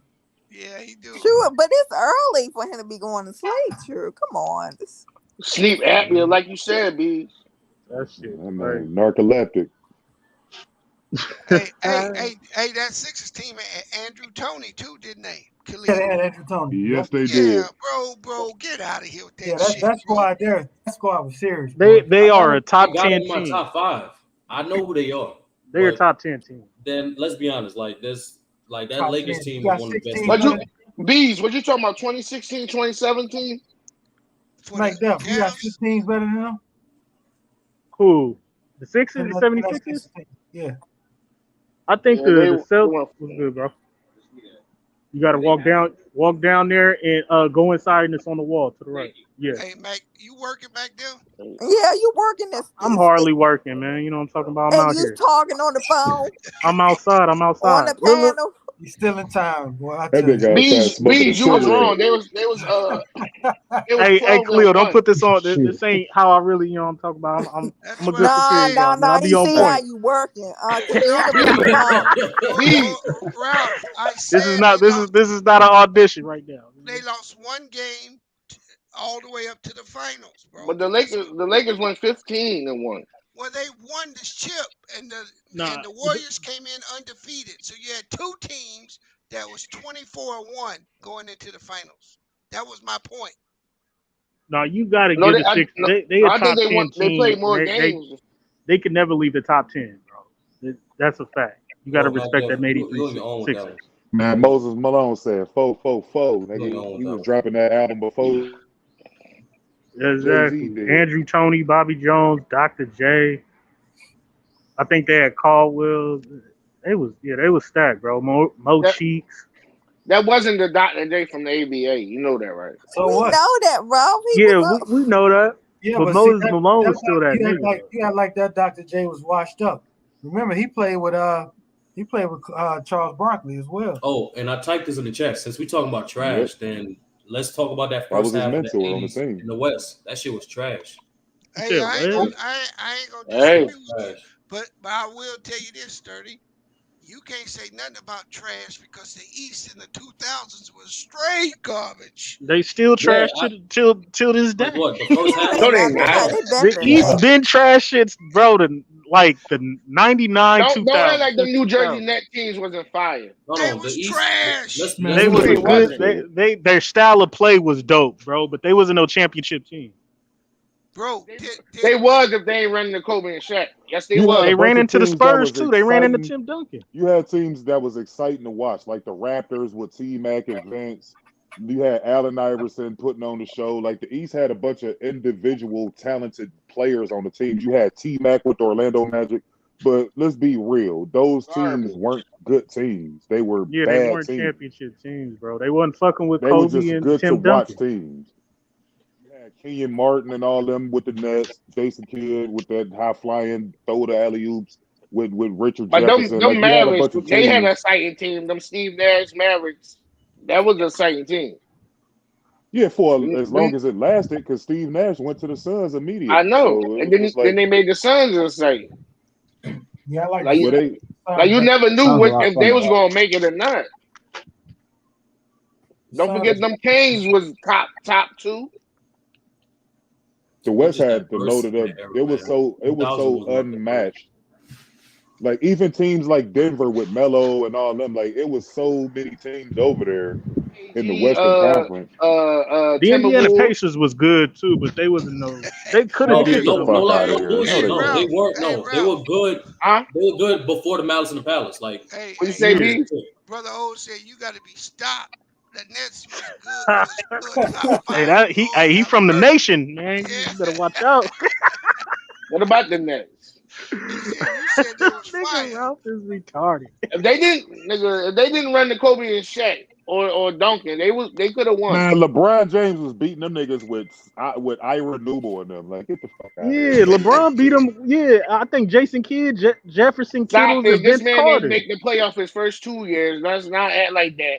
When his counterparts were making the reason why he didn't was because he had Ricky Davis and Robert Tractor Trailer on the team. Wade had a bummer team. He had Darius Miles. Way better team. What are you talking about? Dwayne Wade had a much better team. Nigga, they gave Khalil a 10-day contract. I'm tripping. Melo had a better team. Stop doing this, bro. No, he didn't. Dwayne Wade was drafted into a better situation. That's why. Do y'all want to do points for points? Do y'all want to go Ralph, points for points? No. No, this is what took place with the Cavs because it's my team and I went to a lot of those games.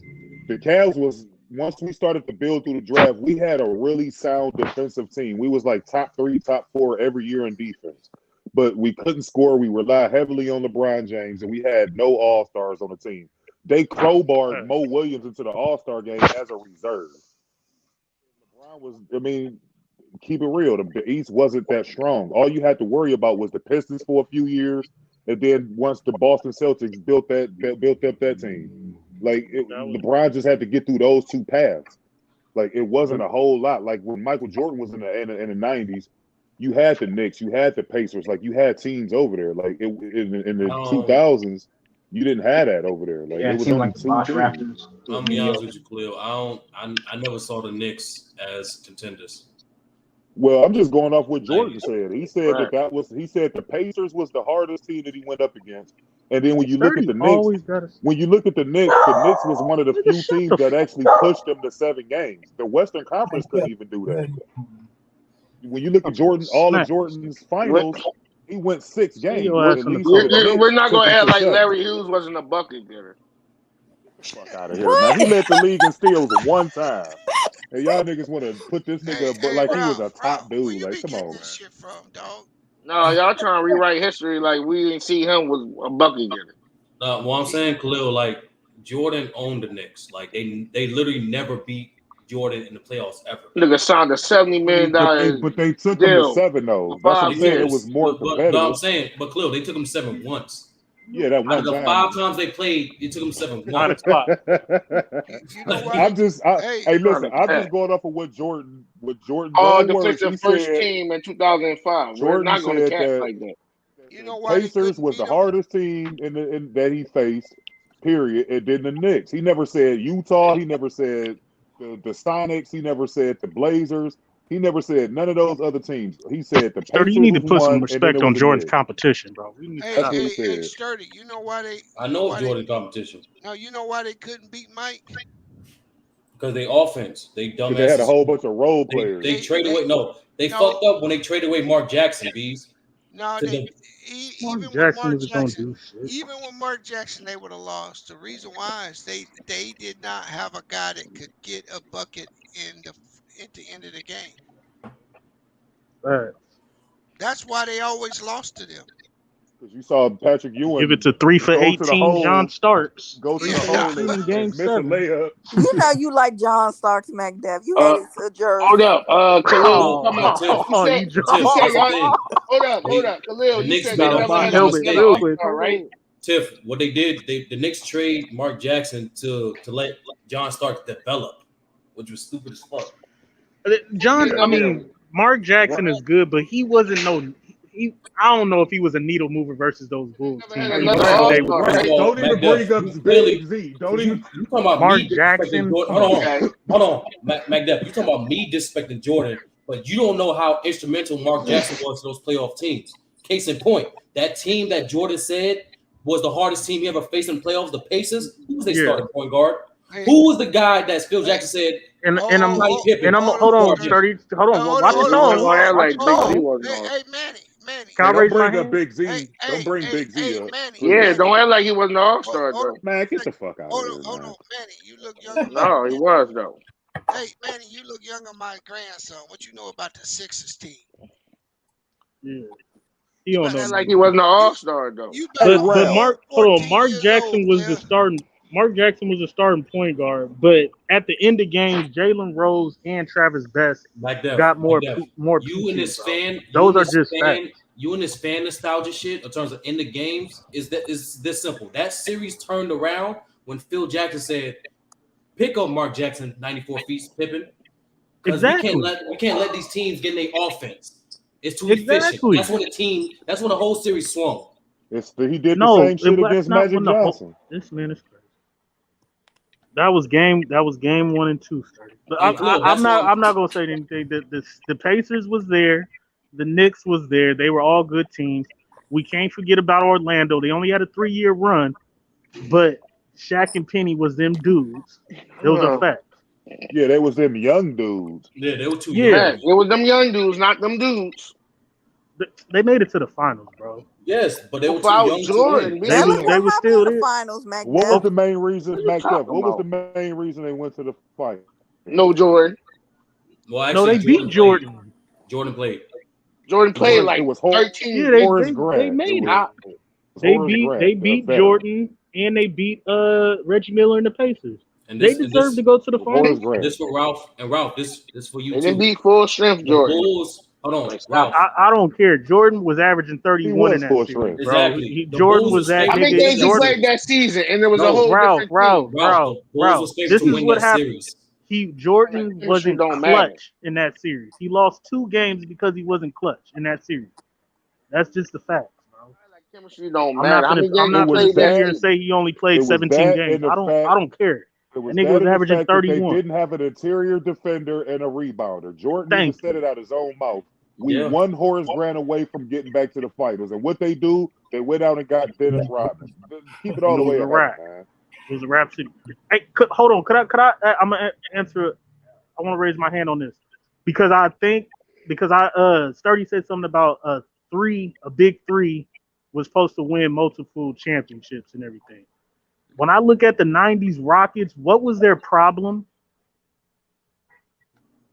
The big three of Hakeem, Drexler, and Barkley. Then Hakeem, Barkley, and Pippen. Why did they lose? Are you serious? Well, I don't Nigga, know. you What tell you me. talking about? Because Charles Barkley was fat and out of shape. That's why. But bro was averaging double. He was averaging 12 He was It don't fat rebounds. back matter. then. It You know, don't matter. that he was really fat he back was out then. of shape. I looked at To be that honest with you, team and I Mac looked Def, how they to be honest lost. with you, I'm Mac like, Def, bro, to be them honest with you, niggas Mac is Def, Hakeem. you asked Barkley is Barkley. averaging double-digit rebounds. Like, They how are didn't y'all have no losing? chemistry on that team because Barkley crowbarred his way into trying to win a championship. That's why it Right. baffles me And he for him to cost sit them up them on that series. fucking So sit up on that Barkley was the damn original network. CP3. What we saying? Crowbarred his way into No, trying to win a ring. That's why Original when he choker. sit up there and talk about ring Barkley. chasers, No, Mac that's Def, what I'm about to literally tell what you he is did. this: Barkley was not the same The when fact. he lost to Jordan in the finals. He wasn't the same. His competitive drive, like diminished. He started getting out of shape again. He was actually less efficient in the clutch. That's what we can Right say after that about fucking Shaq. series. He actually cost the Rockets that series because he left John Stockton open in Game 7. Hey, all I know is that Barkley said that if Shaq and Barkley had a baby, it'd be Zion Williams. He That's did some say freak that, B. That ass was shit. funny. Y'all ain't gonna be happy till that boy Who get on had the a court baby? and start dunking on fools again. Why? You said Shaq and who had a baby? Charles Barkley and Shaq, if they had a baby, it would Man, be that nigga Zion. the new Oliver Miller. That's what Zion is. Oh, don't say Sean Kemp. Don't bring Raymond up in this. I better chill out, man. He the Sean Kemp that was on the Cavs. I think honestly, I think he's Damn, trying did to he get his play way for out the of the Cavs? Pelicans. Yeah, Yeah, Sean he Kemp played for the played for the Cavs. Cavs. Hey, Mac, He had a real quit good first scoping year them and people's then he house fell out, off. bro. Man, Dad, you gotta do something about that dog now. He's scoping Security out guard them at people's Petco. house. Nah, he in somebody's backyard. He in somebody's backyard, man, over that fence. Man, he been getting around that fence, man. Don't beware of the dog. You better beware of the owner out here, man. We strapped. I ain't worried about no dog. A break from taking a Pop break. that dog, man. Only on the internet you can sound gangster around a poodle. It's a T-Court couple or Yorkie. There's a Yorkie out there. Leave me alone, Jake. Back. Let me make it, man. Let me make it tonight, man. I'm just trying to get some money at work, You man. I'm put that just trying to little ride this dog in a clock, Walmart man. bag. Oh, y'all niggas is funny. I ain't gonna lie, it did scare me on the first bark, man. Oh, probably got a shirt on. Oh, funny shit. as fuck. What's the dog wearing? A little sweatshirt? Or a tutu. He was wearing a tutu. Oh, you in Portland, huh? Go Blazers. Ugly Wait, hold on. What? Ralph, what? The Blazers is free falling.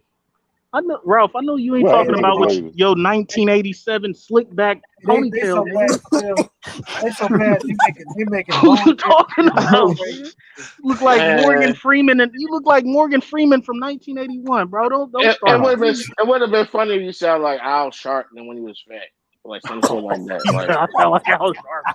Like it would have been funny if you said some shit like that. Oh, bro. You know what? For future consideration, you will not be welcome at Ray's Boom Boom Room. I'm gonna let you know that now. What? I ain't even gonna hold you. They got COVID protocols in the Boom Boom Room. Fuck y'all. Hey, speaking of that, Khalil, I was gonna ask you why you was talking about That nigga got Saudi. all that stuff going on there. I know that COVID shit got everything messed up. They doing better with it now. They lifted the mask mandate for a lot of different establishments.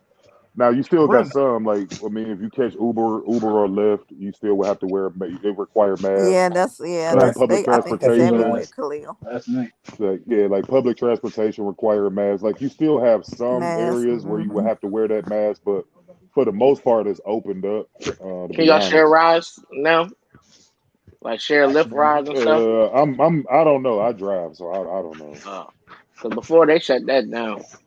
You all for the night? Yeah, I can ride So, share. I mean, as long as you got your mask, I would assume so. As long as everybody got that mask on, so. But yeah, for the most part, honestly, man, they lifted it. Like everybody out here rocking no mask for the most part. But I mean, with this, Khalil, that sound like Florida. They probably don't wear no mask at all. Y'all can eat in restaurants if y'all unvaccinated. Yeah, no, they don't be tripping on that in Cleveland for the most part. Oh, they do that here in Philly. They tripping. Oh, they do? I can't go to the Sixers game now in the casino since I'm not vaccinated. Just get you one of them. Never mind. Don't be telling him to do that. I know what you're talking about. I know. Don't be like me. They don't sell them Jones out here. I try to get a pull up. No, it's cool here, man. They don't really have that mandate too heavy. Like I said, it's just public transportation and Uber and Lyft. That's basically all. Like every establishment pretty much will allow you. Cleveland Now, needs that money anyway. They gonna accept everything. That's subject to change because you got a heavy abundance of people coming in, so they may strengthen the laws a little bit. But for the most part, the nightclubs and stuff like that, they don't be tripping on that shit. Right, y'all got international people coming in from all around the world to see this game. I mean, Cleveland, for the most part, is considered not an international city because it's cheap to make films here. It's cheap to travel. It's like right in the middle of like everything pretty much as far as the Eastern Seaboard. Like you got New York and all that. You can get to Toronto fast from here. You can get to Chicago. Like it's pretty much like dead smack in the middle. So no, I'm saying I know what you say. You got your. But I was talking about like you got your Asian population here. You got your Hispanic population here. Of course, you got your black and white dynamic. Like Cleveland is more of a melting pot than prior. Like in the 90s, it was really heavily segregated. Like you literally had all your white folks for the most part on the west side, and then you had your blacks on the east side. But now it's more of a melting pot, and they got more communities of different people and stuff like that. So it's a little more diverse, and it's more to do here than you actually think. I would say, as far as Midwest cities, right behind Detroit, Chicago, and St. Louis, you would have to put Cleveland like right there with like the nightlife. We got 3 major sports teams. You got casinos. Like it's a whole lot of shit to do. Honestly, I thought the only thing to do in Cleveland was go to Columbus to go to Ohio State. That's the only place to have fun. Nah, I mean that's just Columbus is the capital, but that's more of a college town because of Ohio State. But they don't have nearly the nightlife and the shit that Cleveland has. It just don't. It's a little bit bigger. I give it that, but Columbus doesn't have no major sports teams at all. They don't have no casinos. Yeah, it's just Ohio They State. nightlife is kind of like They actually come here, like all the little college people and shit. They actually come to Cleveland, and we also get a lot of people from like Erie, Pennsylvania. We get a lot of people from Pittsburgh. We get a lot of people from Indianapolis that come to our nightlife because they built it up good because of all the events that's been taking place. Like I said, we got the All-Star game, we had the NFL draft, and you also had MLB. So like they put so many different nightclubs and shit in Cleveland within the last 5 years that a lot of these other Midwest cities around us, around the area, they come here for the nightlife, and I mean they have fun. Don't they got the Rock and Roll Hall of Fame, or am I tripping? You got the Rock and Roll Hall of Fame. Okay. You got the Football Hall of Fame, which is only like a half an hour away. Like it's a lot of shit. It's a lot of shit to do. Like believe it or not, you just gotta know some people during the All-Star and have some people. You gotta have a little bit of money. Like everywhere else you go, you gotta have some money. If you I got some remember money, 02 was here in Philly. That shit was wild, man. It's gonna be ridiculous during the All-Star game. How y'all You get the gonna All-Star have before everybody us? from the Midwest migrate there. Nah, but see, but the casino game gonna be. Yeah, the casino gonna be crazy because they did a renovation on the main one downtown just for this All-Star game and all this stuff. So like that shit gonna be off the chain. And I think a lot of the bars actually pushed their liquor laws back to like 4:00 in the morning. Normally it's 2:30, so they pushed it to 4 a.m. So you go get a whole bunch of shit going on in these 3 days. Ain't y'all having Jordan birthday party out there? I'm not quite sure, but maybe I don't know. Who, Ralph? Jordan birthday party. Why is he getting a birthday party out What there? you mean? Every All-Star he have a birthday party. He could for his own damn birthday party. Nobody gets No, you're not listening. His birthday party is the event of the All-Star weekend. February 18th or 19th is his birthday. Something like that. He always have it in the All-Star state. Well, this is a different All-Star this year. I mean, he broke Cleveland heart so many times. He might as well. What you mean by losing? He broke Cleveland's heart so many times. Well, no, we paid him back. Home. We paid him back with LeBron because LeBron never lost to the Bulls. So there you go. You ain't gotta. Yeah, but they cheated. They cheated. Oh no, he was on the Heat. Like that. My fault. He was on the Heat when they cheated. When he cheated. That's a different story. When he hit Derek on that three. It's gonna be cracking. I've been to 2 All-Star events one in Houston and one in Dallas. We tried to get to the one in Dallas. So I went to the Sixers John when I was a kid in 2002. That's gonna be stupid. Hey, I'll holler at y'all, man. Y'all have a good night, man. All right, good night. Good to holler at you, Cleo. Oh yeah, no doubt, D's. You too, brother. All right, J Mac. Hey, sleep apnea. Go to bed. Yeah. I think True beat you to sleep already. Yeah. He beat me because I'm about to go to sleep soon myself. Shit. What window y'all think is shorter, the Nets or the Sixers? What do you think? Of course, the Nets have to win now.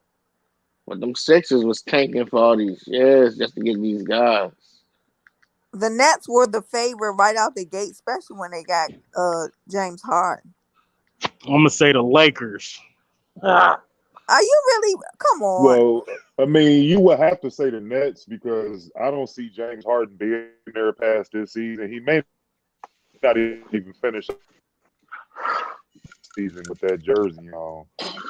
Kyrie Irving can play in every other game, all road games.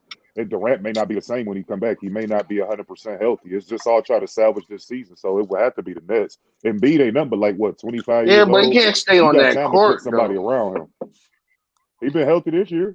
When was he? No, he was out in the protocol this year, and he's been not doing back-to-back games like that. Well, you have to load manage a big man that got knee issues. I guarantee you, Portland wish they could have did that with Greg Oden or Sam Boone. Man, he was that guy, man. Big man that they'd have had run through there, like even going back to Bill Walton. So, man, I missed. I seen Greg Oden play live a lot when he was at Ohio State. That dude was a fucking force. He was a force. Them was a force. Had he stayed Portland healthy, teams was stacked. Andre Miller and them guys between. If the Nets get Ben Simmons, they may be on to something. Yeah, they will, but it would have to be up to Kyrie. Would he be willing to take that shot in order to play in all the games? Because what the Nets will probably end up doing is they'll probably try to get a lower seed so they can have more road games to allow him to play. I mean, they could use that angle, but that'll get you burned in the end because it's fucking up your chemistry. Y'all literally losing games just so one guy could get on the court. So it would be much the same. Yeah. Khalil, right now they already in 7th place already in the daggone East. Yeah, they'll get back up there. I don't think they're gonna go no higher than 5. But I mean, 5 would allow you at least more road games on the second. Do you think y'all gonna stay where y'all at, or y'all gonna drop? we'll probably stay packed because when you look at the teams ahead of us, I don't really see too many major changes. One of these other lower tier teams will probably slide up a little bit, but I don't really see no changes. I think Miami gonna get better though. Y'all better Honestly. than Charlotte? Yeah, we better than the Hornets. Yeah, because we got even when they're more experienced. They don't have more experience than us. Outside of Rondo Exclude and them because they don't have a Rondo or Kevin Love. And then when you look at our younger guys, Karis LeVert was in the playoffs with the Brooklyn Nets, and so was Jared Allen. So yeah, we got more experience than those guys. We got more experience than them guys. So I mean, if they would have keep Torian Prince, we would have had all of Brooklyn's auxiliary players. But that team got more chemistry though. We got a better record than them. How the fuck do they got more chemistry than us? They had a tougher schedule early on. Man, get the fuck out of here.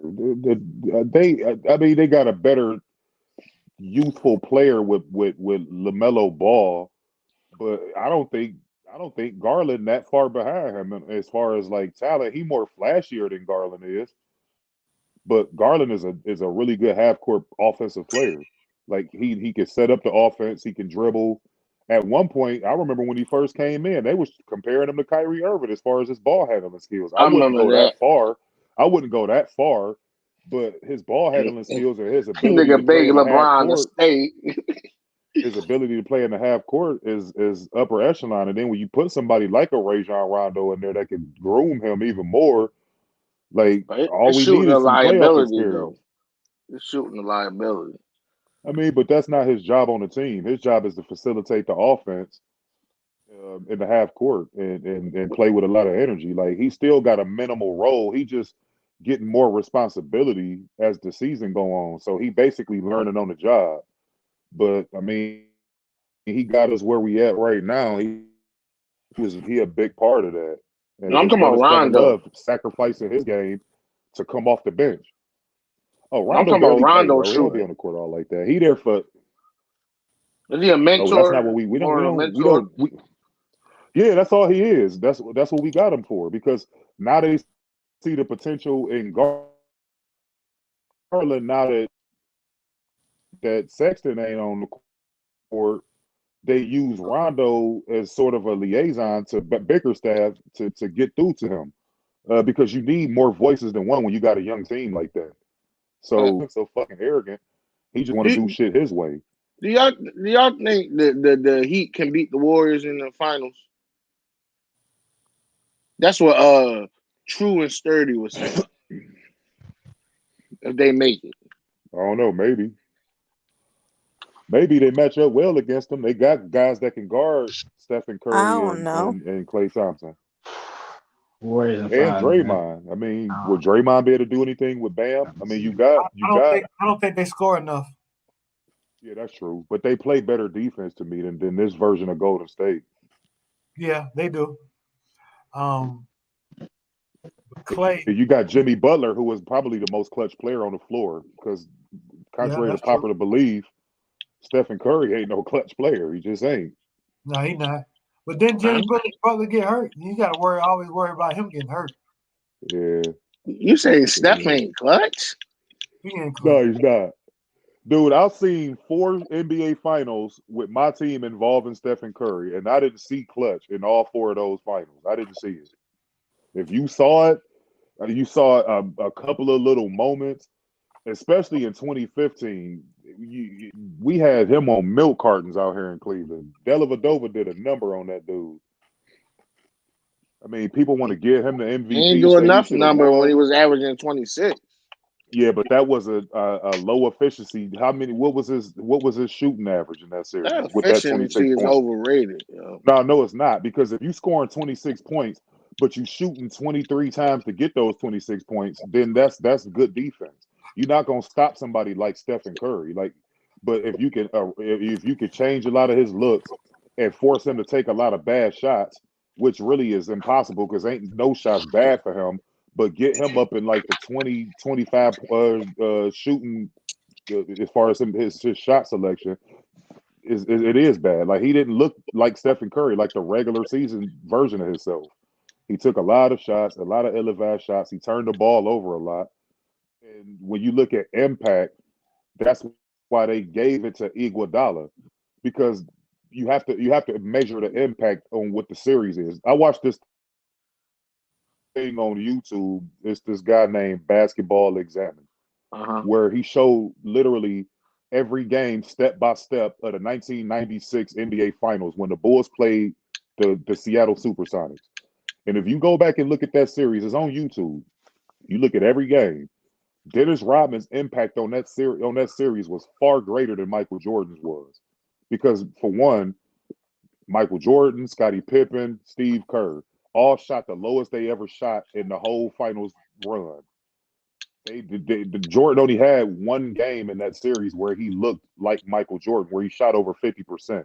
That was his lowest percentages out of all of the finals that he ever shot in.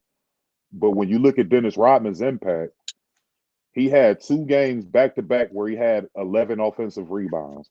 And he literally put Seattle's whole front court in foul trouble the whole series, to the point where they was getting ejected from games. You had Sean Kemp flustered. Now, if you look at Sean Kemp's numbers, you would be like, damn, he balled out. But he didn't look like the Sean Kemp that he looked like in the regular season. He was flustered. He was frustrated. He tacked up a lot of fouls. He was sitting down in the fourth quarters of those games a lot because of the impact that Dennis Rodman had on that series. Like, back then, the judges understood impact better than these judges. It's more of a popularity contest now. But I always measure shit off impact. And without question, Iguodala's impact on the 2015 finals was far greater than Stephen Curry's. But he averaged 27, though. When they went to that, it don't matter what you average. It's about what you do on the court to win. It's about winning. It's winning plays. Iguodala hit all the clutch shots for them. And he not so much stopped LeBron James, but he halted LeBron James from doing even more damage, because he was the only offensive threat on the court. And when they ran that depth, he allowed them to run that depth lineup. That's where it was born, was in that series. They didn't run that lineup prior to that. They tweaked it and fucked with it a little bit here and there during the regular season, but they were forced to do that. And what that did was that took Mozgov off the floor completely and neutralized him. That was our third scoring, or our second scoring option behind LeBron, and then you had Delly. So you literally took a whole player out the series because of one guy, Iguodala, and you stretched the floor and you forced the Cavs to have to come out of that half-court set and run out to shooters, because now everybody on the court can shoot, including Iguodala. I was talking about Jordan versus the Sonics. What about it? And I say he was averaging 27 and like 5 boards. Oh, yeah, no, but look at his percentages in that series. He was shooting below 45% in that series. He was shooting like 42, 43%. No, he shot 41.5. 41%. Okay, so 42 when you round it out. That was the lowest he had ever shot in any series in his finals career. So he wasn't the Michael Jordan that he was against Utah and all these other teams that he played against. He didn't look like that. Dennis Rodman had the biggest impact on that series. That's why you can have, because the Bulls shot a lot of free throws. Yeah, that's the main reason why, for people to go against Michael Jordan, and for people to mention the nostalgia about it, it's partly true, because Jordan was that guy that a lot of people, when they talk about him, like he never missed. Right. Like he didn't have bad shooting percentage games. Like he didn't have games where he turned that bitch over a lot, or he didn't get it, like he got a shot blocked. Jordan used to get his shit slapped up against the backboard quite a few times. Yeah, he did. Uncle Lil, this man only had 2.8 field goals made and 5 field goals attempts, or 48%. Who are you talking about? Oh, Rodman. It doesn't matter. Oh, you talking about Dennis Rodman? Yeah, so how that's impactful? I'm talking about impact. Like, you talking about defense changing? Rodman's job was to play defense and get rebounds. Just think about what I said. He had 2 games back-to-back in that series where he had 11 offensive rebounds. That's 11 extra possessions to the Bulls. In fact, I don't know what it is. He literally changed the landscape of that series by itself. If you look at the regular season when they played them, minus Rodman, Seattle Supersonics beat them. But then when you insert Rodman in the regular season and they play them, the Bulls blow them out. So Rodman was literally the common denominator on why the Bulls won that fucking series, that finals. Literally. I get you now. Like that dude's impact. And I remember watching that series and everybody that was in the house, because this was back when we would have all the uncles, the aunts, everybody would come over. You would have watch parties. Everybody that was in that house all said that Dennis Rodman should have won that finals MVP. I remember it like it was yesterday because his impact was so great on that series to where you couldn't deny it. You could visually see it jump out on the TV. He was the reason why they won that series. So I don't care if he scored 2 points and all that. How many rebounds did he average? He averaged over 10 rebounds in that series. And he changed it. He changed he changed what Seattle was doing. Yeah, like 88 total rebounds in the whole series. Like, look at that, and that's in 6 games. That's insane. Like, look at Seattle's front court. Like I said, you would look at Sean Kemp's numbers and be like, "Damn, he balled out." But Sam Perkins really didn't do nothing. And I forgot the white guy's name, who was their starting center. He really didn't do anything. Detlef Schrempf really didn't do anything. Schrempf, yeah. Hershey Hawkins, he really didn't do anything. Like Dennis Rodman literally changed everything for them. That was they powered of that team. You had Gary Payton and then you had a stout front court. They couldn't deal with Rodman. They was getting fouled out. It was just a whole bunch of shit going on. He mentally fucked them dudes to where he threw them out their game. Because when you look at it statistically, all across the board, that Seattle Supersonics team was actually a better overall team than the Bulls. Going into that series, they was the number 1 defense in the league. You had the number 1 defender in as far as guards and Gary Payton. Like, I mean, you had everything going against you. Their offense was number 1. Like, them dudes was literally, like, statistically the better team. But they just couldn't do nothing with Rodman. Rodman had them dudes flustered, bro. And it wasn't Michael Jordan. It wasn't. I mean, and then you had instances where you did have Scottie Pippen and Ron Harper play good defense. So, like, the Bulls had everything. That's why they won all in the 90s. They won 6 championships in the 90s. Like, you had the best coach. You had the best player, who was also a two-way player. You had the second best two-way player. Then you had the best bench player coming off your bench two-way player in Ron Harper. Because people forget, when we had Ron Harper here in Cleveland, he was our version of Michael Jordan. People was calling him the Cavs version of Michael Jordan. That's how good that dude was. Then you had the best European player in fucking and Tony Kukoc. You had the best 3-point shooter percentage-wise during that era and Steve Kerr. So like them niggas had every fucking thing. And so when you talk about super teams, because he helped them it don't get no super than that. Like people want to criticize LeBron and all this, but when you look at that Bulls team, that was the only team that was able to change shit after they lost Horace Grant.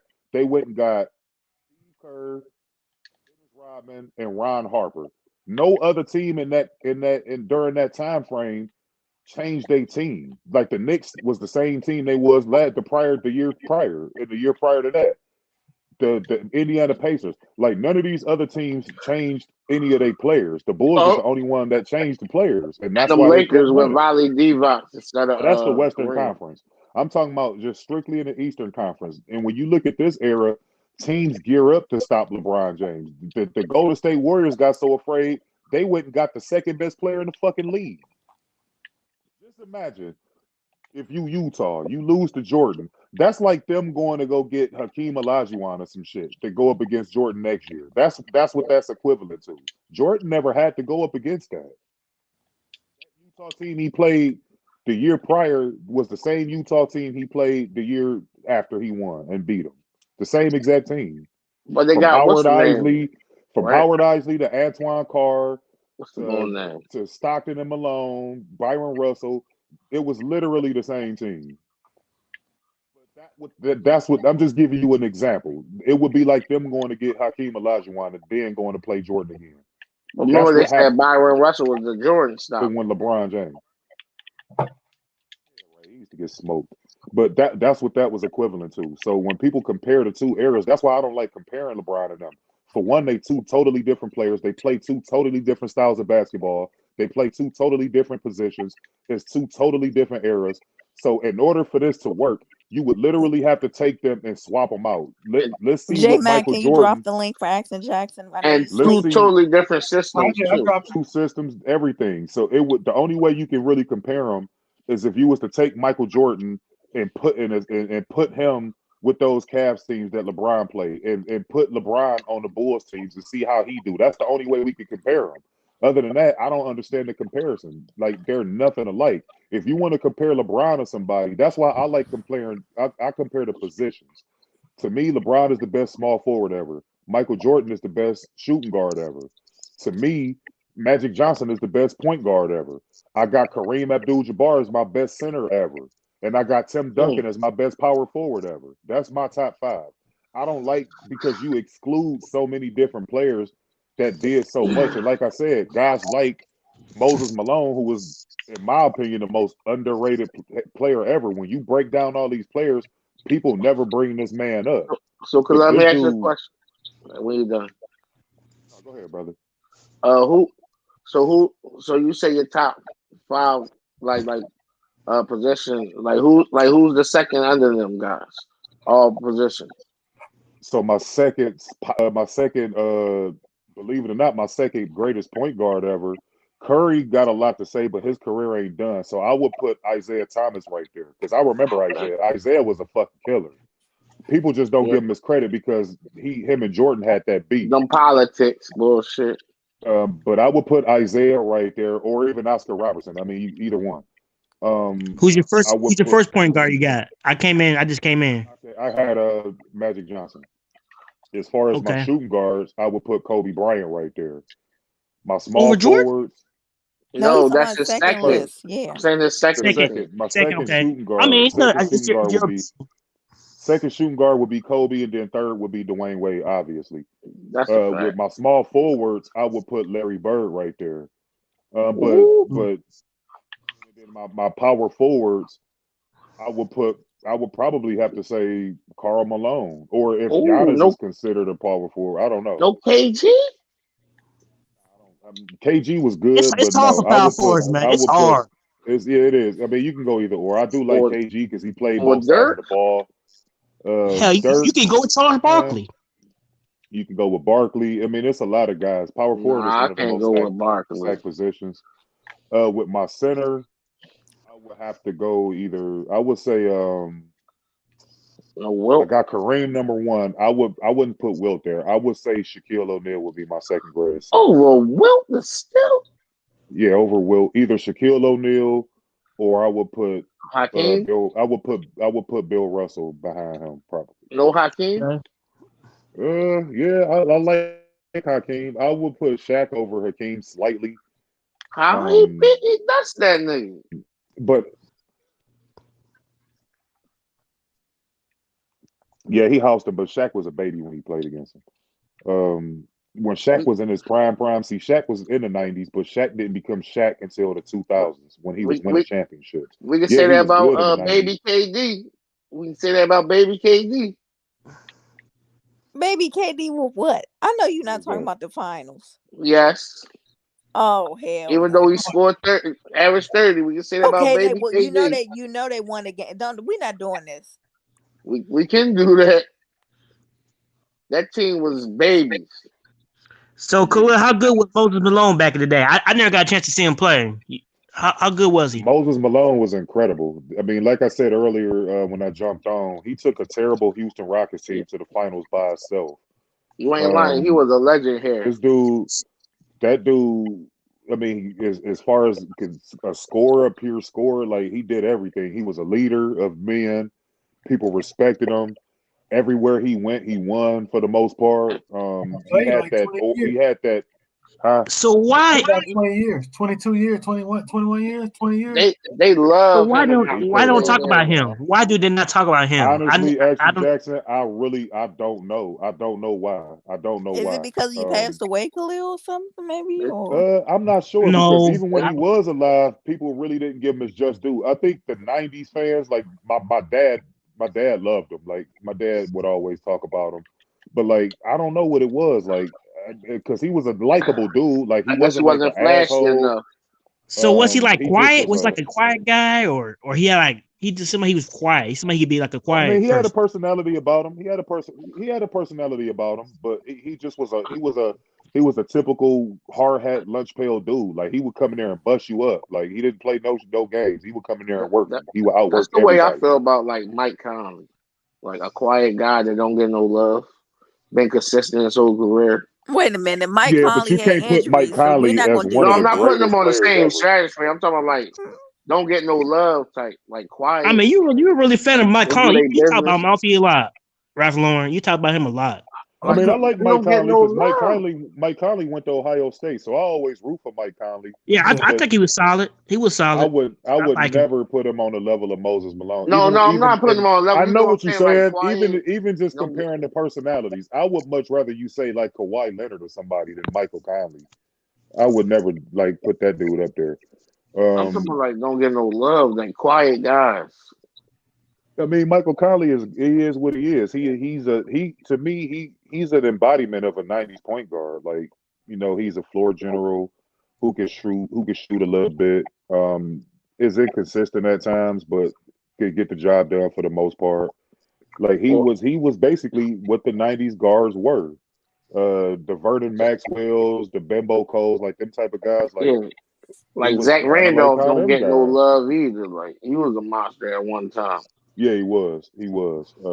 But playing in Memphis, I thought Memphis underachieved. I thought that team was good enough to at Fact. least get to a finals because I mean, defensively they can lock you down, and then they had the best like front court during Yeah. that time frame with Gasol and him. And then you had guys like Tony Allen.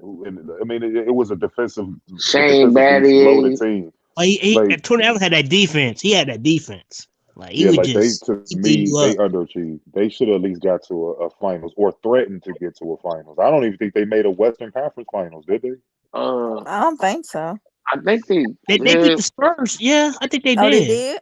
Okay, I think so they they beat the got to one. Spurs or something. Like They got to to one get and to get Western there. Conference Finals.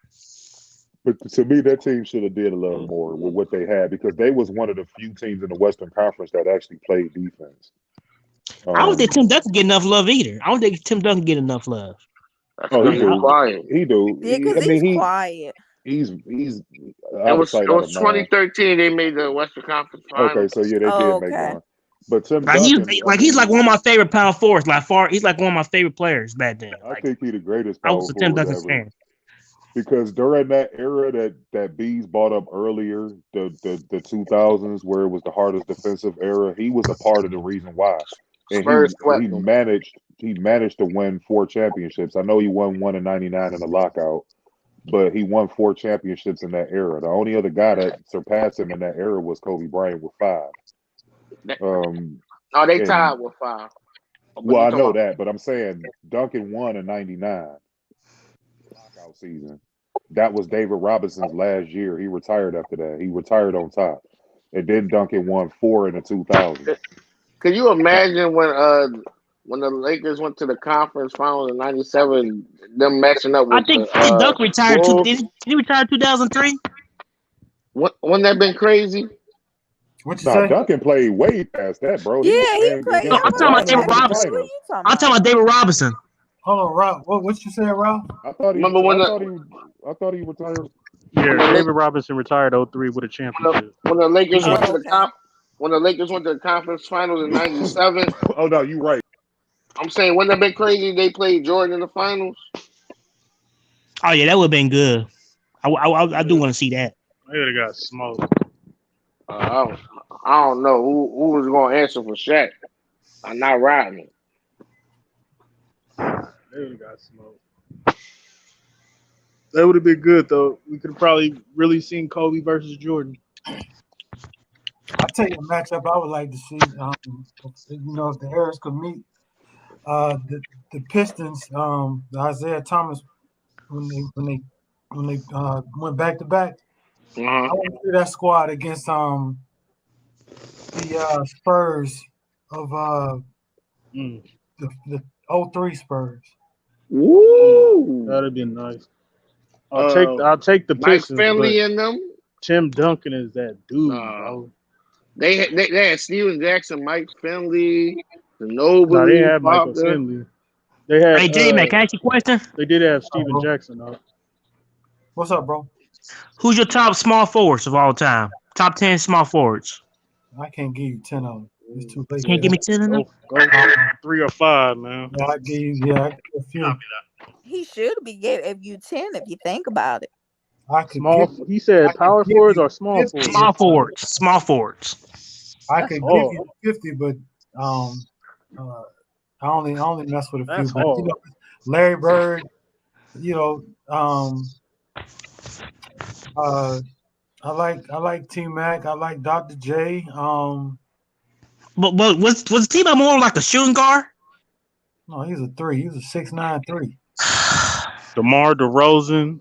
No, I ain't gonna say DeRozan. I know you did not say that back there. I know you was saying DeRozan. Oh, y'all! I thought. Oh, y'all naming the greatest. Okay. I'm talking about top 10 small forwards all time. Paul Pierce. You just said name 10. You didn't say all time. Paul Pierce. Top 10. No, not Paul Pierce. Dominique is in there. I kind of got Carmelo over Paul. Remember, I got LeBron and Carmelo. Carmelo Anthony and Paul Pierce is my 2 favorite players. Paul Pierce is better. But Melo was Carl fourth. Pierce shows Melo better was leadership. fourth. No, we ain't doing that. You know why? Because Paul Pierce, I don't know. He's kind of. I don't like I don't know. who off the Let me tell you- field. no, hold That on. was Let me tell something you something. totally different. Tell you something about Paul Pierce. You don't know basketball. Paul Pierce was a great player. You know why? Because Paul Pierce had a move. He could play basketball and he could shoot, but he had a go-to move. You know, like the difference. Like now, a lot of guys are athletic. They can do a lot of different things, but most of them don't have a go-to move, like something that you can stop that they can always go to where they have the highest percentage of making a shot. Pierce had a step back J for your ass. Oh, that pull up 3 you talking about? J-Mac, I don't care. Luke Mute is better than all of them. I don't care. Oh, stop. Lee, we ain't doing this tonight. Hey, D, you got Bernard King. He's another one out there. Bernard King. You know he's gonna cap and put him in there. He's on the shrine, so he's untouchable. All you gotta do is give him a jersey. He'll put him number 1. Al's English. Yeah, that's a bad boy. Was he a shooting guard or small forward? Small forward. Allen was small forward. He was? Yes. I got Solomon Hill up there. He got to be in there. Solomon Hill has to be in there because Lee said so. But Action Jackson, let me tell you, Bernard King could jump out the gym. You got Julius Erving, and I know you got that. I mean, he just was a scorer too, man. He just could score that ball. Like his vertical is higher than Vince Carter's. I already know you got. Where is he from? Let's see where he's from before. He's from New York. From Brooklyn, New York. I already know you got George Irvin in there. George Irvin. Yeah. Well, see, that's what I'm saying. That 10. That's hard. You got it, and to me, I think you got to put Kawhi in there because not in the top 10. Kawhi is a top 10 small forward. He's not a top 10. No, he's not. You got Elgin Baylor in there. No, he's not. Kawhi could lock everybody down. What are you talking about? That's all he can do. God damn. Don't you think Kawhi need to? How many points he got? I mean, look at the points he got. I don't care about total look at the points. stats. Look at the stats. He's one of the best. He's not a top 10. He's one of the best. He ain't been players. that dude. And he led a team. And he led a team to a championship. He's got 2 championships. J-Mac, you got Elgin Baylor in there? No. J-Mac, I don't. I have Rod Higgins in there. Oh, ugh. You got Havlicek in there? Havlicek? I don't have Havlicek in there. Oh, True gonna wake up now because he don't like this. So Matt Dev, you telling me Kawhi Leonard's better than Dominique Wilkins? I think he is. No, he's not. Get out of here. I would take Kawhi in his prime over Dominique because Kawhi can score, bro. But he's got his defense is impeccable. He can score. I know you got Yes. I know you got Big Game James in there. Yeah, I said Worthy. He's not even better than James on number Worthy. 15 now, bro. Who? Y'all on number 15 now. Exactly, Mac Duff. That's what I'm saying. I put the names out there. Rick Barry. No, Action Jackson, you should listen to Bang early. They was doing the top 10. That's what I was doing. It was that's what I was hard. getting it from. Because they kept hold naming on. people, Bird, and you it got a was top like, 5. Bird, We already know about Larry LeBron. Bird. Yeah, hold on. Bird, you got to go Bird, LeBron, Elgin Baylor, Dr. J, and then Word. Is this in order, Mac? yeah, this in order. Where you You put got KD at? Oh no, LeBron's number 1 small forwards of all time. well, Period. you could go in order, or those are to me the elite top 5, I guess. So you got So I do would you have Kawhi Leonard over KD? no. Hold on. You got to go LeBron, Bird, not in order. LeBron, Bird, Elgin, Dr. J, and then I'll Word. throw KD. I'll throw KD in there for right now. What about But Word? then going forward, I think Worthy has to make the top 10. And then Dr. J? it's like He already said Dr. J. You already said Dr. J. Did Then he? it's like pick them after that, bro. Paul Pierce. You can go Paul Pierce. I got Paul Pierce over Kawhi Leonard. I would take Paul Pierce over Kawhi. I would barely take. I would take availability. Paul Pierce over Kawhi. Availability. Paul Pierce was the best small forwards in the game before LeBron got in there. Your trip before LeBron got in the league. I would put He Paul was number Pierce, 1. but I wouldn't put no. I mean, Havlicek is there. Andrew Dantley. Nah, he don't crack the top 10. I think Kawhi is like 9 or 10. 9 or 10. I don't know if I'm ready. Yeah, because you what? Six, And then you got 6 Giannis. We got 6 Giannis. through 10. Giannis is a power forward. So from 6 through 10, you go Worthy, and then I guess Pierce, Kawhi, and then name me 2 others. Wait, Rick Barry and who else? Wait, is Scottie Pippen not on the list? Oh, it's Scottie Pippen. No. What you you know mean, what? no? Who said no? That's why I said Ralph You Lauren don't said have no. the Scottie numbers. You don't have Pippen. the numbers. All right, good night. Good night, everyone. Hey, J Mac. Well, that's what I'm saying. You got Worthy from 6 through 10 is Mac. I'll give you my number next. Scottie Pippen don't have the numbers. Are you kidding me? Kawhi Leonard don't got the numbers since we doing that. I never said Kawhi was in that. It's Scottie Pippen with more availability. Like I said, from 6 through 10 is pick them, whoever you want. First of all, Pippen is in there. Okay. Thank you. Yeah, brother Mark, we got him in there, so chill out. I mean, he's at least top 6. Dominique. See, this list, I wouldn't put him over. y'all I wouldn't can't put even take. get the list I wouldn't together. take. I don't know. Dominique. Y'all got him over John Havlicek? We gotta wait for Dominique. Because Y'all got Pippen and Pippen over Worthy Havlicek? are in there. Pippen and Worthy are in there. That's 6, 7. We left somebody out. Somebody got left out. Havlicek got better numbers than Pippen. Rick Barry got better numbers than everybody though. That's what I'm saying. I said Rick Barry. So you go Rick Barry 8, and then give me 2 more. So Elgin Baylor, you never said him? Elgin Baylor. Yeah, Elgin Baylor's in my top. He said that already, Ralph. He said that in the beginning. Who else? So 6 through 10 is Worthy, Pippen, Rick Barry. Carmelo up there too. Another one. Nah, you got 2 more. I say Pearson, Kawhi over Havlicek. That's tight though. I got Elgin Baylor over LeBron. I'm sorry, dog. Look at his numbers. Let's see what ESPN says. Nigga averaged 27 and 13.5. A double-double. I got him over LeBron. Let's see what ESPN says. LeBron number 1. Larry Bird number 2. I had okay. Dr. J. KD.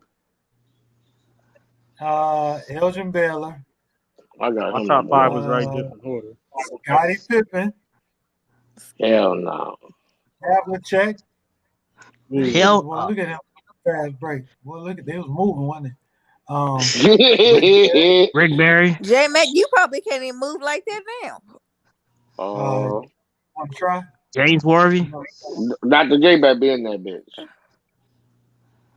Dr. J was in top 5. Oh, all right. He had the same. They had the same top 5 as me. Look at that. Look at number 10. Kawhi's name nowhere on that list. Dominique Wilkins. Who? Dominique. Who's number 9? He just showed you. James Worthy. James. I'm not looking at the thing. I'm looking for Worthy. They had Pippen. Pippen was 6. Yeah. Yeah, I told y'all Rick Barry. Yeah, Rick Barry was 8. Havlicek was 7. I think Pierce is better. I think Pierce and Kawhi is better than Havlicek. I ain't gonna hold it. Elgin got better numbers than all these niggas. But that was ESPN. But I got Bleacher Report. And you might be the only one to average a double-double, Elgin. Bleacher Report is a little different. Elgin is top 5. Yeah, I'm on the Bleacher Report too. Number 10 is Kawhi Leonard. My fault. Oh, Bleacher Report. I don't like Bleacher Report though. Number 9 is Paul Pierce. Adrian Daly. There we go. They probably took James Worthy out of this. So they got 7. Scottie Pippen, number 6. Elgin Baylor. Yeah. Yeah, they took Worthy out. Yeah, they took Worthy out. I don't even see it. Kevin Durant. That's too high. Yeah, he high. That's too high. I don't think Elgin Bell is number 1. He's the I only will I won't put Kevin Durant over no Dr. J. No. Also, that's not happening. Y'all need to understand something. Look at what Larry Bird was hooping in. Look at them shoot. They look like is those Skechers? They look like that's the S. Nigga balling in Skechers and shit. And was busting people ass. I mean, you forgot about Grant Hill. No, he's just not in there. This nigga top 15, top 20. That's about it. King James. No, I got Elgin over him. Why did they say James Worthy out? That was Elgin, the only one averaged a double-double. This nigga averaged 27 and 13.5 and I think 4 assists. And I got one more from a site called Hoop Hype. Let's see what they got. They did eat with that. They got LeBron number 1. They got LeBron number 1. Let's see. Larry Bird number 2, been consistent. KD number 3. Too high. Dr. J. That's pretty much. Scottie Pippen number 7. Number 7 been pretty consistent. But look at Kawhi Leonard at number 8. Hell no, he too high. He's not top 10. He's not top 10. And Dominique number 10. Now I can see why they got him top 10. 2 rings with 2 organizations. Dominique could fly, bro. And he can score. What's up, Sal? Fuck out of that ball. What's going on? What y'all are talking about? Top 10 small forward? Yeah, what's your top 10 small forwards? What did you call me? I'm a judge. I'm moving up. Oh, you're a judge? So Sturdy calls me your honor, so. Okay. Through the king, judge. Over there sleep. Who sleep? True. Oh, yeah. Oh, you a judge commander now. You call it what you want, South. You commander and judge. Yeah, you watch. That's what it is. You didn't hear South. She was on the voting committee, and she was mad about the title, but she was actually on the committee. She voted for Red Wolves. She had a vote in that say. She had a say so in that. She voted for Red Wolves, huh? No, I'm just messing with you. We having some NBA fun, man. It's been a while since we talked some NBA. But this small forward thing, you really need a top 20. What date is that dated? What time is it dated? What this Yeah, that's important sometimes. Yeah, the article, right? Yeah, the article. This was made, the ESPN one.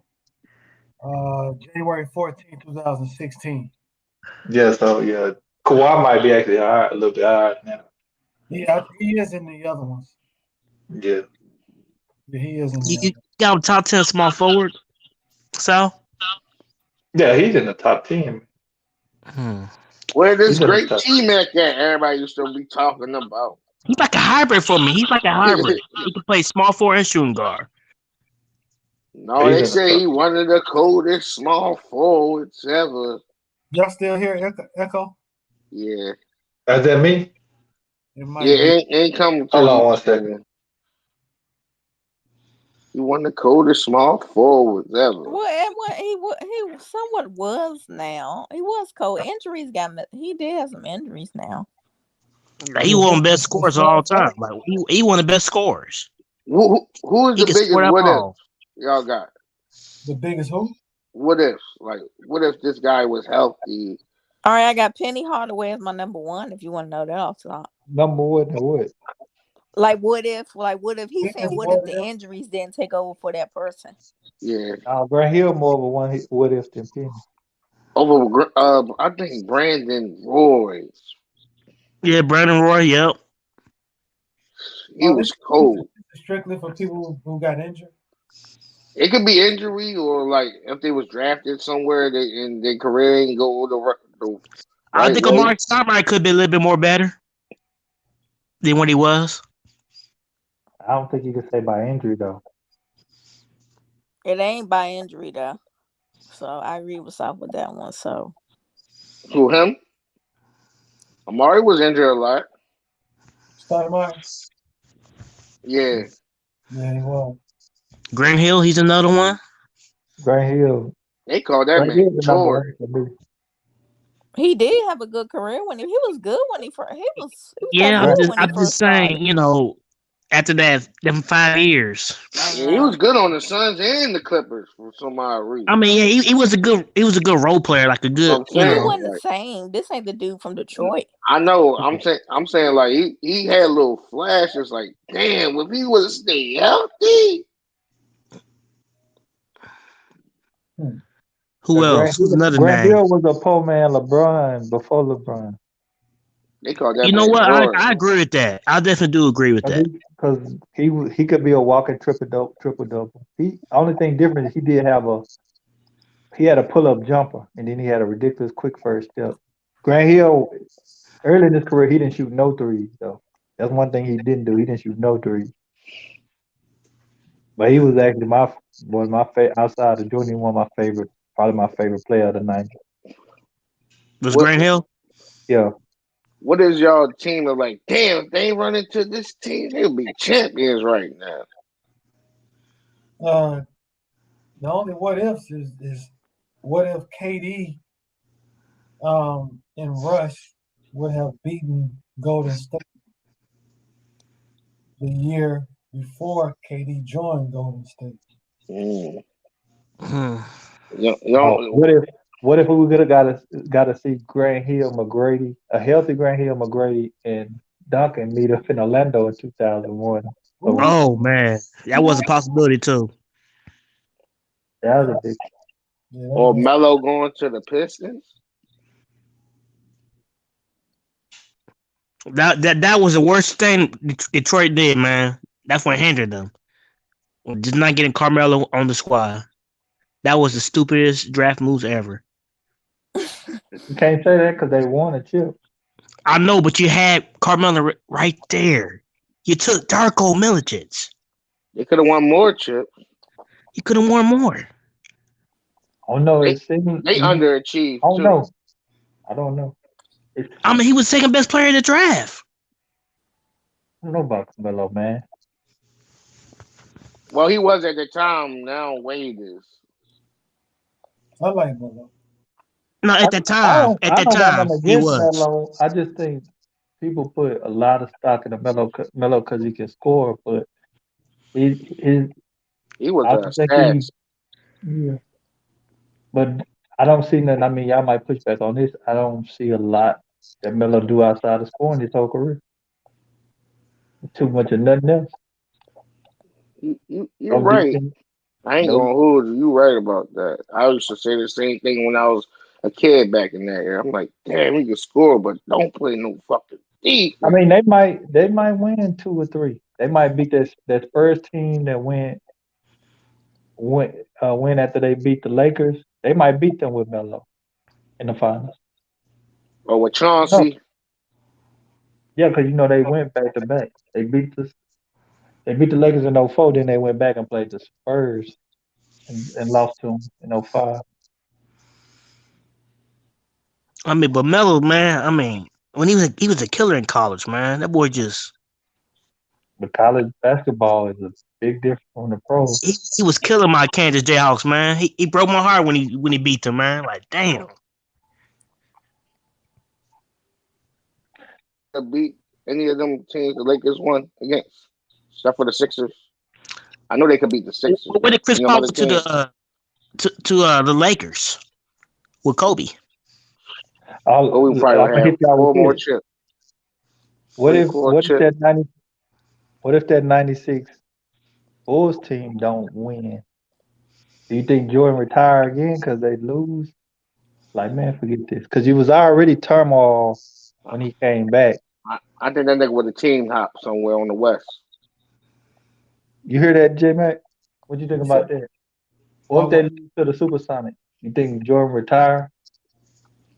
which Supersonics team? The Deadlift Shrimp That and was yeah, that was Yeah, Brother Shrimp and Sean Kemp and Gary Payton with first yeah. and Sam Perkins. yeah. I forgot about Perkins. That yeah. was a squad. When Jordan retired, Kendall Gill was on the team too. I think. You think he would have retired if they lost to Supersonic? Or he no. might have wanted out of Chicago because they had already had all that. Or he could have went to them problem. Knicks. I think he probably went to them Knicks. I don't think so. That's a good ass question though, because You think you sure? Because they had a lot of mess going on. It could have been Phil. yeah, but Phil might have wanted out. I don't see him losing and retiring. I think Jordan was the type of guy that he's the last shot he take, he got to make. Or else he won't leave the court. I think I don't know, man. How many rings y'all think Kobe and Because Shaq that was had? his worst finals he played in. It was. They could have won 4 in a row. And you think Jordan want to go out like that? Yeah, he might not, but I'm just saying, I guess you were kind of thinking on the notion of the other option I brought, possibly he want to leave Chicago, or even Phil might want to retire. Or what if KG went to them Lakers? How he was supposed to go? Or even Krause say, break this shit up. We ain't winning no more. We done came back. You lost in the second round, then we lost the next year. You know what I'm saying? Right. Y'all know AI could have went to the Lakers too. I thought the Clippers. Was what the Clippers? This? That was like 04 when they had in the trade talk. No, I think that's Detroit. It's the Clippers of Detroit. No, he was supposed. They had a Lakers trade on the table, like trade like Rick Fox and Ori. Boy, AI was just that guy back draft then, picks for him. AI was, man, he's pound for pound probably the best. Pound for pound, one of the best. He was a scoring machine, though. Like how LeBron ain't pound for pound the best. So what? How LeBron ain't pound for pound the best because he ain't 6 foot. Who? LeBron. Yeah. No, I'm talking about for short. I'm talking about for his height.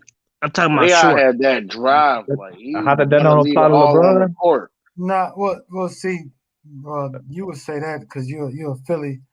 You I'm in bias. You got a little bias, but no. Here's the deal about AI. He was very resilient, right? He was a very resilient player. He did have the heart. He did have the drive for the game. And he left it on the court. But that arrogant shit.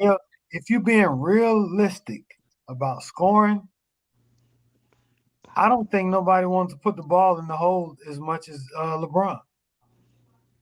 Think about it. His efficiency, he's calculated in the shots he takes because every shot he takes, there's a high probability that he's going to make. Now, with the exception of this season, Not them 3 points when they used to leave that man open. He shoots a 3-point shot now. No, he shoots a good, man. But he take too many right now. Yeah, he think, but that's He's because been taking too he's many at an for a older while. age. He does. I think it takes a little bit too much. Y'all do remember they used to leave him open, right? Yeah, but that's why I don't hold it against him. But he worked at it. He did work at it. He got better. That's when you think you can't say. You can't leave him open. Huh? You can't leave him open now. No, you can't do it now. Later on in his career, but he didn't have that shot. Even his free throw shooting got better now. He better than Anthony Davis that said free throw shoot. His free throw was trash.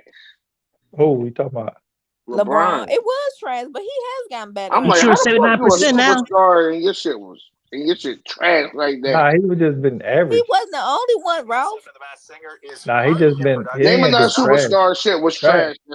Trash is when you shooting. Trash is when you shooting like 55, 60%. So Carmelo couldn't shoot free throws. He worked at it. For a wing, his shit was trash. You got everybody shooting in the high 70s and 80s, and damn near almost 90s and shit. Who all shooting in the 90s? No, I said damn near the 90s. It's only a handful of people that's shooting close to 90. Yeah, that's only mid a little 90s. bit. There's a lot of people shooting in the 80s. Jordan was in the 80s. As far as free in the 80s, I think the average Hamilton was in the 80s. We just had that stat. The average around 75, ain't it? Hold on, we just had that stat. 30 put in the private chat. Oh, you just had it. What was the stat? He had about all the different errors in their percentages. Here, see the 3-point. I had brought up the 3-point field goals attempts. It went from let's see, 3.5 to 34.5. You said Karl Malone can't shoot, and he number one all time. What are you talking about? I'm talking about free throw shooting. Free throw, look, number one free throws all time. Percentage. I knew it was around the mid 70s. He couldn't shoot them when he first got in the league. The league average was 75.8%. Hold on, where's the years? Oh, okay. Okay, so it's going 80. So it's actually higher now. Yeah, it's higher now. Yeah, by 2%. Yeah. How many threes do you think LeBron James need to shoot? I'm his limit. What should be his limit? Look at that 3-point shooting. That's crazy. No more than 3. I'm gonna give him. He shouldn't take more than 5 in any game. Yeah, I don't care what game. Because I'm sorry, man, you're not Steph Curry, man. You don't even take that many threes. I think he get a little happy. That's what it is. One go in, he like, yeah. But that's not off, because back when I was playing, we didn't shoot a lot of. I played high school ball in the 90s. We didn't shoot a lot of threes. Now the 3-point shot was becoming more and more, normal, but we didn't shoot a whole lot of them. But now they acting a fool. Shit. Mid-range game is kind of dead. I gotta dig into this. I'm an look at this, J-Mac. Crooked as hell, y'all. Yeah, which now they shooting 34.6 3-pointers a game. Yeah. And the field goal percentage is still higher than the 90s in the 2000. That's crazy. What, 3-point percentage? Yeah. Yeah, because because field goal percentage combined, it combines the 3-pointers in every field. You see what I'm saying? Oh, you said field goal percentage, 88. Yeah, I'm looking. The field goal percentage is still higher, even though they shoot more threes. That's crazy. No, the 80s is 88.8. Oh, no, I'm talking about field goal percentage. Oh, percentage. You see, it's 46% with them shooting all these threes. That's crazy. It's 48% in the 80s. No, but I'm saying when you look to the rest of the 90s on up, they shooting like 24 more threes, and they still around the same percentage. Oh, they hitting them. Oh, these guys, these guys are hitting it. Yeah, they hitting their shots, but no, you don't get it. They shooting more threes, but they still shooting a higher percentage than the 2000s and damn near the same as the 90s. With them shooting only 11.4 threes a game. That's crazy. But What year? Attempts. Look at Where the is that? attempts. They're also they're second in field goal attempts. Well, I'm saying how they shoot more threes and still shooting a higher percentage. That's crazy. That just show you how motherfuckers weren't hitting no shots in the 90s and shooting threes. They weren't shooting that much of it. They weren't doing it. Some guys, I guess they just couldn't do it. That's crazy. I would have thought that, man. That's crazy. So, who was your best three-point shooters back then? You had Reggie Miller, Mark Price, Dennis Scott. They both 46% with the modern era. Dan Marley, he was decent. 3 more threes, 3-point shots, and shooting. And of course, they playing at a higher pace, but they shoot more shots and still shooting about the same percentage and shooting 3-point shots. That's true. That's true. You see what I'm saying? The game is look. If you divide that 34 and 88, that's like over. That's over. That's like that's thing there like 40% of the shots are threes. Shooters, there were no centers shooting no threes either. 88, no centers were shooting. 88. They had centers shooting threes, but it was rare. Yeah, it was rare. Do the math. Who was it? Who was it then? They can shoot far as centers. I forgot the board name, but I'm about to look it up. You said centers. They can shoot the 3-pointers back in the 90s.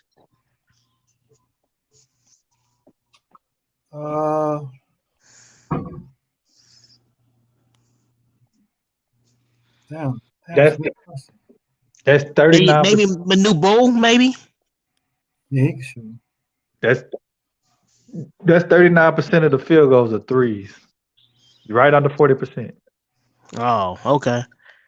That's crazy. And then Sabonis. Then in the 90s, Bill Laimbeer. Bill Laimbeer. He more like the 80s. You're on that list. He's an 80s player. Yeah, that was in the 80s. Why they consider him 90s? He 80s. They played in the 90s. He pretty much had his peak in the 80s, man, the late 80s. Yeah. By the 90s, he was about to shell of himself. He was done. Sabonis is on there. Sabonis, yeah. The 13%. Yeah, they weren't shooting it like that. That's what I'm saying. They weren't shooting like that. What are you talking about? He was a hybrid 3-point shooter. I'm just saying. I'm just saying all the other centers, they weren't shooting it. Yeah, especially centers. They were mid-range. Only center that was shooting threes of Sam Perkins. Yeah, Sam Perkins probably. There you go, Sam Perkins. Now you had a lot of baseline centers that shoot the ball from the baseline. You had Chris Webber. You had KG shooting it. Robinson. You had to go in the 80s. Maybe Bob McAdoo. That's what I can think of. That was in the 80s. I thought you were talking about 3-point shooters. Yeah, he shot them. Cherry Miles.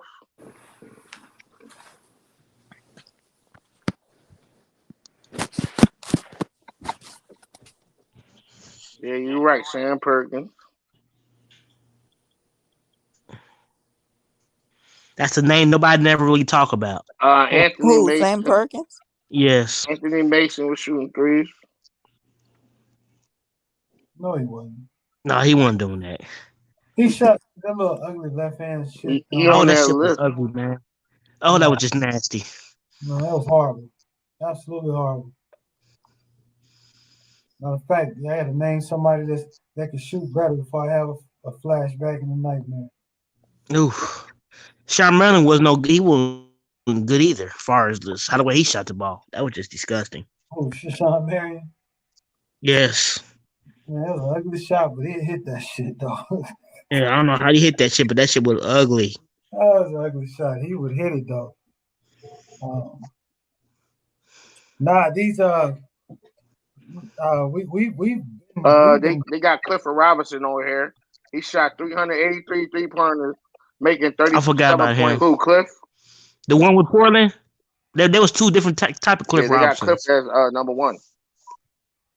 You got to be talking about the Cliff Robinson. Portland.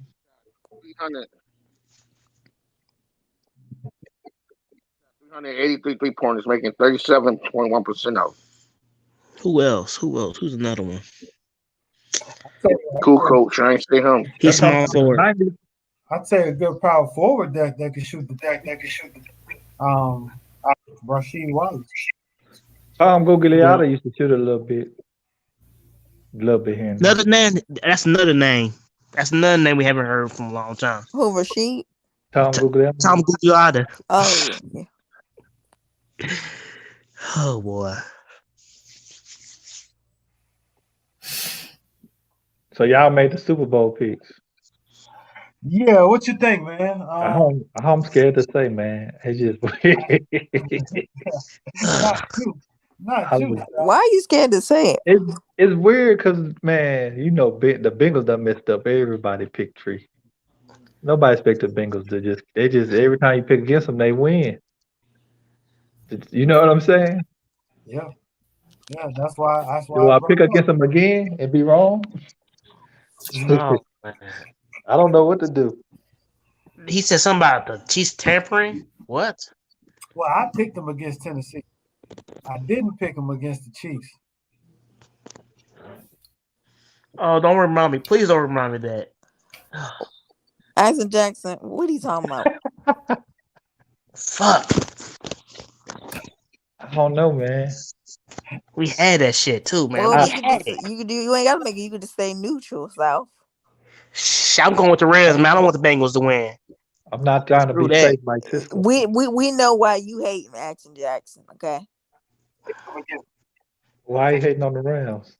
All they had to do was he hating on the Bengals because of what they did. You know, all they had to do. Oh, I thought he said he didn't want. Oh, you said you don't want the Bengals. All they had to do was run the damn ball. They could have just ran the damn ball. Patrick Mahomes' ass for the interception. Run the damn ball. Let him take some responsibility. Run the damn ball.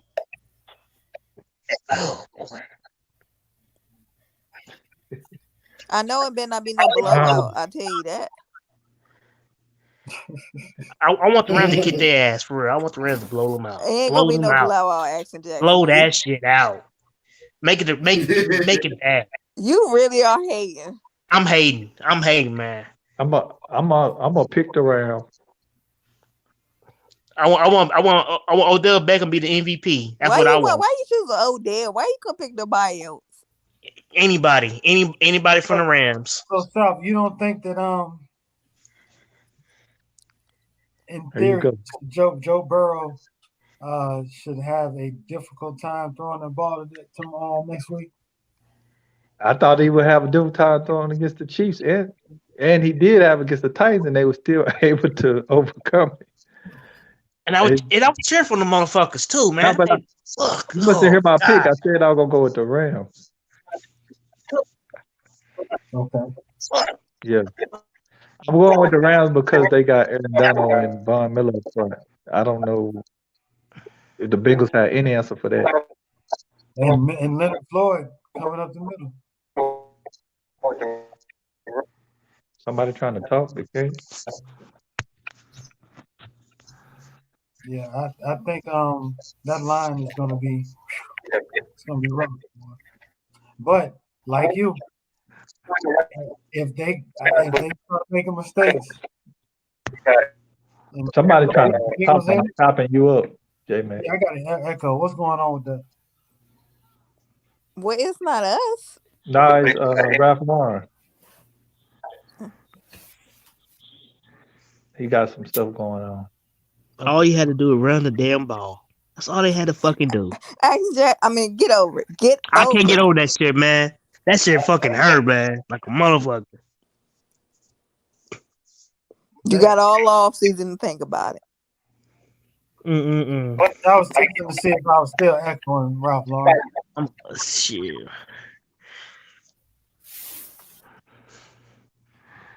Yeah. But that's why I'm making the pick. The Bengals been proving me wrong, but I hope they prove you right, man. I want to be a blowout, man. I want Aaron Donald to get like 4 or 5 sacks. That's what I want to see. He was straight hater. Hey, did y'all talk about did you hear anything about Lovie Smith? I seen something about him. Oh God. Going to the Texans. Yes. Yeah, he got it. He supposedly got it. Oh, he got it. It just pacifies. That's all it is. It just we Yeah, but hired a why black he coach. had to go there, so why he gonna go there? Why he had to go to that organization? The Texans? He already in the organization. I'm I just guess saying. they trying to bring. I guess it's a 2-for-1, if you know what I mean. Yeah, that's true. It's a 2-for-1. A token black head coach, and hopefully they can get Deshaun. I mean, play. Lovie Smith. He does seem like he's that type. You know what I mean? I'm just saying, he ain't nobody been talking about him for years. Yeah, haven't done nothing since the Chicago Bears. The defensive coach. Think about it. Defensive coach. They gonna hire Josh McCown. They're gonna hire Josh McCown, but they didn't want to do that because So they done that to shut up people like Chris Bosh. That what they done? That what y'all saying? I ain't saying that. I didn't say that. The people who was doing that to him are not on this panel, South. Oh, that's what it is. They ain't on the panel tonight. Oh, okay. So it's been that's why it's kind of quiet and cordial tonight. It ain't no chaos. It's been relaxed, man. It's been relaxed all night. Yeah, been relaxed since the whole show. Yeah, we've been we cracked some jokes. One cool P came and blessed us with her expertise, and Bees was on here. Because he was telling about what's his name from the Saints. He was telling us we ain't know what happened.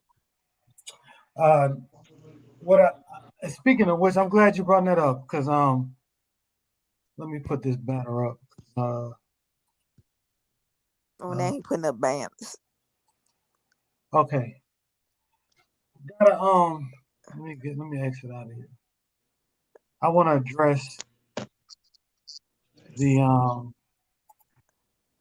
I want to address something that I didn't like the other day, Friday, on True's channel. And I meant to say this while True was here, but I kind of got tired of it and something else. But we after dark now, so at some point we got to learn how to disagree without all the craziness. That between Citizen Lou and Cisco was definitely unnecessary. And there's a way to disagree with someone without having to either curse them out. If it's not within the flow, I mean, we don't care about cursing too much, but personal attacks because of a take should never happen, even though it does sometimes. It shouldn't. And all of us rock with each other, so we need when we see two of us trying to go there, we should all make an effort to try to stop it. Yeah. Well, B instead of contribute to it by laughing.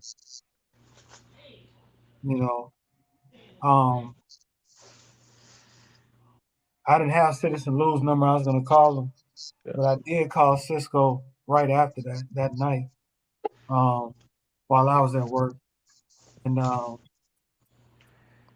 didn't like it. Oh, I missed out on that. But I'm just saying that for you. I think I missed it too.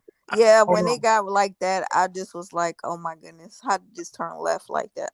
Oh, look like we got who was Johnny Rockets? What's up, man? It's just staying on business. That's what I was wondering. Because he was involved. If it was stand on business, he was involved in it too. But yeah, that's okay. Okay, no, he's saying he's trying to fix his mic. He's tuning in, but the thing about it is, like New York young boy said, agree to disagree. It was a touchy subject that it was the only reason people got so upset is because they was only hitting the surface level, and they didn't really get a chance. They listened only to respond instead of listening to hear what the other person is saying, and that's very important. That's very important. I can have the most egregious take. I can have the most egregious take, but you can criticize my take. You don't have to call me retarded, illiterate, stupid, dumb fuck, bitch for just because I had a take you didn't like. You know, your take is for you and everybody who agree with you, and that's all it ever is. This is sports. Damn, J Mac, what was your take? I didn't have a take, bro. Oh, you wasn't on there that night. I don't think you. I don't know if you was listening. I just What happened? Johnny Rockets, if you got your mic straight, you're more than welcome to chime in anytime. Yeah. Can you hear me? Yeah, we can hear you. What's up, bro? What's going on? You're muffled, bro. It's Mike. My mic is up. Yeah, try to come out and come back in. The panel heard him then. He sounded pretty good, didn't he? Say something. Nah.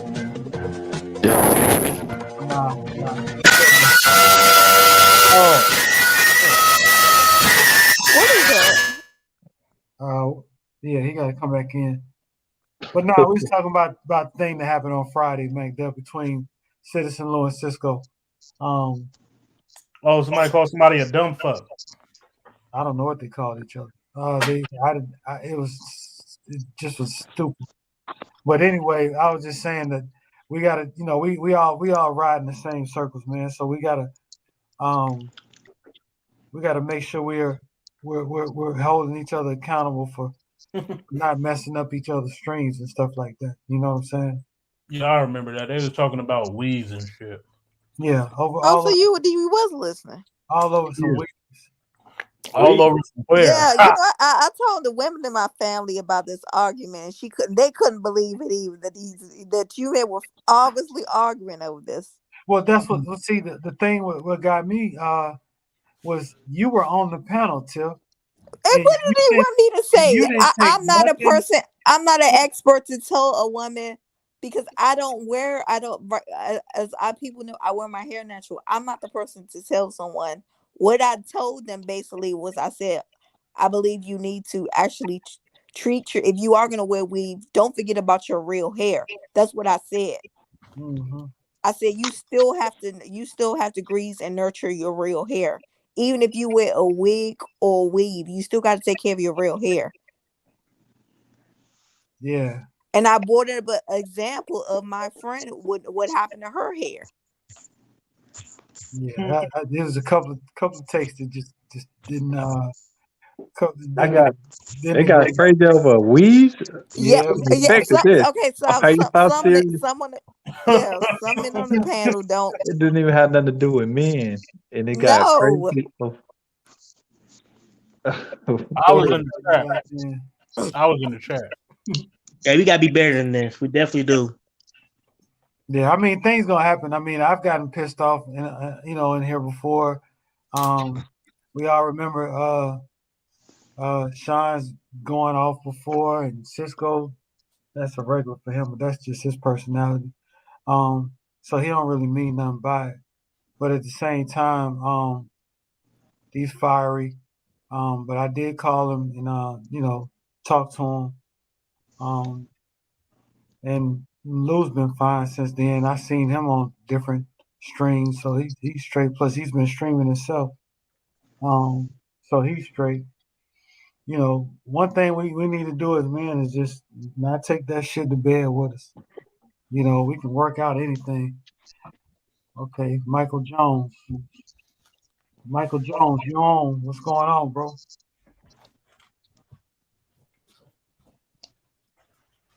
Michael Jones. Can you hear us? Oh, he's muted. But yeah, man. Other than that, man, it's been some funny funny things out here in YouTube world. I listened to this one guy named Bro Sanchez, and he had a live panel. But the way he does his panel, shit, he had like 20 people on there at one time. Damn. Fill up the whole screen. But and he was talking about relationships, and there was women chiming in and men chiming in. That was some crazy shit, boy. And he's a flat earther, so Yeah, that's Oh what I was about Lord, to I'm say. flat earth. yeah, he's a flat earther. You know him? Yeah, I know him. Yeah, that Don't joker. trust nobody that think they're flat. I can't trust you. I'm sorry. He man, he's out there, man. He's a weird South, dude. that's anti. You know he think that, right? You know that, right? What? Anti Okay, think the bro. same way. Okay, I bro. know. I know. I don't trust Wow. nobody. You a grown man talking about the earth flat? I don't trust you. Yeah, I don't got no theory either way. All I know is when I go outside at night, that motherfucker up there. I can't tell you the moon is up there. I can't tell you where I'm on flat land around. But That sounds like a flat earth for me, J man. I don't know. Probably so. Could be. Duke, how did we lose? My fault. I don't know. But I don't think I asked you, South, about what do you think about Joe Burrow if he wins the Super Bowl as far as where he at overall as a quarterback in the is he top five? Is he the best? Top 10? No, he's not. But what comes to my mind, I can tell you what comes to my mind is it's really going to inflate the expectations of young quarterbacks, and it's going to make people delusional and deceptional. Just like even when you remember actually what was that last week? Anti came on the panel and started talking about Joe. I'm like and I said this: these guys has been in the league, quarterback 2 to 4 years. They kind of in that bubble. Some of them, possibly him and Pat Mahomes, they have the possibility of having early team success and still having gaudy or great numbers at a young age, but they still in the bubble, meaning it's more to see what their career can unfold. You know what I'm saying? To see if they can sustain, a vibrant, productive career.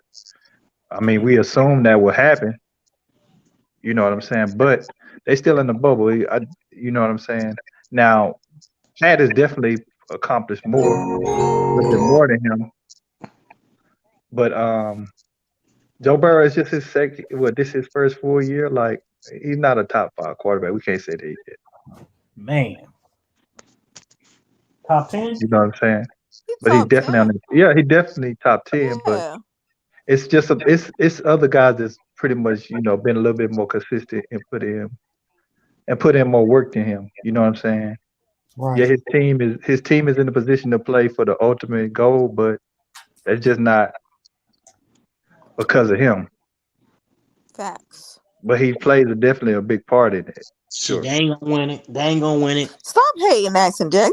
I'm hating. Just a hater. I'm hating. You a sore loser. Damn, I'm a sore loser. You damn right. But my first take of it, that's pretty much where I'm at, more or less than where I think it's just gonna be bad for the league as far as expectation for young quarterbacks to see another young quarterback, especially to see 2 years replace where the Bengals were at 2 years, or even a year, 2 years before they even drafted him to where they're at now. You see what I'm saying? Right. 2 years going into drafting him before they were now. They were like the bottom of the bottom. That's why they were able to get him, and now they're in the Super Bowl. And this is a bad imagery for teams that's not being, definitely for franchises not being managed right, and having expectations and parroting them off the success the Bengals will have. You know what I mean? Yeah. But he definitely is a top 10 quarterback. I ain't gonna hate. Yeah. He is. Yeah, he's top 10 for sure. Yeah, he is. Top 5, I don't know. I need to give out some wrenches. I can't keep up with these what's going on in this chat. I don't even know how to give out wrenches. I'd have been done it. But you got some ruckus going on. Yeah, some trolls in the chat. I have to I've already blocked like 3 or 4 people. So Sal, what's your thoughts on that New Orleans Saints hire? Who they actually hired? I've been Dennis Allen. They ain't hiring nobody. They just promoted. Pretty much. Yeah, promoted. Yeah, basically. Oh, they didn't. Okay. Oh, I know why. I don't really got Go nothing to ahead. really say. I don't really got nothing to say about it. I mean, that I would say this. No, I would say this. I mean, they just if you're gonna hire somebody in house, that's more likely you don't see nothing out there that you want. I guess that's obvious. Bro. Maybe they're hoping. It's probably gonna be at a discount too. If you're gonna spend some money on the coach, it better be for one that you want. Exactly, and they over the cap too. I don't He's just a reach coach, man. I mean, he had a losing record. A losing record. I mean, see the Joe Burrow argument, and then along with a lot of young quarterbacks have success. When it don't work out, most of the time, what get retreaded is the coaches. Mm-hmm. You know what I'm saying? Yeah, I mean, so they might be a little bit more patient with a young quarterback that haven't reached expectations versus their coach. You know what I'm saying? Right. We got Azerbaijan in the chat. Can you hear us?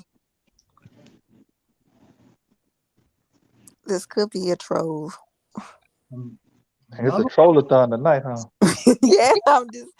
I came in. Troll, this is ridiculous. They got you doing working time and a half. You guys suck.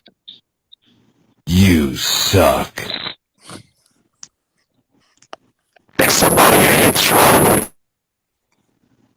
I dropped this dude. Yeah, bro. That shit crazy. What's going on, man? Johnny Rockets too. I thought he said something before though. But he was a teddy bear. Niggas ain't got nothing to say.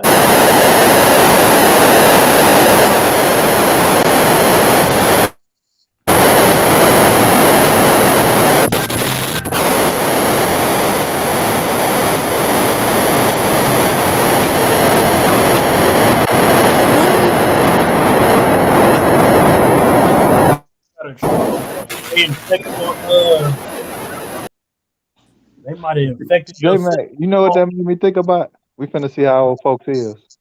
We finna see who really went through some hard times.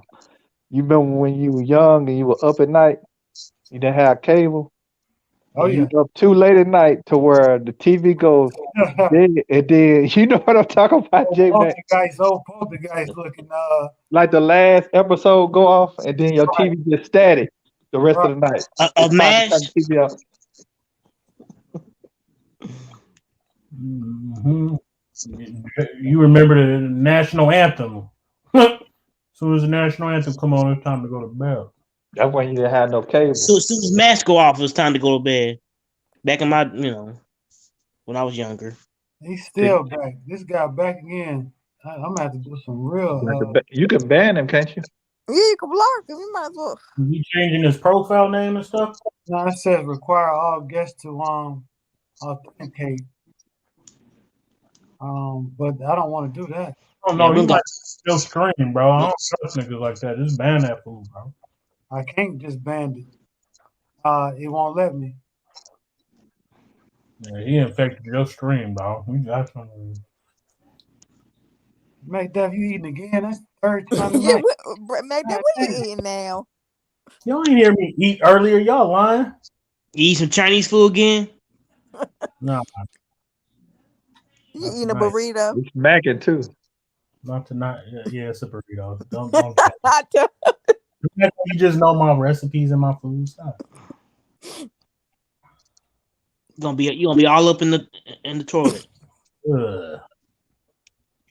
Ooh, the Miami coach went after somebody in the stand. Getting your ass whooped. So my Bulls is in third place. We going to the Eastern Conference Finals. I don't care what y'all talking about.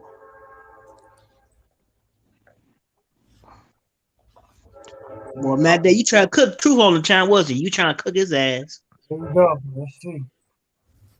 We got another one. We got a Laker fan in the house. Hopefully. Who's this? Is this Ron? Oh no, shit crazy. Yeah, I don't know, man. I get a couple more of these. We're gonna shut it down. Yeah. State your name. I mean, is this Ron or who? Laker fan or what's going on? Really?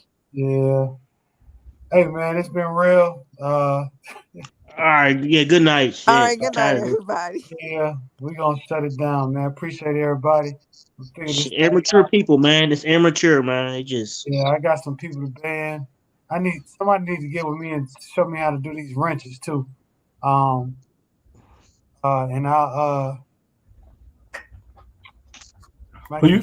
Fans. All right, I was gonna get who you got in the Super Bowl real quick. Who you going with?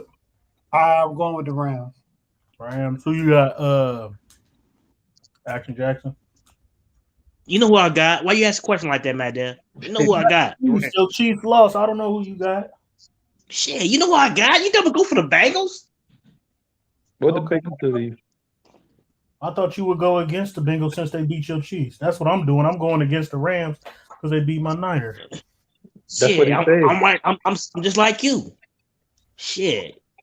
Ours was worse than yours. You said you're going for the Bengals. I'm going for the Rams. Oh, you said you were going for the Bengals. No, I ain't going no Bengals. You going with South?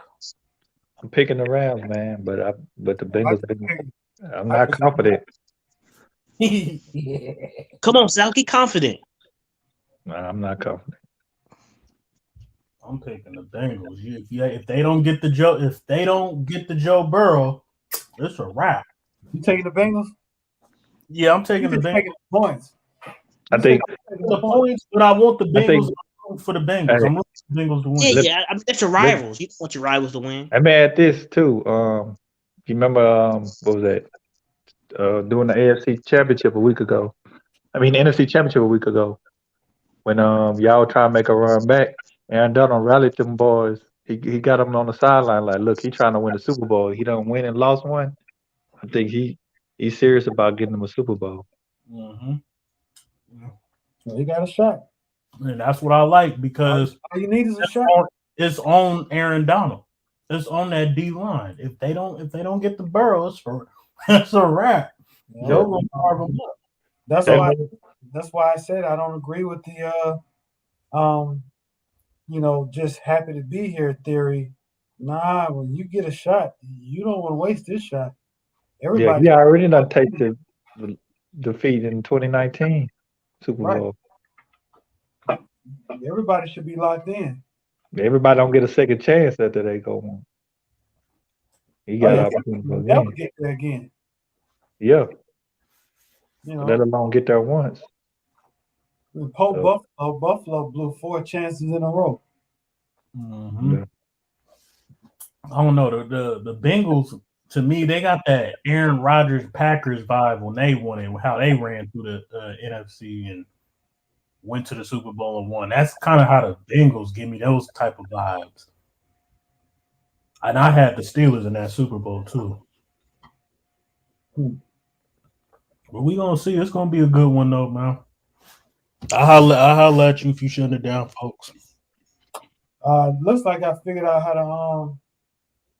how to ban, but I'm thinking about starting to go live early. Not on Mondays. I'm gonna keep the same time on Mondays, but I want to go at least one more time during the week. Like around 3 or 4. But I don't know. I don't even know if my audience is if anybody's up around that time. Around your time? Yeah, 3 or 4, which would be evening.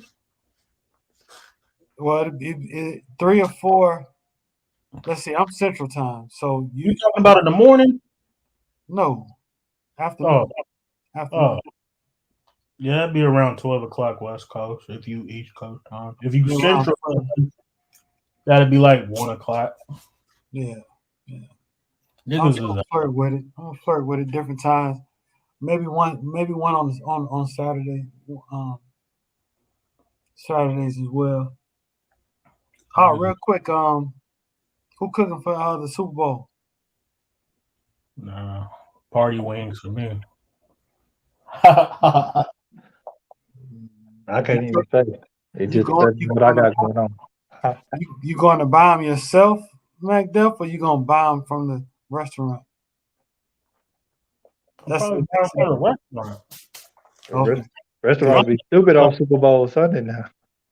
Yeah, but you know what? A bag of 10-pound wings used to be $19 at Sam's is now $33. Mm-hmm. I got inflation, buddy. Everything went up. Yeah, and inflation. a TD Ameritrade building burned. I don't know if y'all heard about that. Yeah, and it had a lot of records in there, a lot of stock records and stuff. Oh, they burning, they cooking the books like that? You said what happened? TD Ameritrade, a company they were working with that holds their some of their data or files or whatever. It burned yesterday or the day before yesterday. You lying? Nope. You can see them trying to pick up dirty. I know I am crying over them wings. I wouldn't shoot you to borrow one. I have to think about it. But anyway, yeah, they shot. They were trying to pick up the ashy debris while the place was still on fire. How is that possible? I would think it's a lot of smoke and heat going on around there. You can see it in the background. You think that's gonna have an effect on the You stock? You think that's some arson type? Oh, absolutely. I think it's. Look, these things can't be coincidences, man. Yeah. You know, they're really trying to stop something major from happening in the stock market. That's going to cause a lot of people to get rich or a lot of people to be really fucked over. It ain't gonna be no in between. It's gonna be one of those. No in between. No, it's not. That's why people should always take heed the advice. Never bet what you're not afraid to lose. Yeah, I don't know. Too. I studied the stock market. I can't get it. I can't get it. So it's like I'm not gonna risk my money for nothing. Because everything will look good, and then somebody be like, "Bro, I just lost $15,000 because it dropped 2 points," and I'm like, "What, nigga? You lost 15, and you got to get it. Well, it's gonna bounce right back. Fuck that, nigga. You out of 15,000? That shit crazy. 1 week?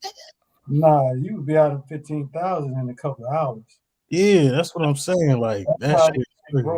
If you're not paying attention,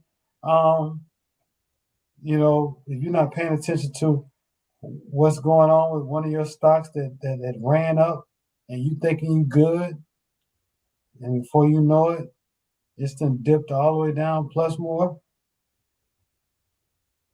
Mm-hmm. You stuck holding the bag because you never want to go out in a negative. That's crazy. You hold it, waiting for it to come back up. Yeah, I got stuck like that several times.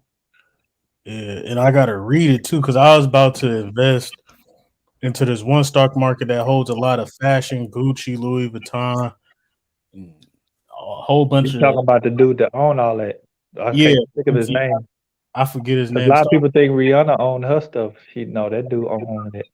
Yeah, I can't think his name. I got my phone. It's like it started with a C or something like that, or a K.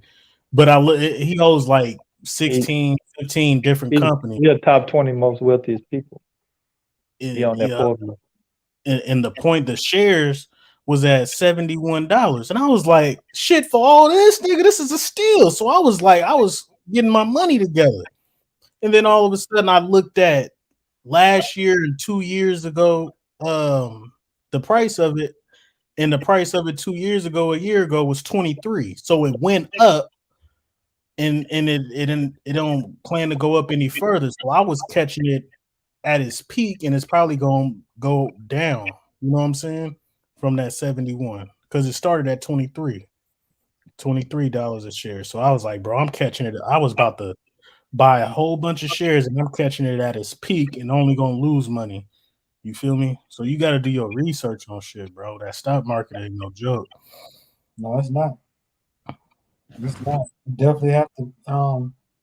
You need to set alerts, set losses, stop losses. That way, when you're not around, if it dipped before a certain percentage that you don't want them to dip from, it'll automatically sell it. You know, so you won't lose and you won't get stuck holding the bag.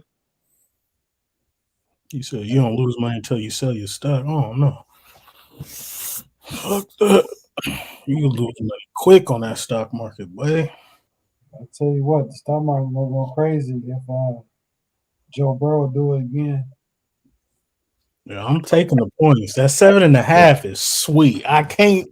7.5 is like 2 possessions. You know what I'm saying? They can win by, if the Rams win by a touchdown, I still win. So don't nobody just win by like 8 points like that. So I'm taking the points. I don't think they're gonna win by 2 possessions. Yeah. And that Cincinnati field kicker is legit. He be kicking 50-yarders. You think so? Until somebody win 13-21. or even 23-31. You be mad.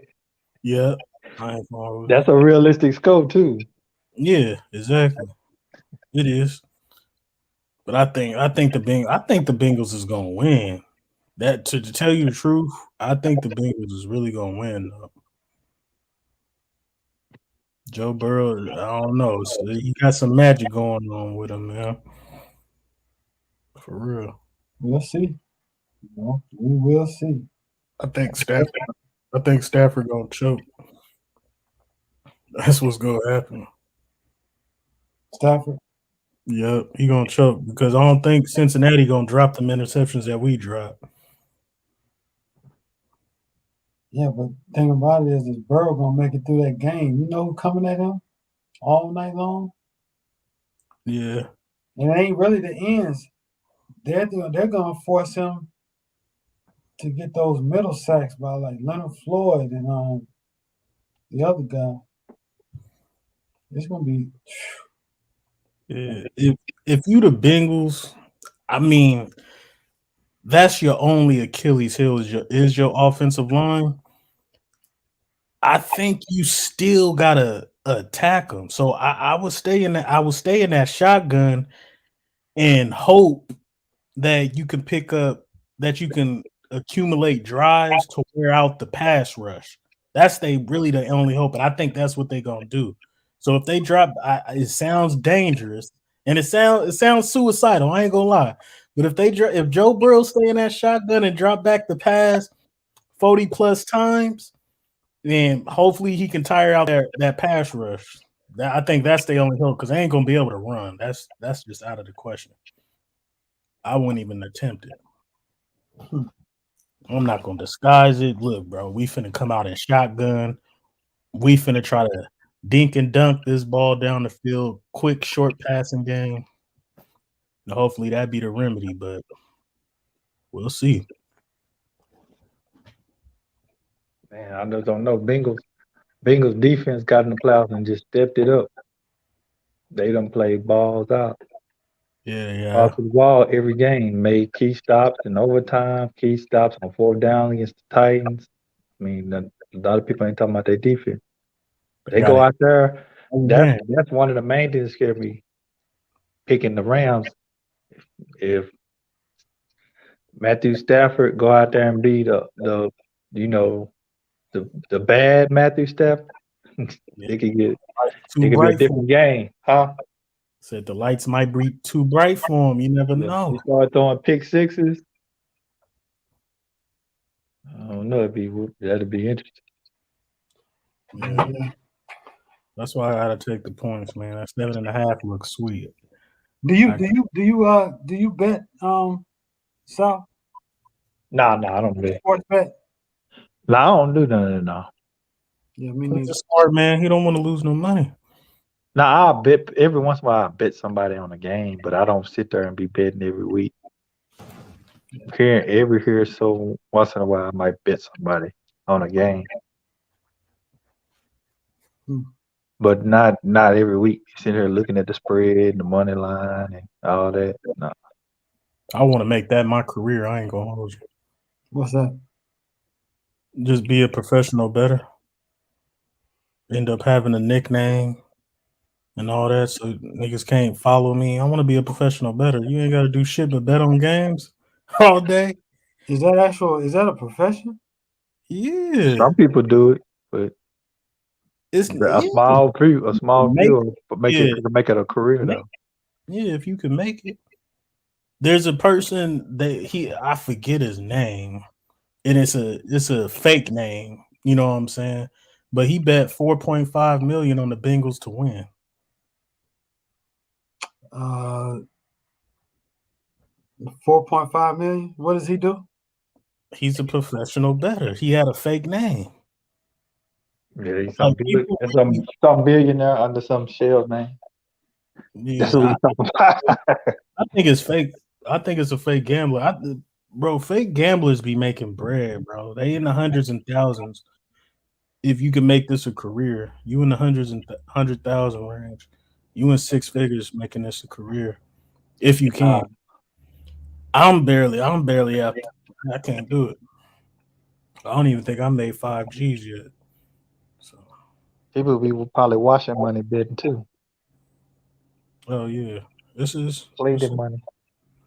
Yeah, there's a lot more losers. Believe it. Shoot, anything they can use.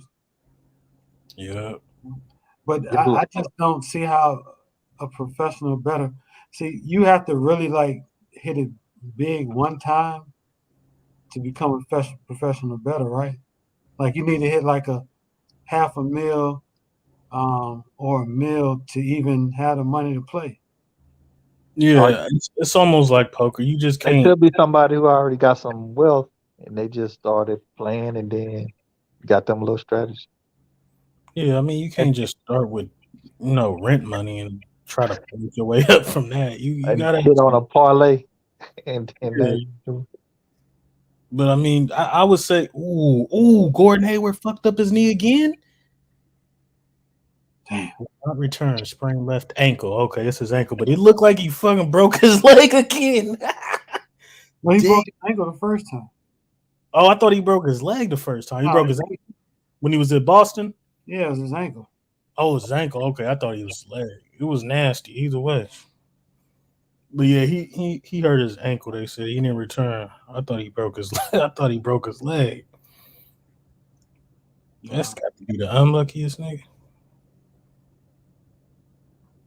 That's crazy. But yeah, with betting, like if you got 10 racks, you know what I'm saying, you should be able to try to work with that.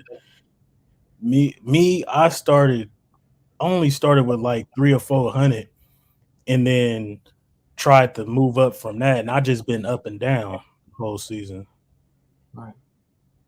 You just be up and down. You win some, you lose some. Some people will be in a good place if they took some of their money and invested in the money they gambling. That's facts. People spending like $10 grand plus a year gambling. What if they invested their money? Invested in what? Anything. Think if you and 4 other people at 10 grand, y'all buy some real estate or something. Yeah, you got the right people to do that shit though. real estate, and whatchamacallit, the stock market. I studied. I ain't fucking with the stock market. Real estate, I can fuck with. Rental property. I can fuck with rental Think property. if you and 4 other people had 10 grand, y'all put that down on a multi-family unit or something like that. Yeah, you gotta find. Y'all started y'all real estate holding group. Yeah, you gotta find 3 other people. That's the thing. You gotta trust, and that's a whole bunch of trust and a relationship and a whole bunch of other stuff that go on with it. But that's a fact. If you just find a way, But there's people doing it because if you live in subdivision and all that, what you think them are? Real estate holding groups. Groups of real investors buying lots, building houses, facts. and making money out the people who buy the house. Facts. And they might even have a bond on the land. Yeah, I'm on that. That's what I'm on. But we'll see. Absolutely. Well, I don't think I'll ever turn that into a profession. Gambling? Hell no. I just don't see that in my future. It's just to me, it's it was a part of my dumbass past. But yeah, I feel you. It's up and down. It's only recreational for me. Okay, Yeah. I bet you if it's money I know I can lose. I don't care about losing. Okay, we'll bet. But we ain't great if I don't. Okay. Right. But to be betting to come up, that's the worst thing you can do. And that philosophy bad in investments too. Even with crypto, you trying to get in crypto because you think you're going to come up next week. That philosophy don't work. In the stock market, crypto, nowhere. Yeah. Does it happen for some people? Yeah, but for the main part, it ain't gonna work for everybody. You know what I'm saying? It's just like lottery. Look how much money go in the lottery. That's millions of dollars, hundreds of millions. Think of them people who are investing their money every week. Now Vegas even in the projects. You know what I'm saying? Grow up in the projects, man. You know how you walk to the corner store or somewhere. It's gonna be some folks in there buying lottery tickets. You know what I'm saying? Absolutely. Get your cigarettes or Black and Mild and get you know what I'm saying? Oh, buy $5-10 of lottery tickets. Then you doing that 5 days a week. That's $50. $50 for 52 weeks. That's easy over $2,500. Yeah. Going in tickets, going in the printed out paper to go in the trash. Damn. Yep, they're making money. You know what I'm saying? That's just one person. Hold on, I didn't even include the scratch offs. Getting $5, $10 scratch offs. That's what I was thinking. Oh, that's even worse. You might have people spending $300-400 a week on scratch offs and lottery tickets because they don't. I remember a dude was telling me how he buy a whole roll. Buy a whole roll, like $200-300 a scratch off. This lady gave me one out of her purse, and she put like 4 of them back. I said, "Damn, here you go. You're so kind." Gave me a scratch off to try to win something. That was crazy. I seen a dude that won a $5,000. He had a $5,000 scratch off, $1 scratch off. He had worked for me when I worked for Lowe's. Yeah, $5,000 scratch off. That's what's up. He came up. But think over the years how much money he probably lost by scratch offs. Oh, that's true. I just broke down how 1 year could easily be $2,500. That's maybe on the low end for a lot of people. You know what I'm saying? Facts. Yeah, gambling is not. It's not. I'll tell anybody. It ain't it. It's not the business. It's not a good profession. Name a person who has wealth to talk about scratch off tickets or lotteries or anything. If they do, they don't speak English. I'm just saying. Have y'all ever heard somebody talk about. I go, I just chill out. I'm retired. I just go get scratch offs. Millionaire. Yeah. Do you know Nah. anybody, J man? You? Like people that's well off and they just go, Yeah, absolutely. scratch up. Not the scratch off, but I do have uh, I know one of my closest friends. He's well off. He gambles a lot. I mean, he does the boats, the casinos, the whole nine. But it didn't come. It's not just that it came from Him earning it. yeah, growing up, right? Um, I've seen this dude play one person in dominoes for at least 18 hours straight. Was they playing for money? Playing for money. I had a partner like that too. He played Madden for like Shoot $1,000 dice, a game. whole nine. Shoot dice, play craps, you name it. He used to do it. That shit crazy. Dominoes is my game though. I love playing bombs. I got a partner like that. The game he used to play Madden for like $1,000 a game. We go travel, and we be there. So he ain't there by himself. So it's like we 5-10 deep. You know what I'm saying? He playing beating people $1,000 a game. That's crazy. $1,000 a game. That's crazy. I think the most I hit though was like 20. We get the tournament to play for 20. That's about it. But yeah, that Madden, I mean, think about it. They really do got worldwide Madden tournaments for thousands of dollars. Street Fighter, Mortal Kombat tournaments for thousands of dollars. Yeah, Like, I was watching the other day because I used to play them Madden a little bit because I was pretty good on a couple of Maddens where I played a lot of the pros, some of the pros that play now.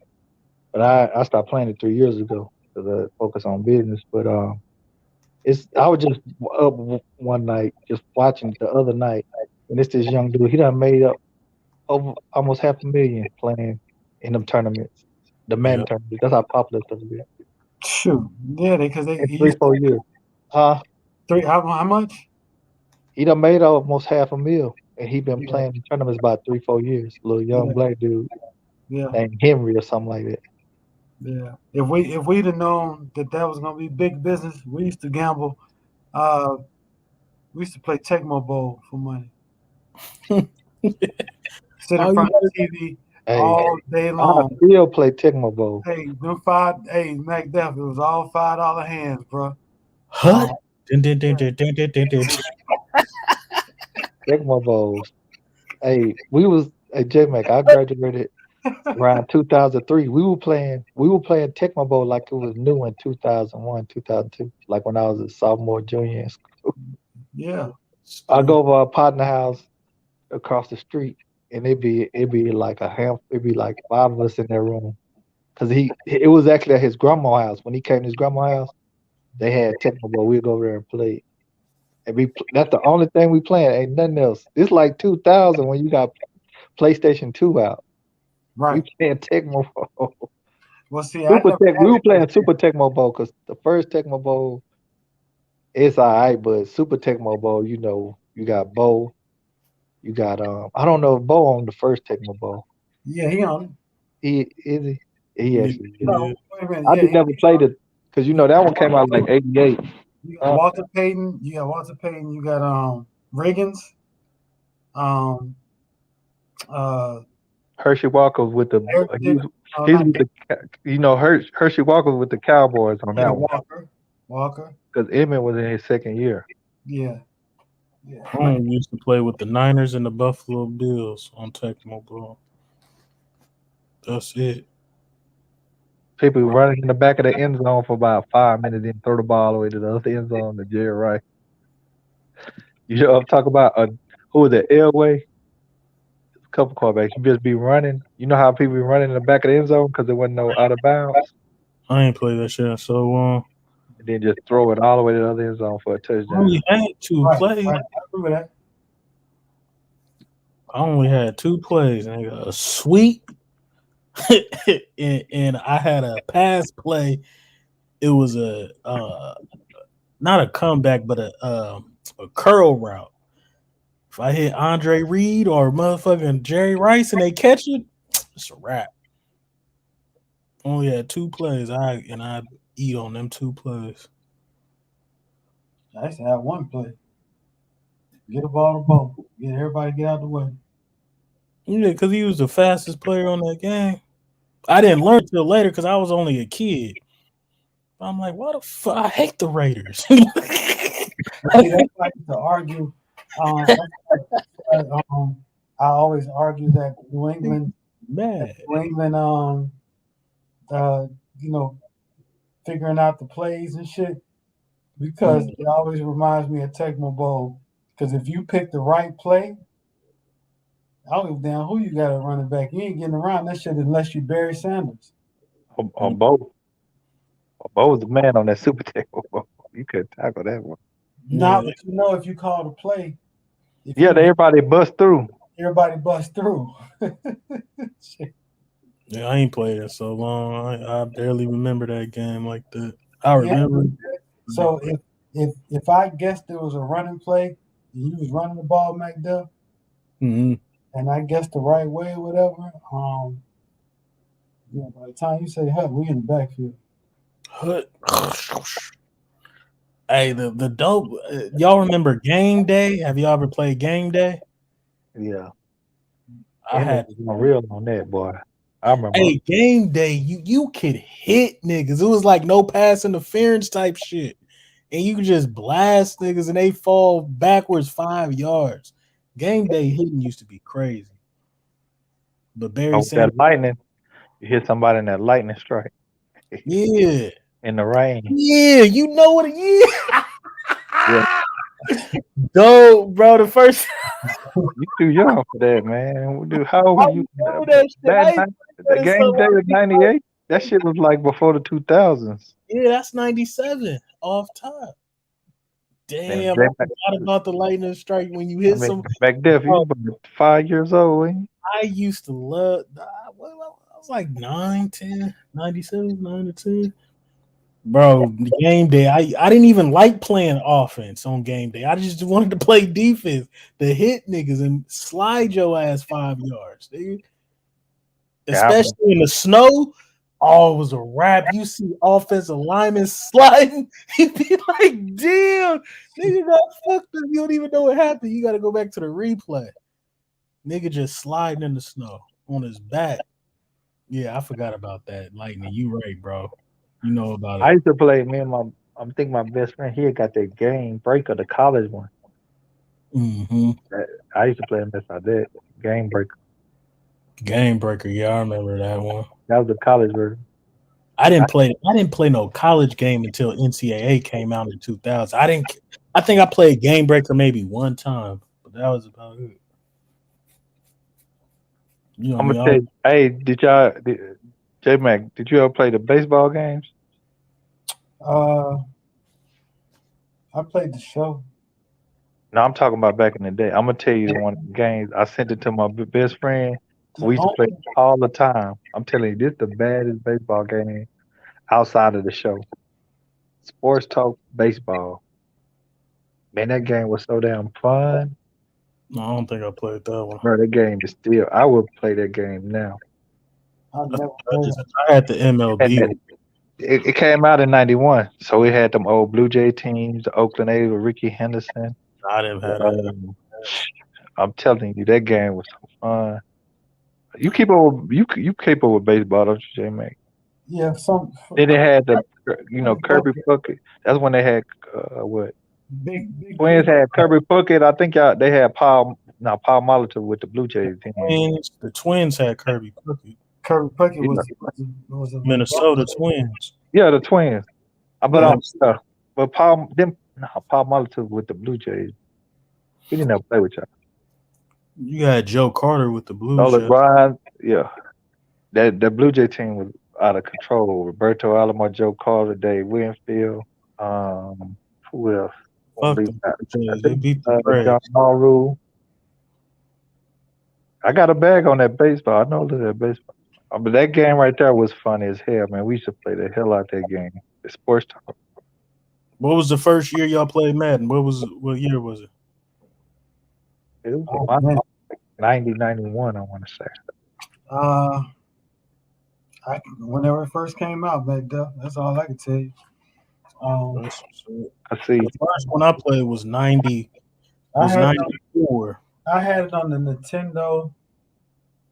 Madden was on Nintendo? Oh, it wasn't, was it? Madden was on everything, man. What you talking about? I think the first time I played Madden was on Sega. Oh, you said Madden. I don't know why I'm thinking about Madden.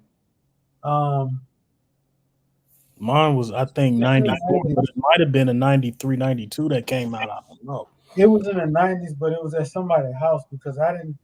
The way my game systems work, I've only had 3 of them. I've only had the Atari. I had a Nintendo. Atari, Nintendo, or 4 of them. Atari, Nintendo. Right after the Atari, and then I never got a PlayStation. I didn't get another gaming console because I was such a, I was an athlete. All I did was, I was outside all the time. All I had, the next console I got was the first Xbox. Okay. So we're talking a good 10 years, easy. That was around 2000 or 2001. Right. That's what you got when it soon came. As soon as it came. Xbox is 2000. Right. So I never got another gaming console until that one. Yeah, because Xbox came out to compete with the PlayStation 2. Yeah. The last gaming console I had, was the first PlayStation, the gray one. Crash Bandicoot, nigga, in the demo. That's the last one I had. After that, I ain't never really had no game console. All my friends and stuff used to have their little PlayStations and Xboxes, and I just play their shit. Have tournaments at their house and stuff. Well, I am thinking about getting a show for this year. Oh, the show, the realest sports game put together. They've been going for a minute, over a decade. Yeah, I don't play it. I ain't played in a long time. I put one of my friends onto it, and he actually got rid of his Xbox and got a PlayStation at the time. Yeah, I've been wanting to buy a PS5 for a minute. I've been wanting to get me another. But now you can play it on Xbox now too. They're on both consoles. I gotta go PlayStation. I'm already locked in. I remember the wars with Sega Saturn and Xbox. I got flop. Yeah. I remember the wars with them. So I gotta stick with PlayStation, man. Well, Sega Dreamcast was harder than PlayStation though. It just didn't have people slept on it. Dreamcast was alright. Nah, Dreamcast was the shit because that was the start of 2K. I don't even think Dreamcast is better than Nintendo 64, bro. I ain't even gonna hold you. Nah, it was Dreamcast was slick. It just too much other stuff was going on, and PlayStation it just cemented itself to where Sega couldn't do nothing with it. I think Dreamcast. The only thing I fucked with on Dreamcast was the basketball game. The football was the shit. That's how you. Do you realize when 2K went away? I mean, when NFL 2K went away, Madden stole all the graphics and the play style from it. Yeah, I never played. That game was way better than Madden, bro. 2K, that shit was better than Madden. Around that time when Dreamcast was out, I stopped playing Madden for about 2-3 years. I can't see it. But I remember Dreamcast had a good run though. I can't lie. It was in a lot of niggas' houses. Madden is a lot different now. Huh? Madden is a lot different now. Yeah, they stole because the ESPN was 2K actually. That last year they made ESPN, that was actually 2K game. After 2005, Madden changed after that. They took all they took pretty much a lot of 2K stuff, which was ESPN at the time. That last year they made it, and they still, if you go on YouTube, they still say ESPN the best football game ever made. 2005, that was $20 because they won. It's the most realistic football game made. Everybody really had their own playbooks. Like that shit was crazy. It was better than NFL Blitz. You talking about some arcade stuff, man? Hey, NFL Blitz used to go. I think that's it. I used to play it a little bit, but it was slapping people and all that. But nah, I never played 2K, NFL 2K. Basketball, of course, but I never played. I couldn't fuck with no other football game other than Madden. I really never played other than Madden was terrible in the early 2000s. That shit terrible. With Eddie George on the cover, you tripping. That man was terrible then, bro. That's what I'm saying. I can't go, man. Madden used to be off the hook. The music, they had Most Def on there. Like, I don't know. Madden always. That was terrible in the early 2000s, man. Nah, not to me, bro. 2010s, it was early in the 2010s, it was straight. Then it started getting back bad. 04 with Vic on the what? Yeah, that was a decent year, but I'm saying 2K was better than Madden, bro.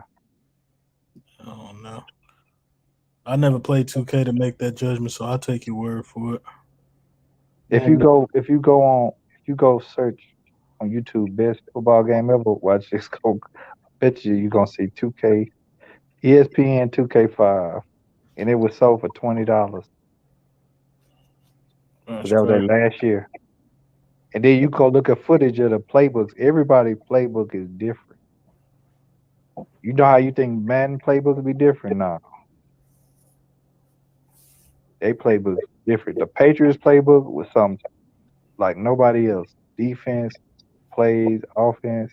Like, what is this? Hell yeah. Niggas can't see me in that NHL neither. A black man playing hockey, yup. Smash you in NHL. I used to play them hockey games on Nintendo now. Nintendo? Oh yeah, you talking about Mario Lemieux. Nah, I don't even remember the name of this so long ago. I mean, like Mario. He had it was spoiled. I had a cousin who was spoiled as hell, so he had every fucking game you could think of on Nintendo. We be over there playing all types of shit. Hockey, boxing, all types of shit. Knockout King is still the best to me. Ring King is the best. Ring King? Yeah. I don't think I played that. Fight Night and whatchamacallit? Knockout King. Ring King was the best, one of the best boxing games ever. You ever play that Joe Montana, McDiff? That's what I came up playing before we had Madden. I used to go over other people's house, play Madden, but we had Joe Montana Sports Talk. I got smashed in that Joe Montana quarterback club. I never played it again after that. I don't remember the quarterback club. That was something later on. I'm talking about the Sports Talk. It came out. It was Joe Montana It was Joe Montana. Joe Montana Sports Talk. That's what it was called. It was Joe Montana something. I remember. One of them came out in '91, and the last one came out in '94 when he was with the Chiefs. That was the last one. It might have been some more came out. I just remember them two. I don't know. I think it was quarterback. I don't know. I gotta look it up. But yeah, I know what you're talking about. I played it, but I got my ass whooped, and I never played it again. It's like fuck that, nigga. Gang day. I'm not playing this Joe Montana shit. I mean, we used to get up early in the morning before school to be playing it. Get up about 5 o'clock to play it for it's time to go to school. Yeah. I had a Nintendo, but only had Mario on that bitch, and I think Duck Hunt, of course. Then I had the Sega. On Sega, I had everything pretty much. NBA Jams. I had Mortal Kombat, the first one. Resident Evil. Sega went hard, bro. I ain't gonna hold Sonic the Hedgehog. That's what I had. I had the Sega. Then I had the PlayStation. One of the most expensive games I ever seen and never could buy was that Super Street Fighter. That shit was like $75 in 90 and what 94, 93. You remember Yeah. that? Yeah, Super Street Fighter. That shit was high, bro. $75 for a game back then. Super Nintendo, you know. I think I finally got it in like 95 or something. But that joke was 75 for a long time. Yeah. Street Fighter and Mortal Kombat, I ain't nobody to fuck with on them, man. Madden 2K, you know what I'm saying? You could see me on them, but any of those Street Fighters and Mortal Kombat, that's a wrap. Yeah, I was tough on that Tekken. Tekken was cool. It was cool. I ain't gonna lie, that was cool. We stayed up all night on that game too, trying to beat the game with every character. That shit used to be hard as fuck.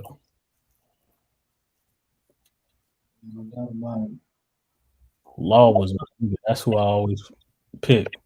Law was easy work. Law was easy work. Well, I was nice with them hands, bro. Don't get it twisted. I was nice with them hands with Law. I'm not.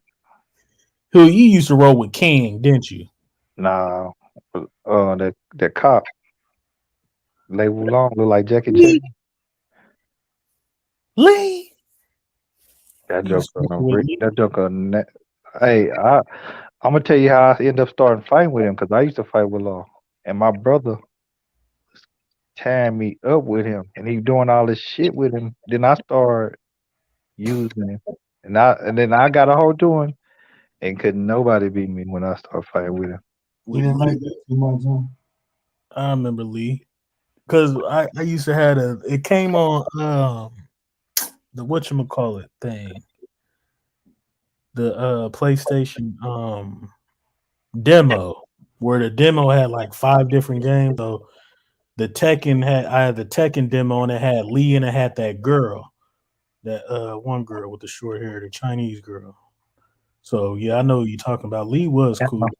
What you talking about? Hayaxia. I don't know her name. Hayaxia.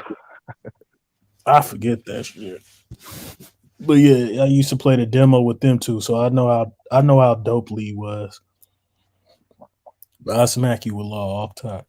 Nah, Law easy work. The only person that get a lead problem is them women, them girls, because they hard to hit them quick. You laughing because you know them girls the worst people to fight, man. It's hard to hit them and they quick. Smack them. I'll be smacking them. I was nice with Law. Law move like Law. I turn Law up. Nah, my hands was quick. Them hands was that. You just think I'm just gonna do that little 2 flip? I'm gonna get that off. Don't worry about it. But these hands work. But yeah, that Tekken was cool. Yeah, I like it. There was a whole bunch of fighting games back then. Yeah, fuck with Mortal Kombat, Street Fighter off top. Killer Instinct, you could whoop me in Killer Instinct. I couldn't do nothing in Killer Instinct with nobody. I couldn't find a character. I couldn't find nobody in Killer Instinct. I used to be mad. Basketball, like football season is over. I still can't get into watching basketball. I got the pass, NBA pass, whatever you call it. I still don't be watching the game. It's like I cannot get into watching the game. No, it's regular season. I can't get I guess into when they start warming up, I'm gonna start watching the game more. But it just I don't know. And I guess I don't know if it's some of this stream. Just listening to people talk about basketball make me not want to watch it. I don't know what it is. Could be. But it's just, to me, the season, it ain't really all that interesting no more till you get to the playoffs. It's just like how this team look. Do y'all really think Harden gonna get traded? That's I keep seeing that pop up everywhere. It's looking like it. You think he is? It's looking like it. They're not just gonna put this story out for no reason. But his legacy going in the dirt right now. Yeah, I don't think he's gonna get traded, but he could be. I wouldn't be surprised. I wouldn't put it past Brooklyn. I seen highlights of him. I seen a little highlight clip of him. It's like he just going through the motions. Like it's out here. You know what it is. When I watching the highlights, you know how you go to a court and it's a dude that's nice. He just out there doing whatever he want to do, win or lose, and I'm gonna get my shots off. I ain't guarding nobody. I'm just out here getting a run. You know what I'm saying? Yeah, I feel you. Like got to just getting a run. Like I'm just trying to get me a run in, bro. It don't matter who win. I ain't dead nobody up. Go down there, take the shots I normally take. If I miss it, so what? If I turn it over, so what? Still play? Huh? You still play? Who, me? Yeah. Nah, man. I've been retired from my brothers and all them. They be trying to get me to. Come on back in, Tiffany, if you want to. I'm up. I haven't got on the court in a minute. I could probably go up and down twice, and I'd be out of there. I can shoot. I had too many knee surgeries, man. I ain't doing that shit no more. I ain't running up and down no court. Oh yeah, I had about. Hell I need to get back active, man. I'm like 245. I need to get back down to 200. Yeah, yeah. Man, I'm 189, 190. Oh, you good? Dang, how tall are you, J-Man? 5'11". Yeah, you good. I thought you was in the 200 club, man. You on 180? I was in the 200 club. Oh, he was eating, so that's what it was. I'm a diabetic, so the you are? Yeah, the medication I took, along with just moving a lot, caused me to lose weight. But I wasn't like heavy. I was at 210. You type 2? Yeah, type 2. That's what I am also. Yeah, type 2. That shit is a trip. I be feeling terrible sometimes. So I wear a monitor now. I don't do that. I don't do the monitor. You don't do the monitor? I honestly rather just stick myself. I'm so used to it. My tolerance for pain is very different. Yeah. I would agree with that. Being a Commander fan, you gotta have a high pain tolerance. Stop being a straight hater. Are they really Commanders? Or y'all just making this up, bro? No, this is it. No, Doug Williams. I looked at Doug Williams. And he told the story to Stephen A. Smith that him and some of the other former legends of the team, they helped come up with he is a consultant with the team now, so they did come up with that name. They should have just left it the freaking football team. Well, Doug Williams said he said last year that he did want to actually leave it that. Or calling them the Skins or something. That's because they didn't have no real viable name. That they could have called them pork skins. You know, stop hating. First of all, y'all know the real truth. Y'all know that Dan Snyder he was not. He was only forced to change that name because he was gonna keep it the way it was. He was forced. Let's be honest. He was forced. The Commanders just yeah, because their mom had the Commodores to be for real with that name. That was funny too. What's wrong with that name? I'm just trying to help.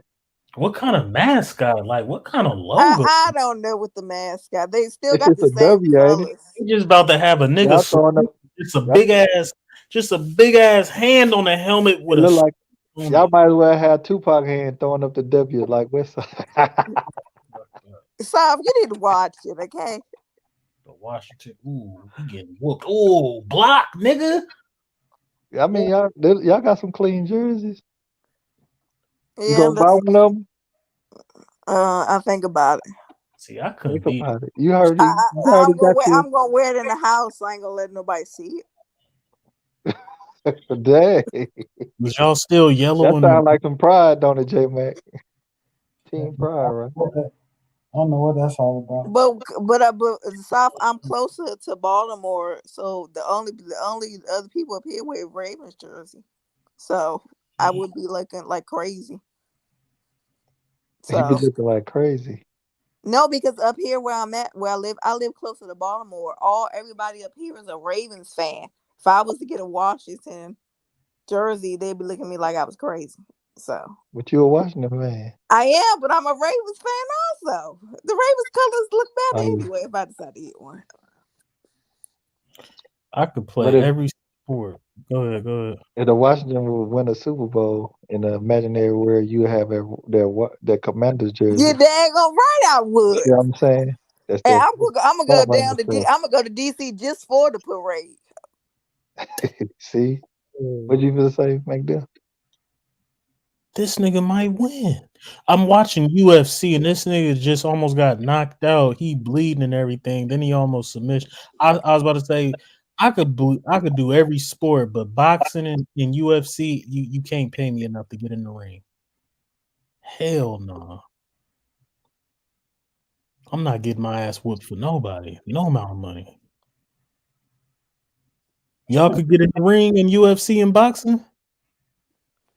I don't speak on that unless I'm dumb enough to do it. Hell no, I ain't doing no shit like that, McDuff.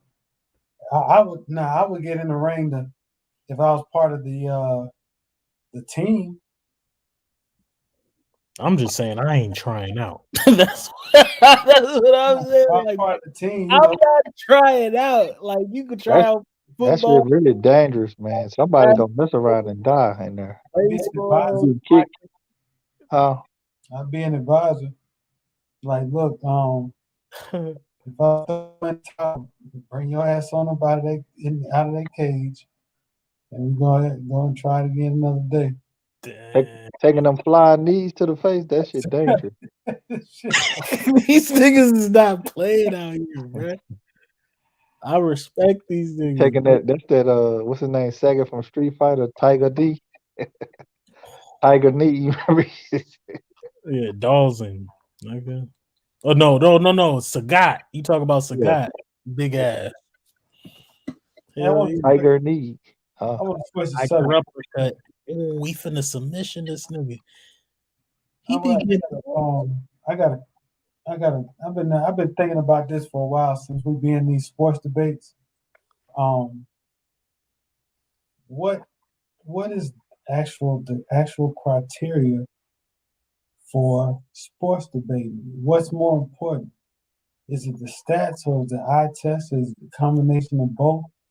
Because if you use one, I believe you can't use one without the other. And I started thinking about this when Sturdy was battling Elder. And even though Sturdy cooked Elder was at a disadvantage because they won't let him use him, and Sturdy and Bang wouldn't let him use the eye test, right? But if you notice, eye test people are normally KDRs, big Kobe fans. You noticed it? I understand that, but here's the thing about the eye test. People who argue against the eye test always use the eye test. I'm going to tell you why. If you talk about the 90s, and everybody who talks about the 90s and are stat people, they do the same thing every time. They'll say, if you say, well, Jordan was 6-0 in the finals, Jordan was, all these measurables.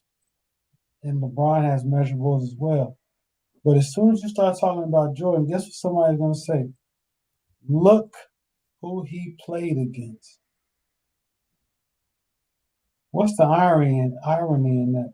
Because when you're telling somebody to look who he played against, you'll say, look at that little white boy in them short shorts. Facts. Last time I checked, every record book you looked at didn't have a picture of somebody with some short shorts on. It just showed the numbers, right? But anybody who will argue you with nothing but stats always use the eye test. Don't ever let them tell you they don't. Because the first thing they'll say is they didn't play nobody. How the hell you know? Because I watched. No. Yeah, I get what you're saying. The bank them do this sometimes. They say look who they played. That's an eye test argument. I don't really do this. I know how to pivot it because I done it on. I do it like this. You know what kind of takes away from an eye test argument? It's the same argument I made to MacDuff. Let's take a cumulative study on people's opinions. So that's some objective on how people view it. That's what I use on people. I don't use eye test arguments because then they really just like an eye test. Eye test. What is an eye test? We all gonna take an eye test. Everybody's vision gonna be different. Yeah, Some people gonna need glasses. Some people not. I was gonna say it. Like I think perfect eye test and example of somebody who's better, but in a GOAT debate, I think he's ranked higher is Tim Duncan versus Akeem Olajuwon. The eye test, Akeem Olajuwon is better than Tim Duncan. From an eye test, that's just facts. Akeem Olajuwon is better than Tim Duncan, more athletic, quicker, all that. But in a GOAT debate, I mean, you would have to pick Tim Duncan, and then you go straight to the stats. You go straight to the stats and what he did and who he beat, and you can just make it's overwhelmingly Tim Duncan. So I think with an eye test, like South said, some people are going to need glasses. I think the eye test is probably the most out of everything. To me, it's the most truthful that you can actually judge some. No, it's not truthful. You missed my point. I'm saying everybody see things different. That's why when you go to an eye doctor, the eye doctor might tell you need glasses and tell somebody else they fine. Yeah, I mean, or tell them they need to just wear reading glasses. So we can't go off eye test because everybody sees things different. But I think it's the most truthful because it's what that person actually thinks. I can't tell you what you see. So it's even though it's your opinion, that's what you see. Now you can read some stats and say he's better because of this, that, and the third, but the stats don't tell the whole story. You know what I'm saying? So I can't really go off that. But yeah, I think you got to. Whatever premise you take, you got to have some compelling points about it, and you can't contradict it. So, for instance, I'm gonna give you an example, huh? Go ahead. Like when people do the Jordan versus LeBron, Jordan got 6, LeBron got 4. So, what about people that got more than Jordan? Oh, that don't matter. Or they do this. Bill Russell can't be the greatest. Look at his stats. Okay, but then you talk about LeBron. Oh, they got their longevity stats. When you compare, you see what I'm saying? Like, if you're gonna have a premise, whether it's eye test, whatever, you gotta stay on your premise. You can't contradict it. You get what I'm saying? I feel like I'm real good at not contradicting my premise. I stay on. If I have, do you have any criteria? Yeah, my criteria. Yeah. I'm very good at not contradicting myself. Well, what's your criteria? Criteria for what? For like your opinions on like who's better, or who would you say, how you rank your players? For me, it starts. I look at your stats, and then I look at accolades, and then I would say I do add in. You could say presumably. Some people would say this is our test, but I don't think it's not. It's not even that. I say this. I look at what you done. I look at presumably what you were. How can I explain it? At your peak, at your best.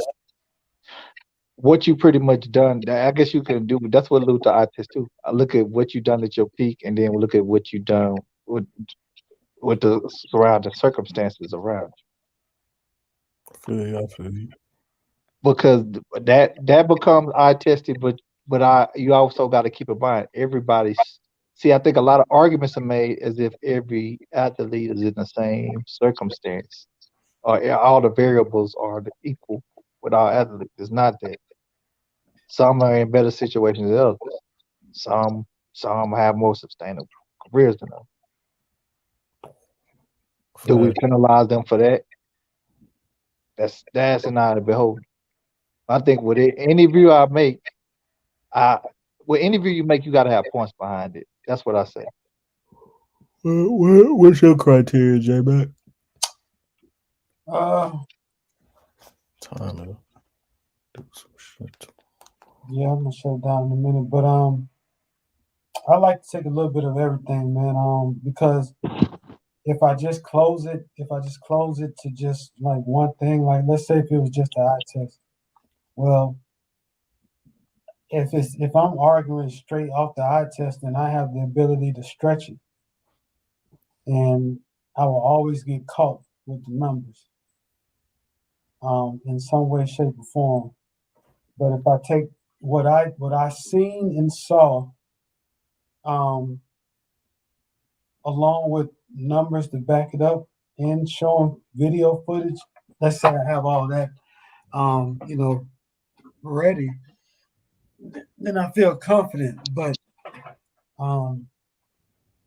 like I said, the record books don't have who somebody played against. Like you can't split Jordan's or LeBron's or anybody else's points against who they played, who they scored those points against. I mean, if you want to take all day and do that shit, fine. But 30,000 points is 30,000 points.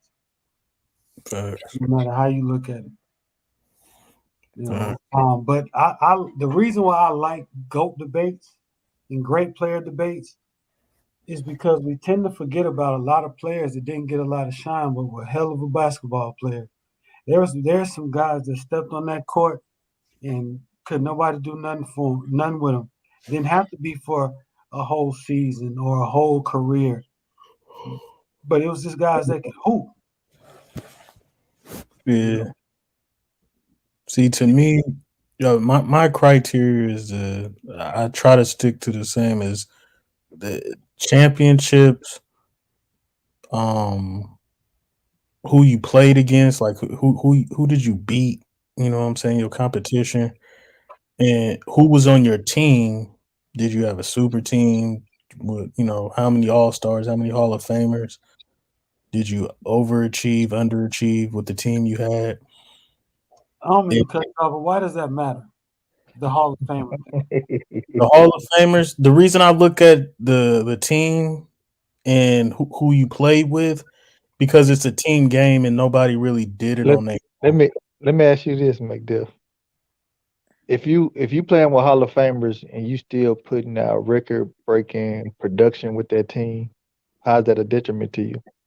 I didn't say all that. time peak seasons. No, I'm not saying you did. I don't think. No, let me ask it like this: if you playing on an all time great team, but you still have an all time great in production in value to a team, is that to your detriment or your benefit in your eyes? Neither or. When I look at your teammates and who you played against, if you lost, that's to your detriment. But if you won, I mean, that's you were supposed to win. It helps you, because if just because you favored to win and you got the best team, don't mean you're gonna win. You still got to go out there and do it. So it's still that's why my first criteria is championships. I don't care how great your teammates is and who you got to win. Let me ask you this: where do you put Bill Russell in the grand scheme of things? He's a top 10 all-time player. Where are we in the 10? I got him 7th. And championships is a priority for you. That's the first thing you brought up. Yes. Okay. We'll continue. It's not the end all be all. And then you go, who did you beat? I mean, he beat Jerry West and Elgin Baylor and Will Chamberlain. You know, And you can't help who you play. He can't help who you play with. Exactly. But I'm not. I'm not. Well, I'm not saying those teams are garbage. Those teams are great. Like you're gonna be hard pressed to name 5 players better than Will Chamberlain, and he played them every year. He played over 100 games. So I'm not saying that that's weak competition. He beat Will Chamberlain. He beat Jerry West and Elgin Baylor. Like that's his competition. Now Hall of, Who your top 10? I got Hakeem 10. You said 10. Yeah, Hakeem Olajuwon. Oh, okay. I got Hakeem Olajuwon 10. I got Larry Bird 9. I got Will Chamberlain 8. Bill Russell 7. LeBron 6. Tim Duncan 5. Kareem 4. Magic 3. Kobe 2. Jordan 1. Okay. I don't have Shaq in my top 10. You what? You sure? Why don't you have? So 3 of the 10 people. I think 3 of the 10 people. Okay, 3 of the 10 people got less than 5 championships, and one of them is okay. Okay, so let's Shaq versus Hakeem Olajuwon, right? And then the person with the most championships is number 7. Yes. All right, so that's why it's confusing to me. All right, let's go with Bill. You led with championships. Let's go with Bill Russell. He's got the most championships, right? Yeah. Okay, who did you beat? With that priority on your list, that's what he said. Yes. But Sal, just because it's a priority, it's not the end all be all. But how's that number 1 if the person with the most is number 7? That's what I'm trying to get. You guys understand? Just because it's the number 1 priority, it puts you in the conversation. Like you can't be having one championship and just all of a sudden you goat status. You don't. You see, you got a flaw in your logic, though. Not a flaw. Okay, let me finish. Let me just talk about Bill Russell. So number 1, he's got the most championships, right? Number 2 in my criteria is who you beat. Will Chamberlain, Jerry West. In the Lakers, you could put the 70s New York Knicks team. He beat Willis Reed and Walt Frazier. Okay, competition great. Now go to your teammates. You play with 8 Hall of Famers. You so had that's what you realizing. That's really your number 1. No, hold on. Then you go to your stats and accolades and eye test. Bill Russell's the greatest defensive player of all time, but offensively, you can name 10 great centers that were better than him offensively. So that's number 1 and number 2. It's who he played with and him not scoring enough for you. So this is what I'm saying, South. You can't look at my criteria and think that I'm gonna put those certain things number 1 and number 2 to discount somebody. I'm not trying to discount anybody. I'm just taking the words I'm hearing from you. Championship came by priority if the person with the most is number 7. How can he be so? It doesn't make sense, McDuff. Can anybody explain it, or am I tripping? I understand where he's coming from. I don't have to agree with it, but I understand where he's coming from. He's not saying that the person with the most championships are in order from 1 to 10. He's just saying the one that he gets high consideration, and it seems like he's number 7 because of who he played with. He played with so many quote unquote great teammates, and he has so much help. How can the individual go plus? There are other guys with more statistical numbers that are better than him. So that's either 1 or 2. The stats of who he played with. Right. I'm just breaking down logically what he's saying to me. But I'm not. When I set this criteria, it's not to downplay anybody. So I'm not even. It's not even about me trying to. I'm saying we gave you the opportunity to say what's the priority, the pecking order for you? You said it starts with just as you said. You said it started with championships. If Bill Russell didn't have 11 championships, the eye test and who he played with, who he beat, and the numbers he had, he wouldn't be in the conversation, bro. If Bill So the Russell, eye test is number one for you or two. It's in the top two. the eye test is the because eye that's test. what's pulling him down. No, it's not. See, that's what I'm Championship saying. can't be number one because he's so far from number one right now. That's what I'm saying. Out of your 10 people, So what? If you're asking me, you can't look at. You can't tell me you look at championships first. If you're saying the person with the most, you're asking me 7. what pulls Bill Russell down out of my criteria. What pulls Bill Russell down out of my criteria is his numbers and eye test. His numbers are horrible offensively. In the eye test, okay, you're the greatest defensive player of all time, but offensively, there are a lot of centers that are better than you, and the only kind of centers that you face was Chamberlain. Other than that, I don't see no other top 10, top 20 player that you faced at your position. And Chamberlain gave you the business. The only reason he didn't win is because you had a better team. Let me ask you a question. No. Oh, go ahead, J Mac. About the Hall of Fame thing. Oh, go ahead, Tiff.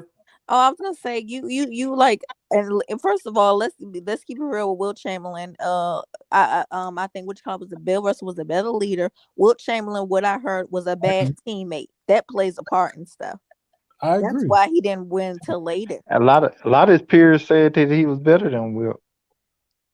Yeah, I mean, you can't have that attitude and nobody likes you. You don't want to pass the ball, being selfish to your teammates. Yeah, and I have Bill Russell ahead of Will Chamberlain. I can't. But you got Will in your top 10 now. Hold on, hold on. I just missed that. Hold on. Bill Russell is number 7 and Will Chamberlain is number 8. I'm gonna let that slide. Go ahead. Why would I put Will Chamberlain ahead of Bill Russell? I don't know. That's like you just kind of contradicted the reason you bring Bill Russell down. How do you even have Wilt right there? Because what is the criteria? The fourth thing on the list is your stats, accolades, and eye test. Bill Russell can't compete with Will Chamberlain as far as stats and accolades and eye test goes. But championships, which is number 1, is not even close. Who you beat, Bill Russell smacked Wilt Chamberlain 8 out of the 9 times they played. Like, that's off the rip. I can't put you there. I can't. How can I put you over Bill Russell? You lost to him 8 out of 9 times, and he's got more championships than you. This was hard for me to compartmentalize. Yeah. What I was gonna say was that argument about the who somebody played with.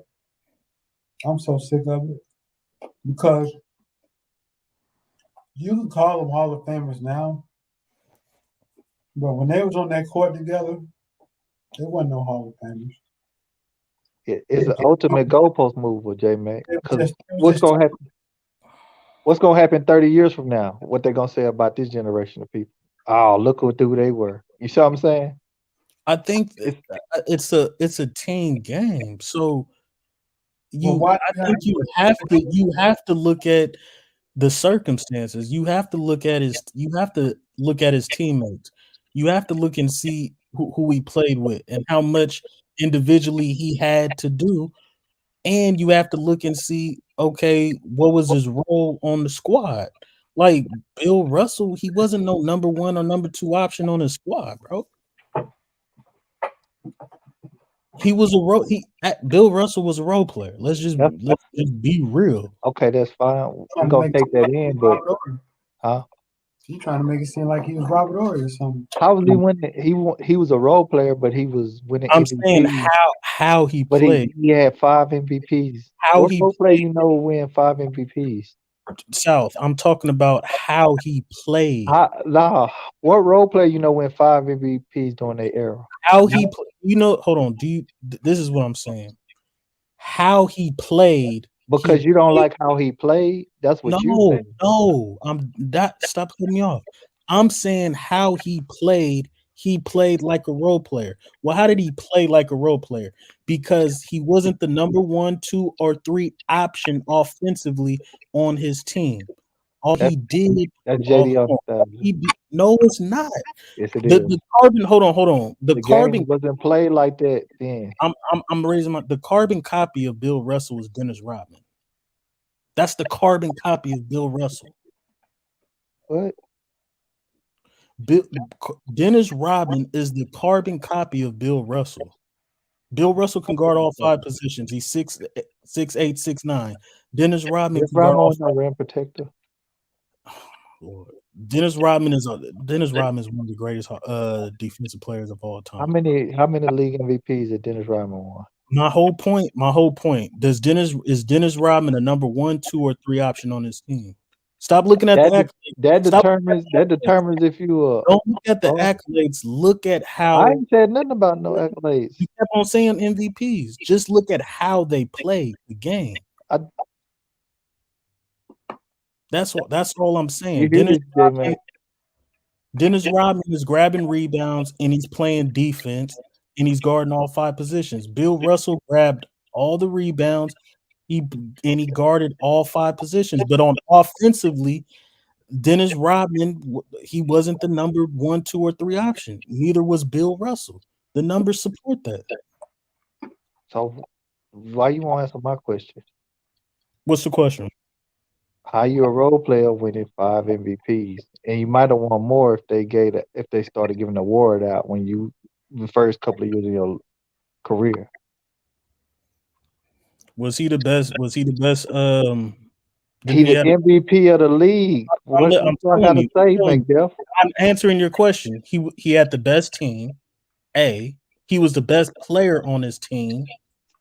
That's how he won MVP. So I guess we can use that logic with all the MVPs everybody else won, with Jordan, with LeBron, with everybody, right, J-Man? What are you talking about? They had the best player and had the best team. That's kind of how it usually goes. Yes. Just because that's how you win MVP. That's how you win MVP. I've never seen. I don't know an MVP that wasn't the best player on his team. Now you just changed. Do you see how you? No, I just said. I didn't say. I just said Bill Russell was the best player on his team. That's what I said, and they had the best team. But earlier you downplayed Will and said he wasn't in the first, second, or third, or fourth option. See, that's why I don't hardly ever use That's offensive. That's offensive. I never almost ever go as far back as Bill Russell. You're not gonna get me stuck in a Bill Russell conversation. Period. It's too long ago. Y'all don't get it. It's way too long ago. But J-Mac, how can you call a dude a role player who was an MVP it's how he played, bro. That's how the game was played. The game ain't the same as it was now. That's why I'm saying arguing errors is the most ultimate goalpost mover. Because 30 years from now, what people gonna say about this era? Oh, you see what they were doing? Okay, so it's gonna always change. Green, hold on, does Draymond Green he play like a role player or not? He plays like a role player. He gets people involved. He runs the court. He plays defense, and he gets rebounds. He's not no number 1, number 2, or number 3 option. He plays like a role player. But will we actually sit here and say, nah, Draymond Green wasn't that great. He was just a role player. No, I'm saying he plays like a role player. There's a difference between playing like a role player and being a role player. There's a difference. That's what I'm saying. Bill Russell's style of play, he played like a role player. So if I score 20 points a game and don't do shit else, am I a role player? Or 30 points a game and don't do nothing else? You can't score 30 points a game and be a role player. And don't rebound, don't assist nothing. You can't. So role players only contingent on you scoring You points. can't score 30 points and be a role player. So role player, I'm just trying to get this Yes, clear. I'm only answering based on you straight scoring up. points. You cannot score 30 points and be a role player. Okay, you see how this works? How are you a role? How are you you don't, first of all, scoring 30 points, you don't even play like a role player. You can't even play like a role player and score 30 points. I never seen nobody play like a role player and score 30 points. And you are definitely not classified as a role player if you scoring 30 points. Oh, it don't matter what else you do on the court, as long as you scoring, you're not a role player. Name who's a scorer. That's what I'm saying. In the history, name Carmelo Anthony. He's a role player.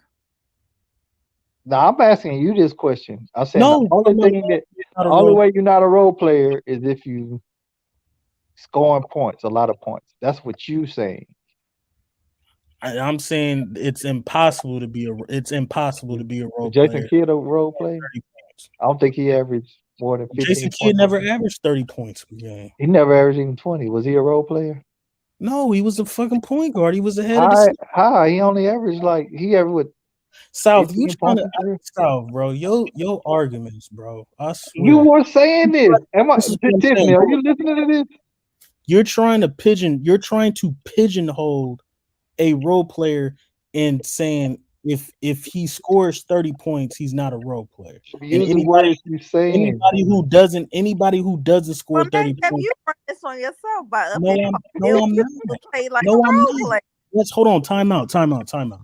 First of all, Jason, that's what I'm saying. That's the eye test and everything that's going. You guys are pigeonholing me into. We asking you questions and these are your answers, and we just respond.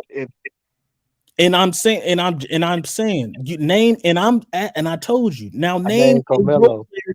Name a role player. I named Jason Kidd. You say he's not a role player, but he don't score a lot of points his career. Time out.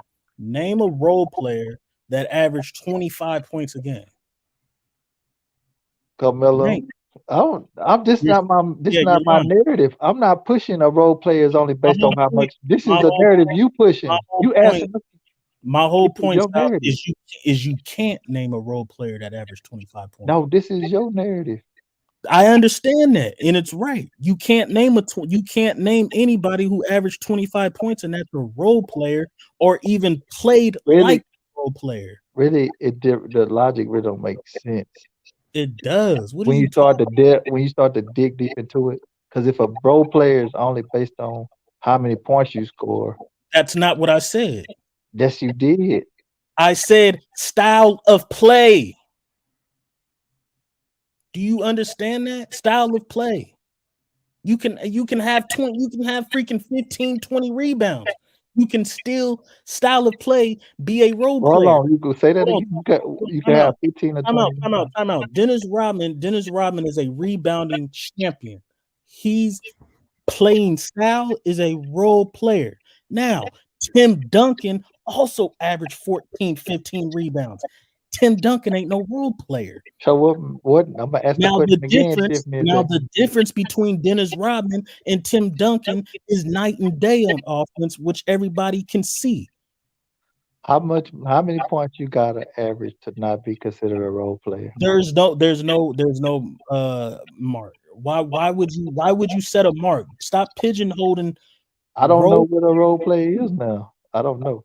You don't know what a role player is. There's difference between a role player and a playing style of a role player. Do you know the playing style of a role player? But this is the elephant in the room. I cannot be, if I score 20 points and don't do shit else, I cannot be a role player. But I can grab 20 rebounds a game. But if I don't score 20, I'm a role player. I just gave you examples of players. This is what I'm saying. I just gave you examples of players. I mean, I ain't saying you wrong, but I'm challenging the whole The There's whole no psychology behind this and role what I'm play. saying, you can't put a number on something like that. You have to watch them play. If you looked at Dennis Rodman rebounding numbers and Tim Duncan rebounding numbers, you wouldn't say they were role players. But if you watch them play, you'll be like, oh, Dennis Rodman is playing like a role player because all he's doing is grabbing. Damn, y'all still up? If you watch Tim Duncan, they never ended the stream, Action Jackson. You got off for nothing because if somebody. you watch Tim Duncan, he does something totally different. So if I go out, let me ask you another question, McDill. If I average 20 rebounds a game, I'm a role player. If I average 20 rebounds and 10 points, I'm a role player. But if I average 20 points and 10 rebounds, I'm not. You're putting numbers on this, bro. I'm just asking the question. You're putting numbers on that. I can't answer a question because you can't put a number on style of play. You can't put a number on style of play. Backpedaling. I'm not backpedaling. I gave you examples of players that play like role players. I gave you examples of players, bro, that you've watched. So who's a role player to you? I don't know right now. I'm challenging what a role play is now. I don't know. Okay. Like I said, because it's the problem. If Bill Russell's a role player and he's a top, like somebody like you saying, he's the top 10 all-time player. I don't know what the hell a role play is. Let me stop you. Damn near everybody just played a role player. South. I did not call Bill Russell a role player. I said he play like one. Listen, Bill Russell is not a role player. Okay. His playing style and philosophy is that of a role player. Okay. Can somebody translate that for me? I don't know what he meant by philosophy. What he meant by that philosophy? Play like a role player. J-Mac, can you translate that for me? I'm gonna start using translate. Hold on. A playing style of a role player. A playing style of a role player is someone that contributes to the team in order to win. Now you can contribute by points, assists, rebounds. You contribute to the team, but but as a role player, you're not a number one fucking option. You're not a number two option. There's no role player that's going to be a number one or two option. So which option you got to be? You got to be one or two not to be a role player. That's what it is, bro. I'm asking questions though. You got to be the number one or at least number two. Name a number one option that's a role player in the history. You can't name a 25 point per game score. Was Rip Hamilton? What was Rip Hamilton? When they beat, did he average 25? Not with them Pistons and won a championship. What was Rip Hamilton? What was he? He was a number 3 option. I think he led their team in scoring. He wasn't better than Chauncey and whatchamacallit. But you say it's options, right? He wasn't better. Yeah, he was a third option. He wasn't the number one option over Chauncey and I think he led their team in scoring. No, I don't think. I think Phillips led their team. So you got to be the number one, or you got to be the one or two. Which one is it? This nigga South is stupid, guys. J-Mac, what am I doing? I'm asking him. I'm trying to understand this. Nigga South is stupid, bro. So what was Jason Kidd? Because he ain't never been the number one option on his team. Oh yeah, what is Steve Nash? Wow. He never number one option. What? When he won them 2 MVPs, was he the number one option? Are you serious? This debate. Oh, this nigga's crazy, bro. He saying I'm crazy, J-Mac. Yes, Didn't Steve win 2 MVPs and he wasn't the number one option. He wouldn't even score averaging 20 points a game. You're stupid. Let's just say Magic Johnson. Let's just say Magic Johnson. Oh, Magic! I'll wait. Oh, Magic ain't never Magic been Johnson role player. Just because the South thinks that you have to be a number one. If you're not, a number this is you saying this. Crazy, bro. I'm not even. Who'd you call a role player? He's calling Steve Nash a role player. He's saying you saying it. Role player. You said he had to be a number one option. J-Mac, are you listening to him? I'm only using his words. Nigga soft is stupid, bro. Axon Jackson, are you listening to this? I'm using this dude's words, and he acting like I'm tricking him. I'm listening, man. Hey, this is crazy. He keep changing the shit. I'm just trying to see what the hell a role play is. I don't know what a role play is. You don't even understand what I'm saying, bro. You're going off your logic, and I'm simply saying you're going off your logic, and I've simply said, bro, there is two criteria. You can either be a role player, Robert Ory, John Pack, you know what I'm saying? You can either be a role player or you can have the playing style of a role player. Now, if you can be the best team. Now, you can be the best player on your team with a playing play like a role player. A playing style. Not play like a role, a playing style like a role player. There's a difference. Can somebody translate for me, man? I don't know what the hell going on. I think you got some points. The South is always help me out, J-Mac. Go ahead. It's stupid that you don't understand the difference. I know I'm That's stupid. That's why you man. can't be a no-go. Now you gotta, why you gotta insult me? You man? can't be you don't even understand the difference between a role player and it's somebody who J-Mac's gonna try to translate for me. Oh no, I'm not. No, he's not. There's no need to. I'm definitely not finna decipher. Thank you. Thank you. There's no need to, bro. Not at 2 o'clock in the morning. It's probably 3 where you at, so that's crazy. Help me out. Somebody help me. Tiffany, you gonna translate for me? No, I'm not touching it. I'm confused. Big Four Mob, you could come in and explain to him, but I'm just listening to this debate. Tell me if I'm doing something wrong. Thank you. I'm just trying to get an understanding. There's no rules. There's no parameters. You know, I'm not even debating. I'm just trying to get an understanding, but it's hard. I don't know what's going on. Wow. 1 minute, you're not a role player if you're the number one option. Bill Russell can't be ranked 7th on my list according to you because he has the most championships. But but you told me, I'm just going off what you said. You said number one is championship. So the man that damn near has double championships of anybody in the top 10 is number 7. Okay.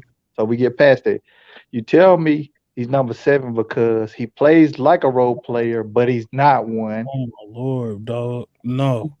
Tell me when I start lying. You went off of my criteria. My criteria is championships, who you beat, who you play with, and then stats and accolades. And then eye test. What if you're asking me what brings down Bill Russell? If that's what you're asking me, what brings down Bill Russell? It's stats. He doesn't have the stats. But the 7 thing, the 6 or 7 thing is bringing him down. Hold on. He doesn't have this. He doesn't have the stats. That's number 1. Then you look at the eye test. The eye test will tell you, he's the greatest defensive player of all time, but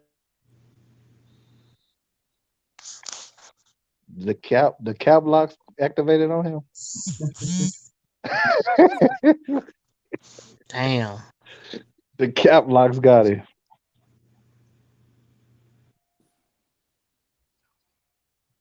He trying to. Hey Tiffany, you see what's the name on? You follow Kareem? You're not right, J-Mac. You just I don't follow Kareem. You got to go through it sometime, man. He just airfrying himself. So what? I might need to clip all this, man. I know why Kyler Murray did that. What he did to unfollow the team. Why? They said I just read the article. They said Mike Evans trying to recruit Kyler Murray to the Buccaneers.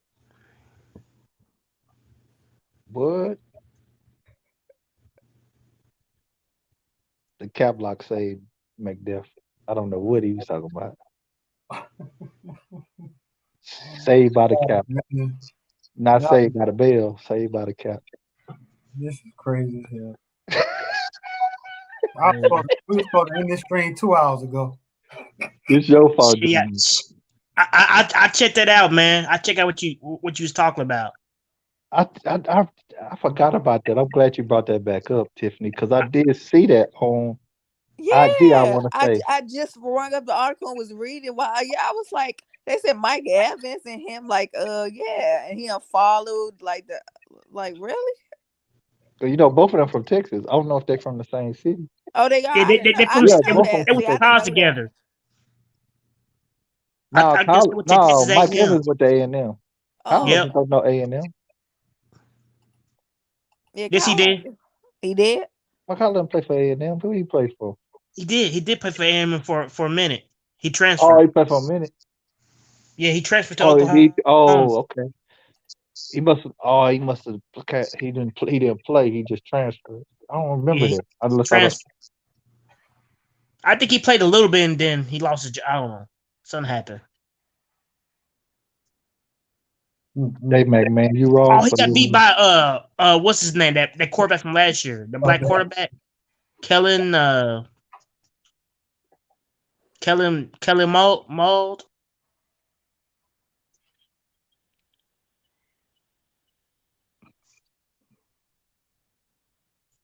J Mac, you ain't right, man. You said make that up. I ain't set him up. I wanted to hear him explain, how he does what he does. I like to hear all y'all debate. All y'all got unique styles of explaining stuff. And all y'all got a way of saying the other person don't make no damn sense. But when the chat says they don't understand what's going on, then there's some credence to it. So, we saw. I don't know if you saw the debate between Tiffany and was that McDuff? Yeah, Tiffany and Yeah, McDuff. SB told me he was gonna try to switch the argument on me. I knew. I'm glad SB did tell me that. Mm-hmm. And he tried to switch it too. I never said Magic wasn't no Hall of Fame. I said basically without Kareem, he would not have won them 5 championships. And McDuff was disagreeing with that. There were other Hall of Famers on that team, so come on now.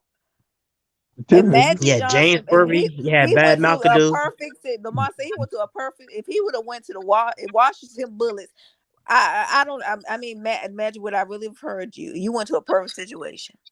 Okay, that's not like you had Kareem and some other players there. Yeah, I guess. We mean you, yes. I guess. What you mean you? Really? Nah, you're right. But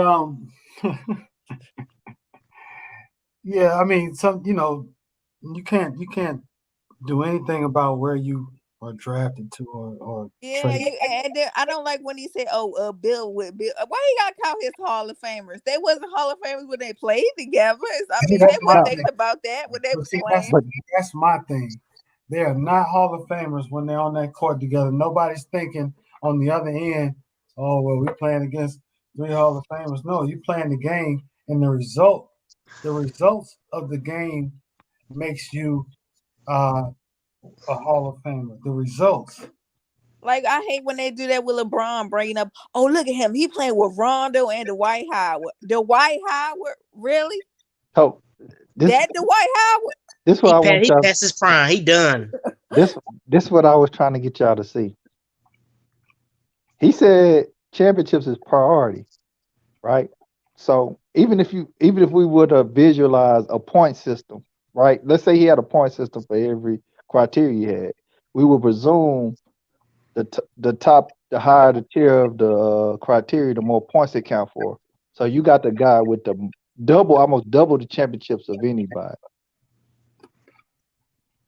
And he number 7. So how could championships have the most value? You get what I'm saying? Mm-hmm. It doesn't make sense. He's knocking the era. Makes perfect sense. So that means era has to have more value than the points. Not more, but it depends on. It has, but it has to, man, because he's living championships. I know, but let me tell you the differences. There's levels to the era argument. Like the 60s, you're not going to treat the 60s like you treat the 90s and the 2000s and the 2020s because the 60s are so far away. And what they're doing, the 90s, between the 90s and the 2000s, there's not much of a gap, but there's a huge gap between the 60s and the 90s and the 2000s. So J Mac, you said eras are more important than everything. So we got to start with eras then pecking down. But that's what you're making an argument for. I'm not saying they're more important, but that's a way you can use the argument. But era argument seems to be more priority just by what you said to me than just winning championships. No, they just knocked him back a couple of spots. Because if you're gonna put him, Bill Russell in the top 5, check it. Watch this. If you're gonna put Bill Russell in the top 5 because he is considered the best defensive player of all time. Now you can only be the other one, which is the best offensive player of all time, which that person should also be in the top 5. The reason why he got knocked down 2 spots is because, let's say he was number 5. Because of that, and not a really efficient, good offensive game, but that defensive award allows accolade or status allows him to be at least number 5. You knock him down 2 because the person who was making that argument for Bill Russell does not give the 60s a high value score. This is how I see it. Maybe I'm crazy, right? Did any of that make any sense? No. This is how I see it, though. And I could be crazy. I could be crazy, though. This will make sense what what you saying and McDuff saying if Bill Russell had about 5-6 championships. So we'd say, you know what? He got 6. He tied with Jordan. But what knocks him to 7? Because championships was said as first priority, so I would think it has more value in the system, even though it could be argued, I guess. If he had like 6, he'd be like, okay, he's a 7. Yeah, he got 6. He tied for the most, but he, because of XYZ, he's at number 7. Okay, I get it, but he has almost twice as many championships as anybody in the top 10, or period. So when you tell me that, and he's at 7, that means championships can't be really valued as more as something else because he dropped way down to 7, even though he has twice as many almost as anybody, as the second most. And I'm gonna raise my hand. How many championships does Robert Horry have? He has 7. Why in the hell would I put Robert Horry in the conversation, even though he has 7 championships? I would say, why the hell is championships a criteria on something that's a team accomplishment? But to answer your question, this is a question for you because it's your criteria. It's what you achieve. It's an accolade. And a championship is the highest level achievement in basketball to me. It's a team accomplishment. Now, if you want to say Finals MVPs, that might specify something individually that somebody in a team contribute to. This is what I'm saying. You guys are we're trying to individualize a single player in a team sport. I can't leave out team accomplishment because you can't do anything by yourself on the court. It's not 1-on-5. You realize that makes sense what you said. What did I say, Sal? Do you realize that what you just said doesn't make sense? How doesn't it not make sense? A team accomplishment doesn't define what you contributed to your team winning. Why it doesn't? Because you could have been. Why doesn't a championship say what you contributed? It doesn't define what you contribute to the team. You could have been just for the same reason you brought up Robert Horry. For the same reason. Okay. When it doesn't tell you nothing. Championships, do you look at what he did for those championships? Yeah, but it doesn't. If I was somebody in here, and watch. You just answered the question. Hold on. If I was somebody in here, didn't watch no fucking basketball at all, exactly. And you showed me a list of players that won championships, and I see Robert Horry over Michael Jordan, I'm gonna assume it's more than likely a possibility he was a better player than him. Exactly. It's not, but this is your premise. You basing it off that. That's one of my criteria, Sal. That's the first one you brought up.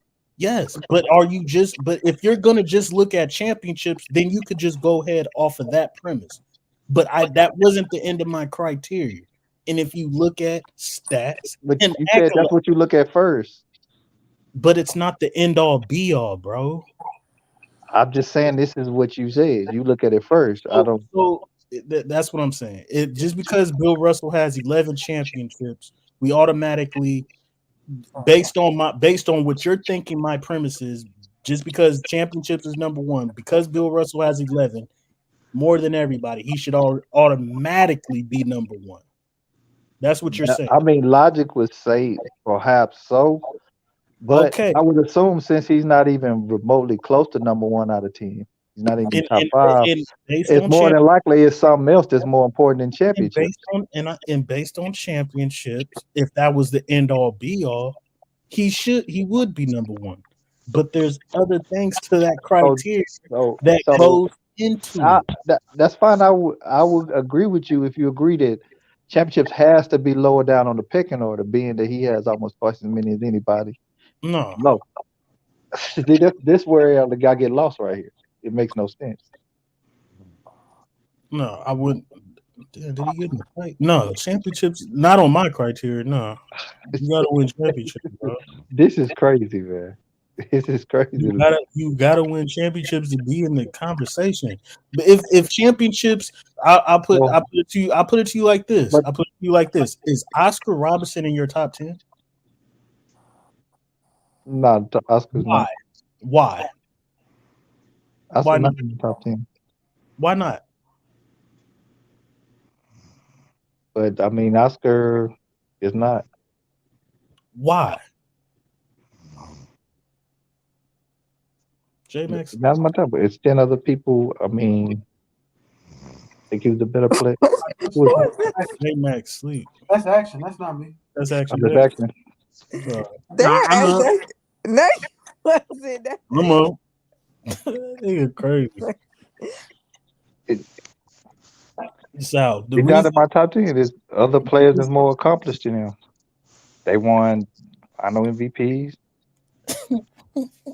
Stuff like that. See, if you use the Finals MVP argument, that's something that somebody contribute. That's on the criteria as far as stats and accolades. You didn't bring up Finals MVP. I said accolades. That's an accolade. Stats and accolades. What is a championship? A championship is a freaking championship. This is crazy. This is one. I'll put it. The first thing you leave with is a team accomplishment. It doesn't tell you what a player contributes. If I put you like this, Will Chamberlain. I'll put it to you like this. If there was no, let's say, if there was no criteria, let's just put it like this. Let's just put it right there. If there was no criteria whatsoever on who was the greatest basketball player, to me, then if I had to pick who's the greatest basketball player of all time with no type of criteria, it would probably be Will Chamberlain. Why? Because he's the greatest athlete to ever step on the freaking basketball court. Period. He's the greatest athlete to step on the basketball court. And if there was no type of criteria, Will Chamberlain would probably be the GOAT. If there was no criteria. But how can you have the greatest basketball player of all time not have the championships, B, the great teams that he's played with and not win? He underachieved in the playoffs. There's other players that are going to be better than him, even though he has all the talent in the world. I'm just telling you, McDuff, from what I hear you saying, what's priority to you is, to me, era, number one. Then who somebody played with, number two. Then number four would be eye test. Then possibly number five. Number five would be championship. Then stats and accolades would come in.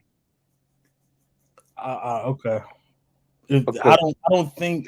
Because you got to remember. Go ahead. What if stats and accolades was a tie on your criteria? LeBron would be higher than 5. Stats and accolades are. LeBron would be higher than number 5. Okay, but what's his defensive accolades? Because Kareem, Tim Duncan, who's number 5 in my list, defensively has 15 all defensive teams. The all-time leader in blocks in the playoffs. 3rd all-time in rebounds in the playoffs. Kareem got 11 all defensive teams. Kobe's got 12 all defensive teams. Jordan's got 9 all defensive teams.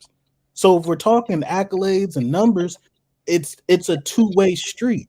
LeBron has the accolades offensively, and he's a great all-time player. But is he the best defensive two-way player? No. Kareem, Duncan, Kobe, Jordan, to me, are better two-way players. Even Will Chamberlain is a better two-way player. It goes both ways, bro. You can't forget about the defensive side, even with numbers and accolades. I think LeBron got, what is it, 5 or 6 first time on defense. Whoa, wait a minute. I'm about to check this. He got the. Magic. 5. So Magic is in his top 3, and Magic damn sure ain't playing no defense. He got no all defenses. Why Magic so high? Yeah, he has no all defensive teams. Now, where he at? Now. Hold on, where he at? Hold on. I'm gonna finish Magic on. I'm gonna finish Magic on the defensive side. He ain't no number 1. He ain't been no number 1 option for most of his career. I'm gonna finish Magic Johnson on the defensive side. Does he have any accolades defensively? Yes. He led the league in steals twice. Now you're bringing up steals. You didn't bring up none of that when you was talking about LeBron. Time out, bro. What are you talking about? You were bringing up first team all defenses, which he had like 5 or 6 of them. LeBron ain't never led the league in steals, so why would I bring that up when he never did it? Now you going to steal? Why would I bring up a defensive accolade on LeBron when he did it? Perfect, McDuff. How did he lead the league in steals and couldn't even make an all defensive team? Not even 6. I didn't vote. I didn't have a vote. I'm sorry. I don't know. But hold on. Defensively. So he was still. I would sit here. Hold on. I would sit here and say that LeBron is a better lockdown defender than Magic, but Magic also defends all 5 positions. He can play any position. He ain't got no first team all defense or no second team. Just because, okay, but you can't say he can't guard all 5 positions. Now he can guard all 5 positions, but he can't make no. If we don't care, he didn't make no second team, not even first. Hold on, the eye test will tell you that he can guard all 5 positions.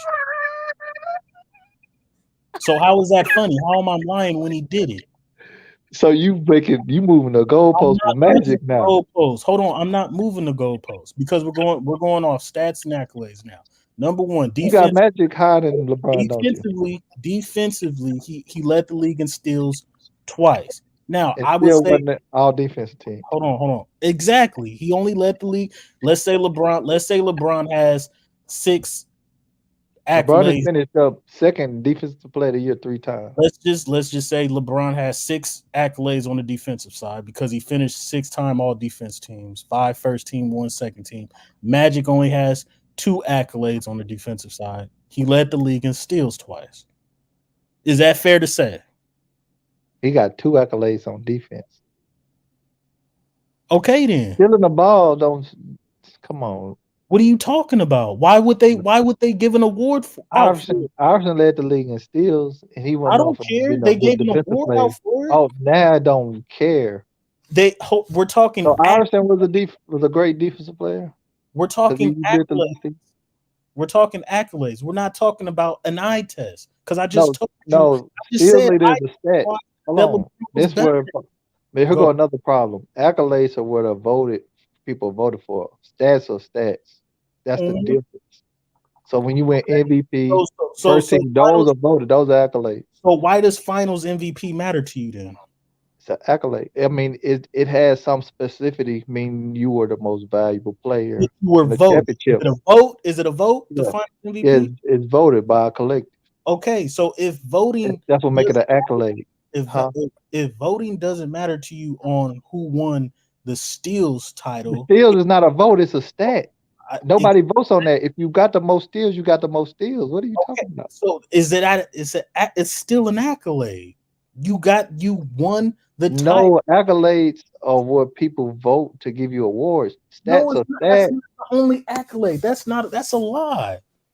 What are you talking about, McDuff? Bro, when you went, hold on. When somebody leads the league in rebounds, don't they get an award for that? The rebounding champion. When somebody leads the league in scoring, don't they give you an award for that? The scoring title? Yeah, you're right. You're right. But it's based on statistics. It's based on stats. So oh my lord, bro. Yeah, it's based on stats. I don't know. I get but this man is saying this you right about that. McDuff, you right about that. So anybody who led the league in steals, Steph Curry, Allen Iverson were great defensive players, right? That's the logic you're using. No, that's you not using. What the hell is going on? I didn't say anything about them being a great defensive player. I said accolades. What are you? That's all I said was accolades. Don't try to put it as because what is going on? Scottie Pippen never won a defensive player of the year, but we all know he's a great defensive But he's finished runner up twice. LeBron done it 3 times. Okay. Oh, that don't mean nothing, huh? Because of who we talking about. No, it does matter. But hold on. What does being a steal leader mean? Turn on. First of all, Scottie Pippen and LeBron, right? Scottie Pippen and LeBron. This is crazy defensive. I don't even know why I got to break this down. Number one, they both never won Defensive Player of the Year, right? They both have finished runner up for the award. They never multiple times. They never won a rebounding championship, right?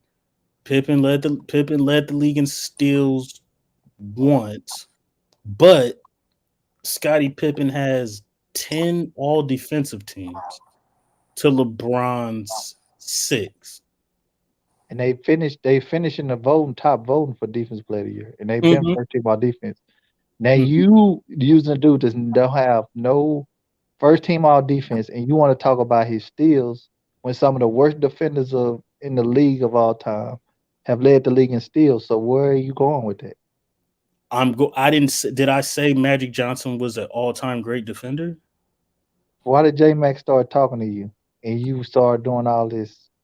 I mean, and Tiffany, and you start doing all this capping for Magic. Tiffany brought it up. And you got Magic ahead of LeBron, don't you? Question: did I ever call Magic? He got him ahead of Kareem. Time out. I'm upset about that. Answer the question. Did I ever call Magic Johnson an all-time great defender?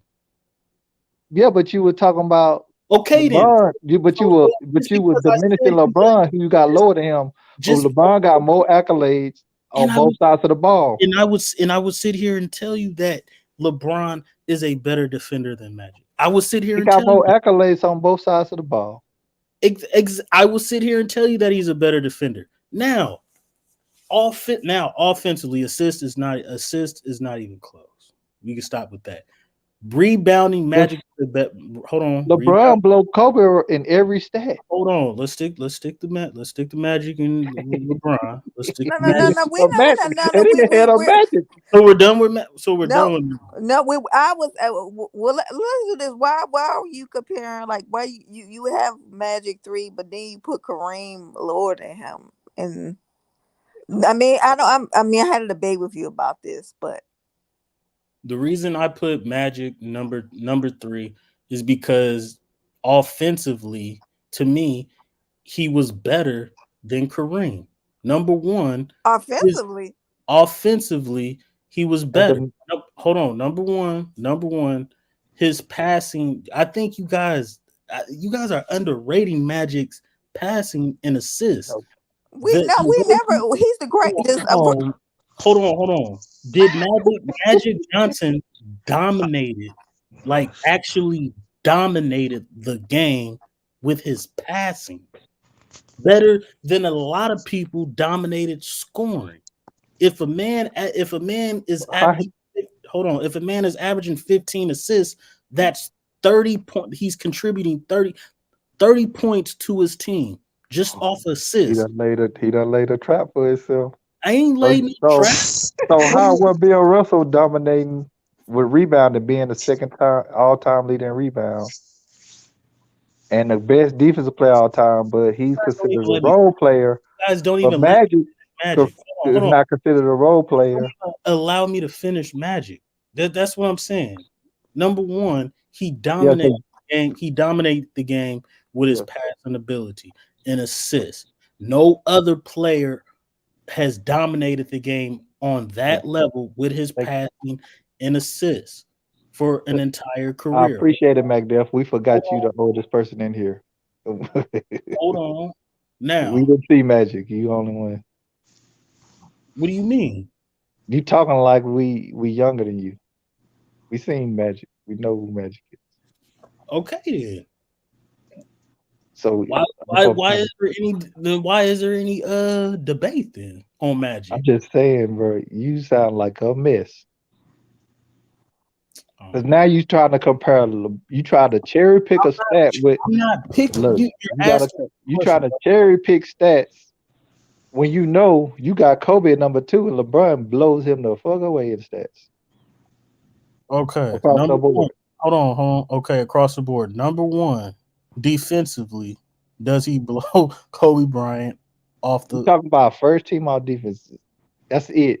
Everywhere else, he blows him away. Hold on. Okay. So defense. So can we agree? So again, based on that, gonna have to stay on that because nowhere else he can go. No. There is places I can go. You're crazy. Number 1, can we agree that Kobe's a better defender than LeBron? Oh shit! Look, you go. That's where he gonna have to go. Big man. He's terrible. LeBron blows him out every. All right. So let's first of all, he's because there's defense is half the game. So number one, Kobe. I'm gonna give you that, McDuff. Kobe has more defensive accolades. Now let's move on. Where else you gonna go? Now, where you gonna go down? No. Scoring. Kobe is a better scorer than LeBron. Fact. Oh no, he's not. How? No, he's not. How? Yes, he is. How? Yes, he is. How? Okay. Number 1, who has more scoring titles? Who averaged more points per game in a season? Who averaged more? LeBron? No. LeBron averaged more points than him over his career. In a career, I said in a season. So one season defines the whole career? That's time out. A season trumps a career. That's what's going on? Time out. I said, first of all, who averaged more points in a season? Who's never scored average under 20 points their whole career? Time out. Well, if you want to put LeBron, if you want to say that LeBron's a better scorer than Kobe, you can. I'm telling you the reason why Kobe is a better scorer. He averaged more points per game in a season. And I see. So one season defines a player more than a career. He's got more 30-point per game seasons than LeBron. He's got more scoring titles than LeBron. So over a career, since that's your only outlet, LeBron averages 27, Kobe averages 25. Now, over a career, who has more 40-point games, 50, 60, 80-point games? It's Kobe. Now, if you don't understand the prolific, still don't average less points. Yes, he doesn't average more points in a career than LeBron. That's a fact. So a career is more important than a handful. I mean, a handful of seasons is more important than a career. But I just gave you a career stat. No, you didn't. Hold on. What's wrong with you, man? You just named. I did give you a career stat. I just said he averaged 27 and Kobe averaged 25. But I'm also giving you a career stat that lets you know how prolific Kobe was. Because I just said. What career stat you just gave me? Hold on. South, he bring up that 80-point game with Kobe, basically. That's one game. That ain't hold on. Time out. I said over a career, who has more 40-point games. That's not a career stat. Those are when you say game, that's not career. Shit, did LeBron get 40 points this year? Hold on. When you say game, that denotes that does. Bro, you said game. That's not career. The add up isolating games. How can you? Why not? What are you talking about, bro? Games don't usurp a whole career, bro. You're crazy. That's what I'm saying, Sal. You're going off the points per game, and how many seasons LeBron average under 10 points? Time out. If you want to say that LeBron is a better scorer because he averages more points over a career, and you just want to go off that, then cool. You can go off of that one stat. You can go off of that one stat. So if you go tell me a handful of games usurp a whole career, no, I didn't tell you a handful. Career. I didn't tell you a handful of games. I told you a season. I told you more scoring titles. I told you more 30-point per game seasons, and I told you how many prolific games of scoring that he has. I don't know how a consistent 25-point per game score for over a career is more prolific than the guy who has 25. You guys don't understand how hard it is to score 40, 50 points. Here go the well done bell coming right here. How many? LeBron has averaged 25 or more in 18 straight seasons. Mm-hmm. Case closed. Shut it up. That ain't no case closed. Nobody else has done that. Hold on. If that's nobody has done that. Hold on. Time out. If that's the case, then why isn't Jerry West a better scorer than LeBron? You wouldn't say Jerry West is a better scorer than LeBron, would you? Nobody has come close to that. The second person is at 12. So based on that one stat, you're gonna put LeBron over Jerry West. I don't know what you do. I don't know why Jerry West coming to this. Nobody's close. Because Jerry West averages 27 points per game for his career. Nobody has averaged 25 points. 18 straight years in a row of the 19 career. And he still doesn't have more 40, 50-point games than Kobe. That's more impressive than any little stat. No, it's not. That's long. The second closest person is no, it's not. Hey, Saab, well, he can use that argument. James Harden, how many 40-point games did James Harden have in his career? 100 and something. It's not more than Kobe. The top three. Well, James Harden is still playing, but he could. He's not gonna catch Kobe. The top three is. How you know he's not gonna catch him? The top three is Kobe, Wilt, and Jordan. So that's the three, and they all great scorers, and y'all know that. All right, next. Did you say accolades matter? I mean, getting only one MVP. I mean, yeah, and only 2 Finals MVPs. Well, I'm talking about one MVP compared to the rest of the people on the list. Yeah, he has one MVP, and he only has 2 Finals MVPs. I mean, compared to the other people you got. Yeah, but this is great. Name everybody on the top 10 list who has more championships. Now you know we're. And J-Mac let you do this, man. J-Mac gonna let the man get through past 48. He been murdering himself. I'm not, bro. And he just South. First of all, if we're just naming that go to sleep, Tiffany and South. If we're accolades, right? Now he ran back to championship. No, defensively, hold on. Accolades. Defensively, Kobe has 12 all defensive teams. Am I right or am I wrong? Okay. We already discussed the. But he don't care about. Look, he don't. But I just said. Bill Russell defense don't matter, and his rings don't matter. He at number 7. How it doesn't. You say he the greatest defensive player ever, but he at number 7 with twice as many rings as everybody. Arguably the best defensive player ever, and you could arguably he top 3 ever, best rebounder ever. Okay.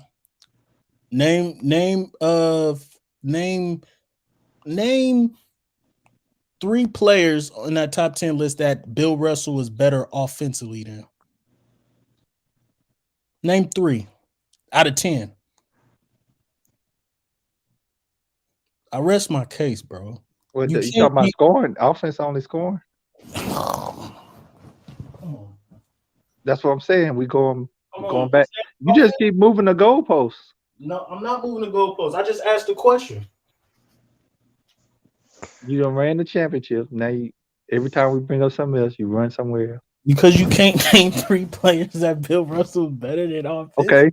That's why. Name a player that got. He's the least. Name a player that got more championships than Bill Russell in the top 10. Nobody. Okay. Nobody. That go to neutralize, right? Yeah, they're going to neutralize. You said that's you start off with championships. That's what you said. Yeah, they're going to that's neutralized. Now, what else is in my criteria? Accolades, and Kobe really ain't got a lot of You keep accolades. talking about Kobe defense, but then why Bill ain't? He say he the best defensive player ever. Why he still ain't high? That didn't help him get Because up. Kobe's a two-way player. Oh, with yeah. one MVP. So okay. How many scoring titles? Come on, bro. Stop it. If you're gonna sit here and say that Bill Russell has 11 championship rings, he's the best defensive player, what knocks him down is the offensive side of the ball. You can't say why you got Will. Why you got Will lower than he doesn't have no championships. And he had a squad and lost. How many is enough championships? Because the dude that got double ain't even top 5. Didn't I say he had Didn't I say he had a squad and lost? That knocks you down. Okay, you got let's go back. Here we go. Go ahead. But what? You diminish Wilt because he had a squad and lost, but you still diminish Bill Russell because he had a squad and won. No, I don't. Did you listen to this? He talked about Did I diminish? See, you're thinking I'm diminishing. When he just talking about the Hall of Famers. Yeah, Bill you Russell did, played but with. you said look who he played with, all them Hall of Famers. He diminishing Bill Russell a Hall for of Fame winning. when they played with each other. Time out. Did Bill Russell lose? No. So but why is he dropping? Because he played with Hall of Famers. The diminishing of Bill Russell is his offense, is his numbers. He wasn't great. I don't care. You keep Bill Russell. Let's put Bill Russell number 1 right now. Right, he's got the most championships. Boom. Right. Then number 2, who he beat, the era he played. He beat Wilt Chamberlain. He beat Jerry West and Elgin Baylor. And he beat the 70s Knicks. Compare that to everybody else that's played. I don't know. I don't know if beating Wilt Chamberlain and Elgin Baylor is harder than beating the Celtics and the Lakers in the 80s. I don't know if that's harder than beating the San Antonio Spurs dynasty. Hold on. I don't know if that's harder than beating the San Antonio Spurs dynasty. Now, who you play with? He played with 8-9 Hall of Famers. Did he lose? Because the one before that was, who did he beat? So if he beat all those people and he had all those Hall of Famers and he didn't lose, that doesn't knock him down. But if you're Wilt Chamberlain and you played with a whole bunch of Hall of Famers and you lost, that knocks you down. Let me ask you, how many more? Look, he just said it again, Tiffany. You see this? Oh, Magda. But at the same time, what? It's down if you do. It's the error then. It got to be the error. Yeah, because you say you don't respect. Basically, you say you don't respect who he played against. So Tiffany, his pecking order got to be starting with error first. Didn't I say that error? Then who you play with? Then this dude championship. It's championships, bro. It's championships is first. It doesn't make sense, bro. I didn't discredit Bill Russell for who he played against and who he beat. I didn't discredit him for that. Why? Because the nigga didn't lose. How did I discredit him? Tiffany, I'm gonna get up off here. This dude just sit right here and said it a couple of seconds ago, Tiffany. and now he back like he didn't. Yeah, cause let me say, Magda, why are you bringing up? Oh, I don't know if beating the eight is more impressive beating the '80s Lakers of who he played against. You are using who he played against. You diminishing rings because of I era. didn't, So bro. rings can't be more important than era because you diminishing the dude that got 11 rings. For me to say, I don't know if his competition is harder than the Celtics in the '80s, in the Lakers in the '80s, in the Spurs dynasty. None of us know that. None of us know that. But that's a fair comparison because you rank teams all time too.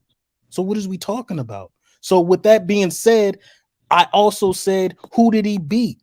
And if the nigga beat them teams and never, which I don't think those teams are better than the '80s Lakers and Celtics. If he would have lost, then yeah, I would knock him down. But for the fact that he whooped, he gets knocked down even though he won. Though.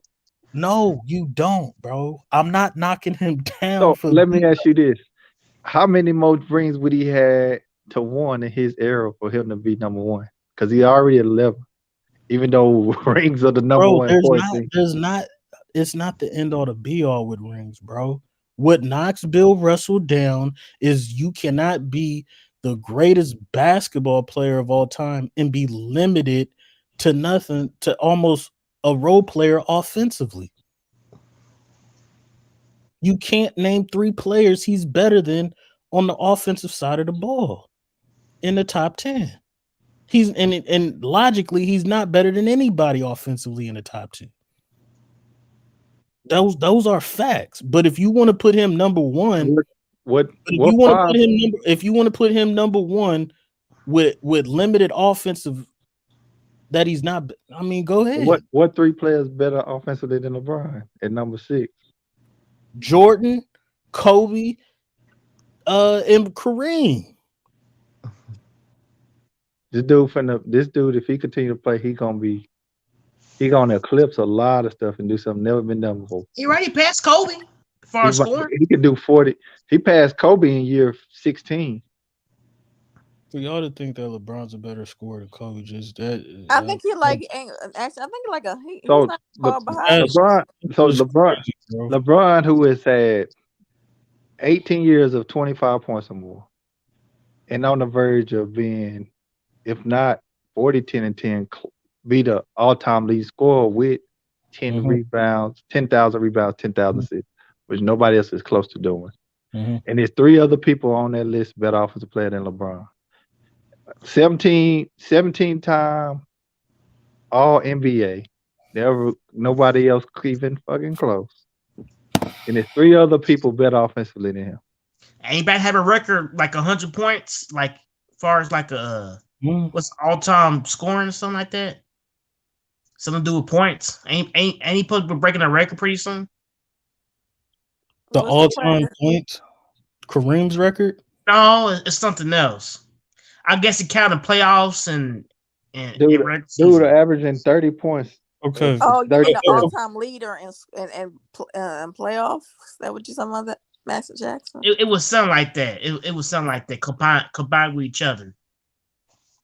I don't know. Somebody mentioned it. I forgot who mentioned it on the screen. Okay. It just don't make sense.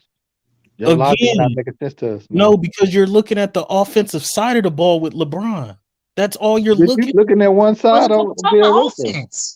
You looking at one side? Hold on, time out. When I said Bill Russell, the only thing that knocks it, I said he's the greatest defensive player of all time.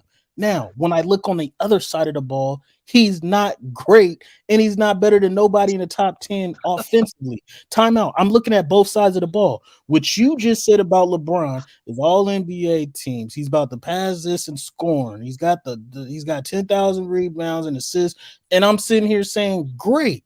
Now, name 4 players in that top 10 that he's better defensively than. He's not better than Kareem. He's not better than Kobe, Jordan. He damn sure better than Magic. Will Russell, Wilt, Hakeem Olajuwon. He's not better than none of those people. He's way better than Magic. He skipped over Magic. Yeah, but I said name 3. I just named 7. So what is we talking? See, y'all tripping, bro. And I'm still mad. And then you left Shaq You look out. at the chat, dude say you contradicted yourself. Yeah, you left Shaq out the list. I want to go. Don't tell me you put him 15th. So no, how can I put Shaq ahead of Akeem Olajuwon? Are you like? I'm just saying. Are you? I think are you doing that because Kareem beat Larry Bird ain't even in his top 10. Yeah, Larry Bird is number 9. What are you talking about? Larry Bird higher than Kobe. That's what this Larry shit Bird is Larry Bird is number 9. What are you talking about? Larry Bird higher than Kobe. That's crazy. And then you say you might. He ain't a better scorer or defender than Kobe. Y'all tripping. Yes, he is. Yes, he is. Bird's a better scorer than Kobe. Yes, he is. Yes. Get the fuck out. Bird's a better shooter. Where's true at? Hold on. Larry Bird is a better shooter than Kobe. He ain't a better scorer. He's different. Kobe should be number 1 if you rating the best player of all time off who missed the most shots, because he's definitely number 1 at that by far. And he 4th in scoring. He chucked up to more bricks than anybody by almost over 1,500. I don't see. This is what I'm saying. And I don't have to. That's not our test. That's just a fact. I don't have to make up stuff based on stats. No, that's a fact. That wasn't made up. I know it's not made up, but I don't have to make up stats with Kobe to justify him in my top 5. First of all, name somebody, and again, name another player in NBA history that's top 5 in scoring all time, that's top 5 in playoff scoring in all time, and has 12 all defensive teams. Oh, name another player. Name another player. You have a player who holds more records in the playoffs than LeBron. That's both sides of the ball. Do you understand how you care about both sides of the ball with? Why you don't care about both sides of the ball with Magic though? I do. What are you talking about? McDuff, you honestly said that Kareem was a better scorer. I mean, you said Magic was a better scorer than Kareem. I can't. No, I did not say that. I did not say no Magic was a better scorer than Kareem. I did not say that. LeBron he'll better both sides of the ball than Magic, and he has more accolades. I wouldn't take. Only thing Magic has more than him is more assists a game. Hold on. I wouldn't take LeBron on the offensive side of the ball over Magic. What? Number one. Oh, in the stream now, man. In the stream now. Hold on. Is Magic Johnson as a playmaker and passer and assist is more dominant than LeBron is scoring? But Bill Russell, Bill Russell was considered dominant for the rebounding and defense. That's right. What I'm saying. Yes. He wasn't considered. Now I'm talking to Tiffany and them because we know how you feel. He wasn't dominant for his defense and his rebound. Because some people don't care about that.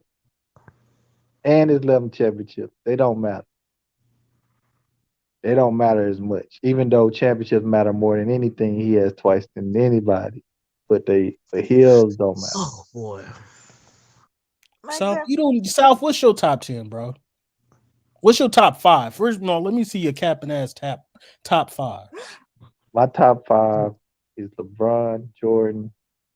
Then you in go order. Kareem, In order. I'm doing it. LeBron, Jordan, Kareem, and then I will go Bill Russell, then Wilt. That's 5. Okay, so why is LeBron? How is LeBron over Jordan and Kareem? LeBron is over Jordan, Kareem because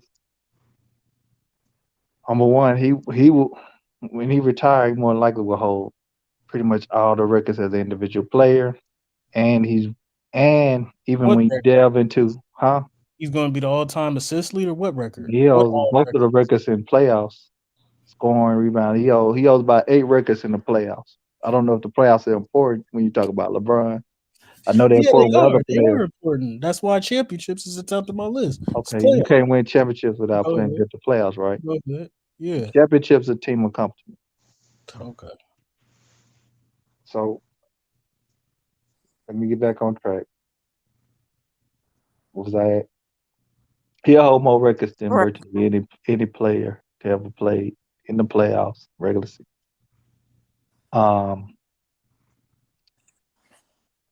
Even as it is one I didn't even talk about. As some of the greatest players, his teams have some of the worst records when he's not in the lineup, which I would say denotes some of the value that he has to his team, whether subjectively people say they are super teams or not. That's another thing. That's another position that I've cooked you on, definitely for sure. So you're saying LeBron James' importance to his team. Yeah, it showed the value of his team when his absence. Okay.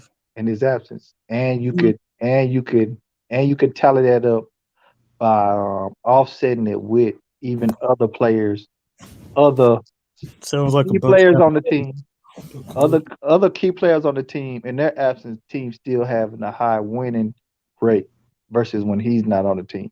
Even dating back to the so-called super team Heat.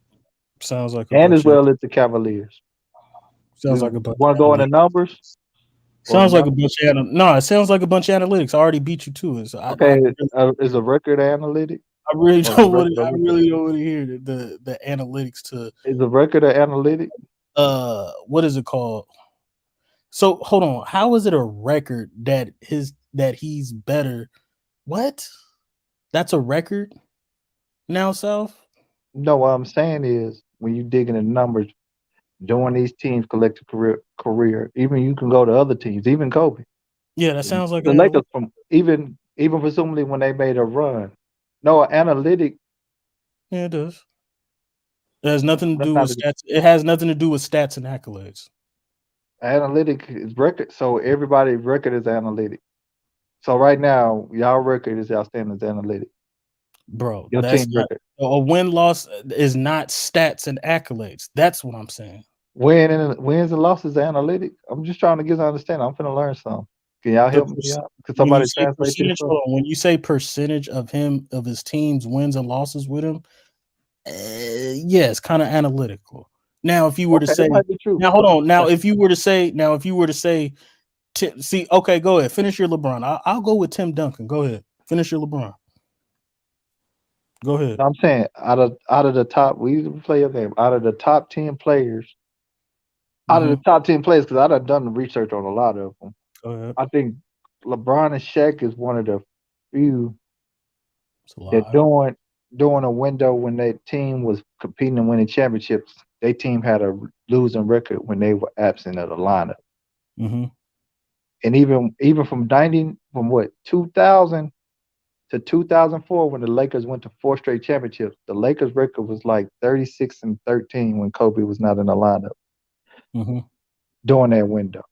That's true. Is that law? Am I saying my analytics are law? No, but I'm just saying this. I'm just putting this out here because it's a perspective I use.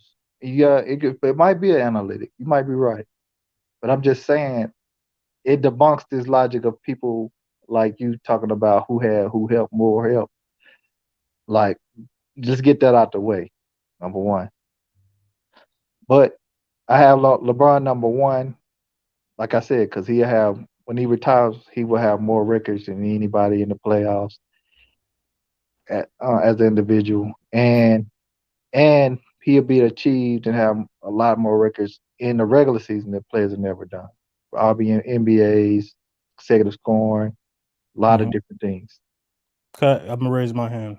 Is LeBron James gonna have more records than Wilt Chamberlain? I think he will. I could be wrong. Nobody's gonna catch Wilt Chamberlain. I mean, he definitely will in the playoffs. What? Like, we mean as far as what? Because he don't compile with LeBron in the playoffs. He definitely don't. Records. He's not gonna catch Wilt Chamberlain in records. Wilt Chamberlain either holds or tied with like 70 NBA records, bro. So if you're gonna put 5 records in the playoffs more than that over Wilt Chamberlain, go ahead. But Wilt Chamberlain is the autobiography of records is Wilt Chamberlain. I mean, right? I don't know how you say that when LeBron is number one in like 7 or 8 records in the playoffs. That has nothing to do with the 71 that Will Chamberlain holds. Go ahead, keep going. I just wanted to ask that question. Now, okay, I could say this: he'll be first, he'll be top in some of the top statistical records in the playoffs as a player, scoring, rebound, assist, 3-point shooting, a lot of different things. He's not going to have the assist record. The assist, I think. What is he number? What is he? He's number 2 behind Magic. Number 2. Okay, what was he? He's not going to have the rebounds. Okay. Oh, I guess is Kobe behind him in a lot of this stuff? Because I know Kobe in the top 3. He's going to have the steals or the blocks. I don't know about that. I mean, that would be out of control. He got everything now, every major statistical. That would be out of control. Definitely be out of control. You give him points. But he's second in final MVPs, right? Jordan. He the only Jordan and LeBron. Only Jordan and LeBron have 4 more finals MVPs, even though he's not in your top 5. But hey, life goes on. Number 2, you have Jordan. You have Jordan. 5 finals MVP. 6 finals MVPs. Top number 1. 10 scoring titles. Arguably the greatest scorer to ever play. Huh? Keep going. Arguably the greatest scorer ever played. But he got 9 first team all defenses. With 12 all NBAs. 5 regular season MVPs. Top 5 in a lot of the major playoff statistical categories. Number 1 points per game, playoffs. Number 1, yeah, he does have that one record, right? 50-point games. Say what? Most 50-point games in the playoffs. Oh, yeah, give him that. Okay, yeah. It's not gonna work, bro. That's crazy. It's not gonna work. LeBron doesn't even have more records than Jordan, bro. That is crazy. I don't. What you call him? Your list, but nobody. I respect your list, man. I respect you because you can't get mad if somebody had Kareem over because Kareem. I'll blast Jordan far as winning on every level in college in basketball. He's won on every level. So if somebody got Kareem as the GOAT, I don't have nobody should have a problem with that either. Over Jordan. Nothing. You can't say nothing. You got LeBron is still averaging them at 30 points a game at 37 right now, big deal. Yeah. So does this season? Nobody was even in the league. Or does career matter now? Does season matter or career matters? Don't move the goalposts. No, I'm saying this is 18th consecutive year averaging over 25 points a game. Nobody's even close to that. Yeah, that's about 4 or 5 seasons. But since it's LeBron, it's not nobody cares. It'll be an accolade, something to talk about it for somebody else. That's how it works. No. He's right. Who is that? Great stat. It's my phone. And I mean, LeBron one of the the only player that averaged 35, 15, and 8 and 2 times in the playoff series. Hey Tiff, who won this discussion? Is this a debate? This is not a debate. He's just giving me his criteria. Well, the way. Can I speak, please? Go ahead. The honor speak. Thank you. Macduff, you do have a lot of ones. So I was picking them hoes and putting you in the corner because the way your criteria is, I got a 1 to 2. Like I wasn't understanding either when you say championships matter the most, but you got Bill Russell all the way at 7. Then you would go to other stuff. Then when you went to LeBron, far as you said all the players above LeBron was defense, and I was like, wait a minute, Magic Johnson is number 3, but he doesn't play the defense. But you brought up his Tim was steals when he just said Steph Curry and Allen Iverson was stealing also. So that didn't make any sense. Far as like that's being a wonderful record to have. Steph Curry, Allen Iverson are not good defenders either. I don't get it. If you gonna judge a defensive player, we're seeing accolades, right? You could be the worst defender in the world, but if you got an accolade, So you got. why you don't care about Magic defense, but you care about LeBron defense? I do care about Magic's defense. That's why I named the accolades that he has, and he can guard all 5 positions. How you guard all 5 positions? You can't even make all defense team. I don't vote for that. He led the league in steals twice. He averaged 3 steals a No, game. you don't know what you're talking about. No, that's not. I don't know what I'm talking about. Wow, stop it. I don't have the votes for that, bro. You just got done diminishing vote accolades based on vote, and then you're gonna say you can't do When it. did I do that?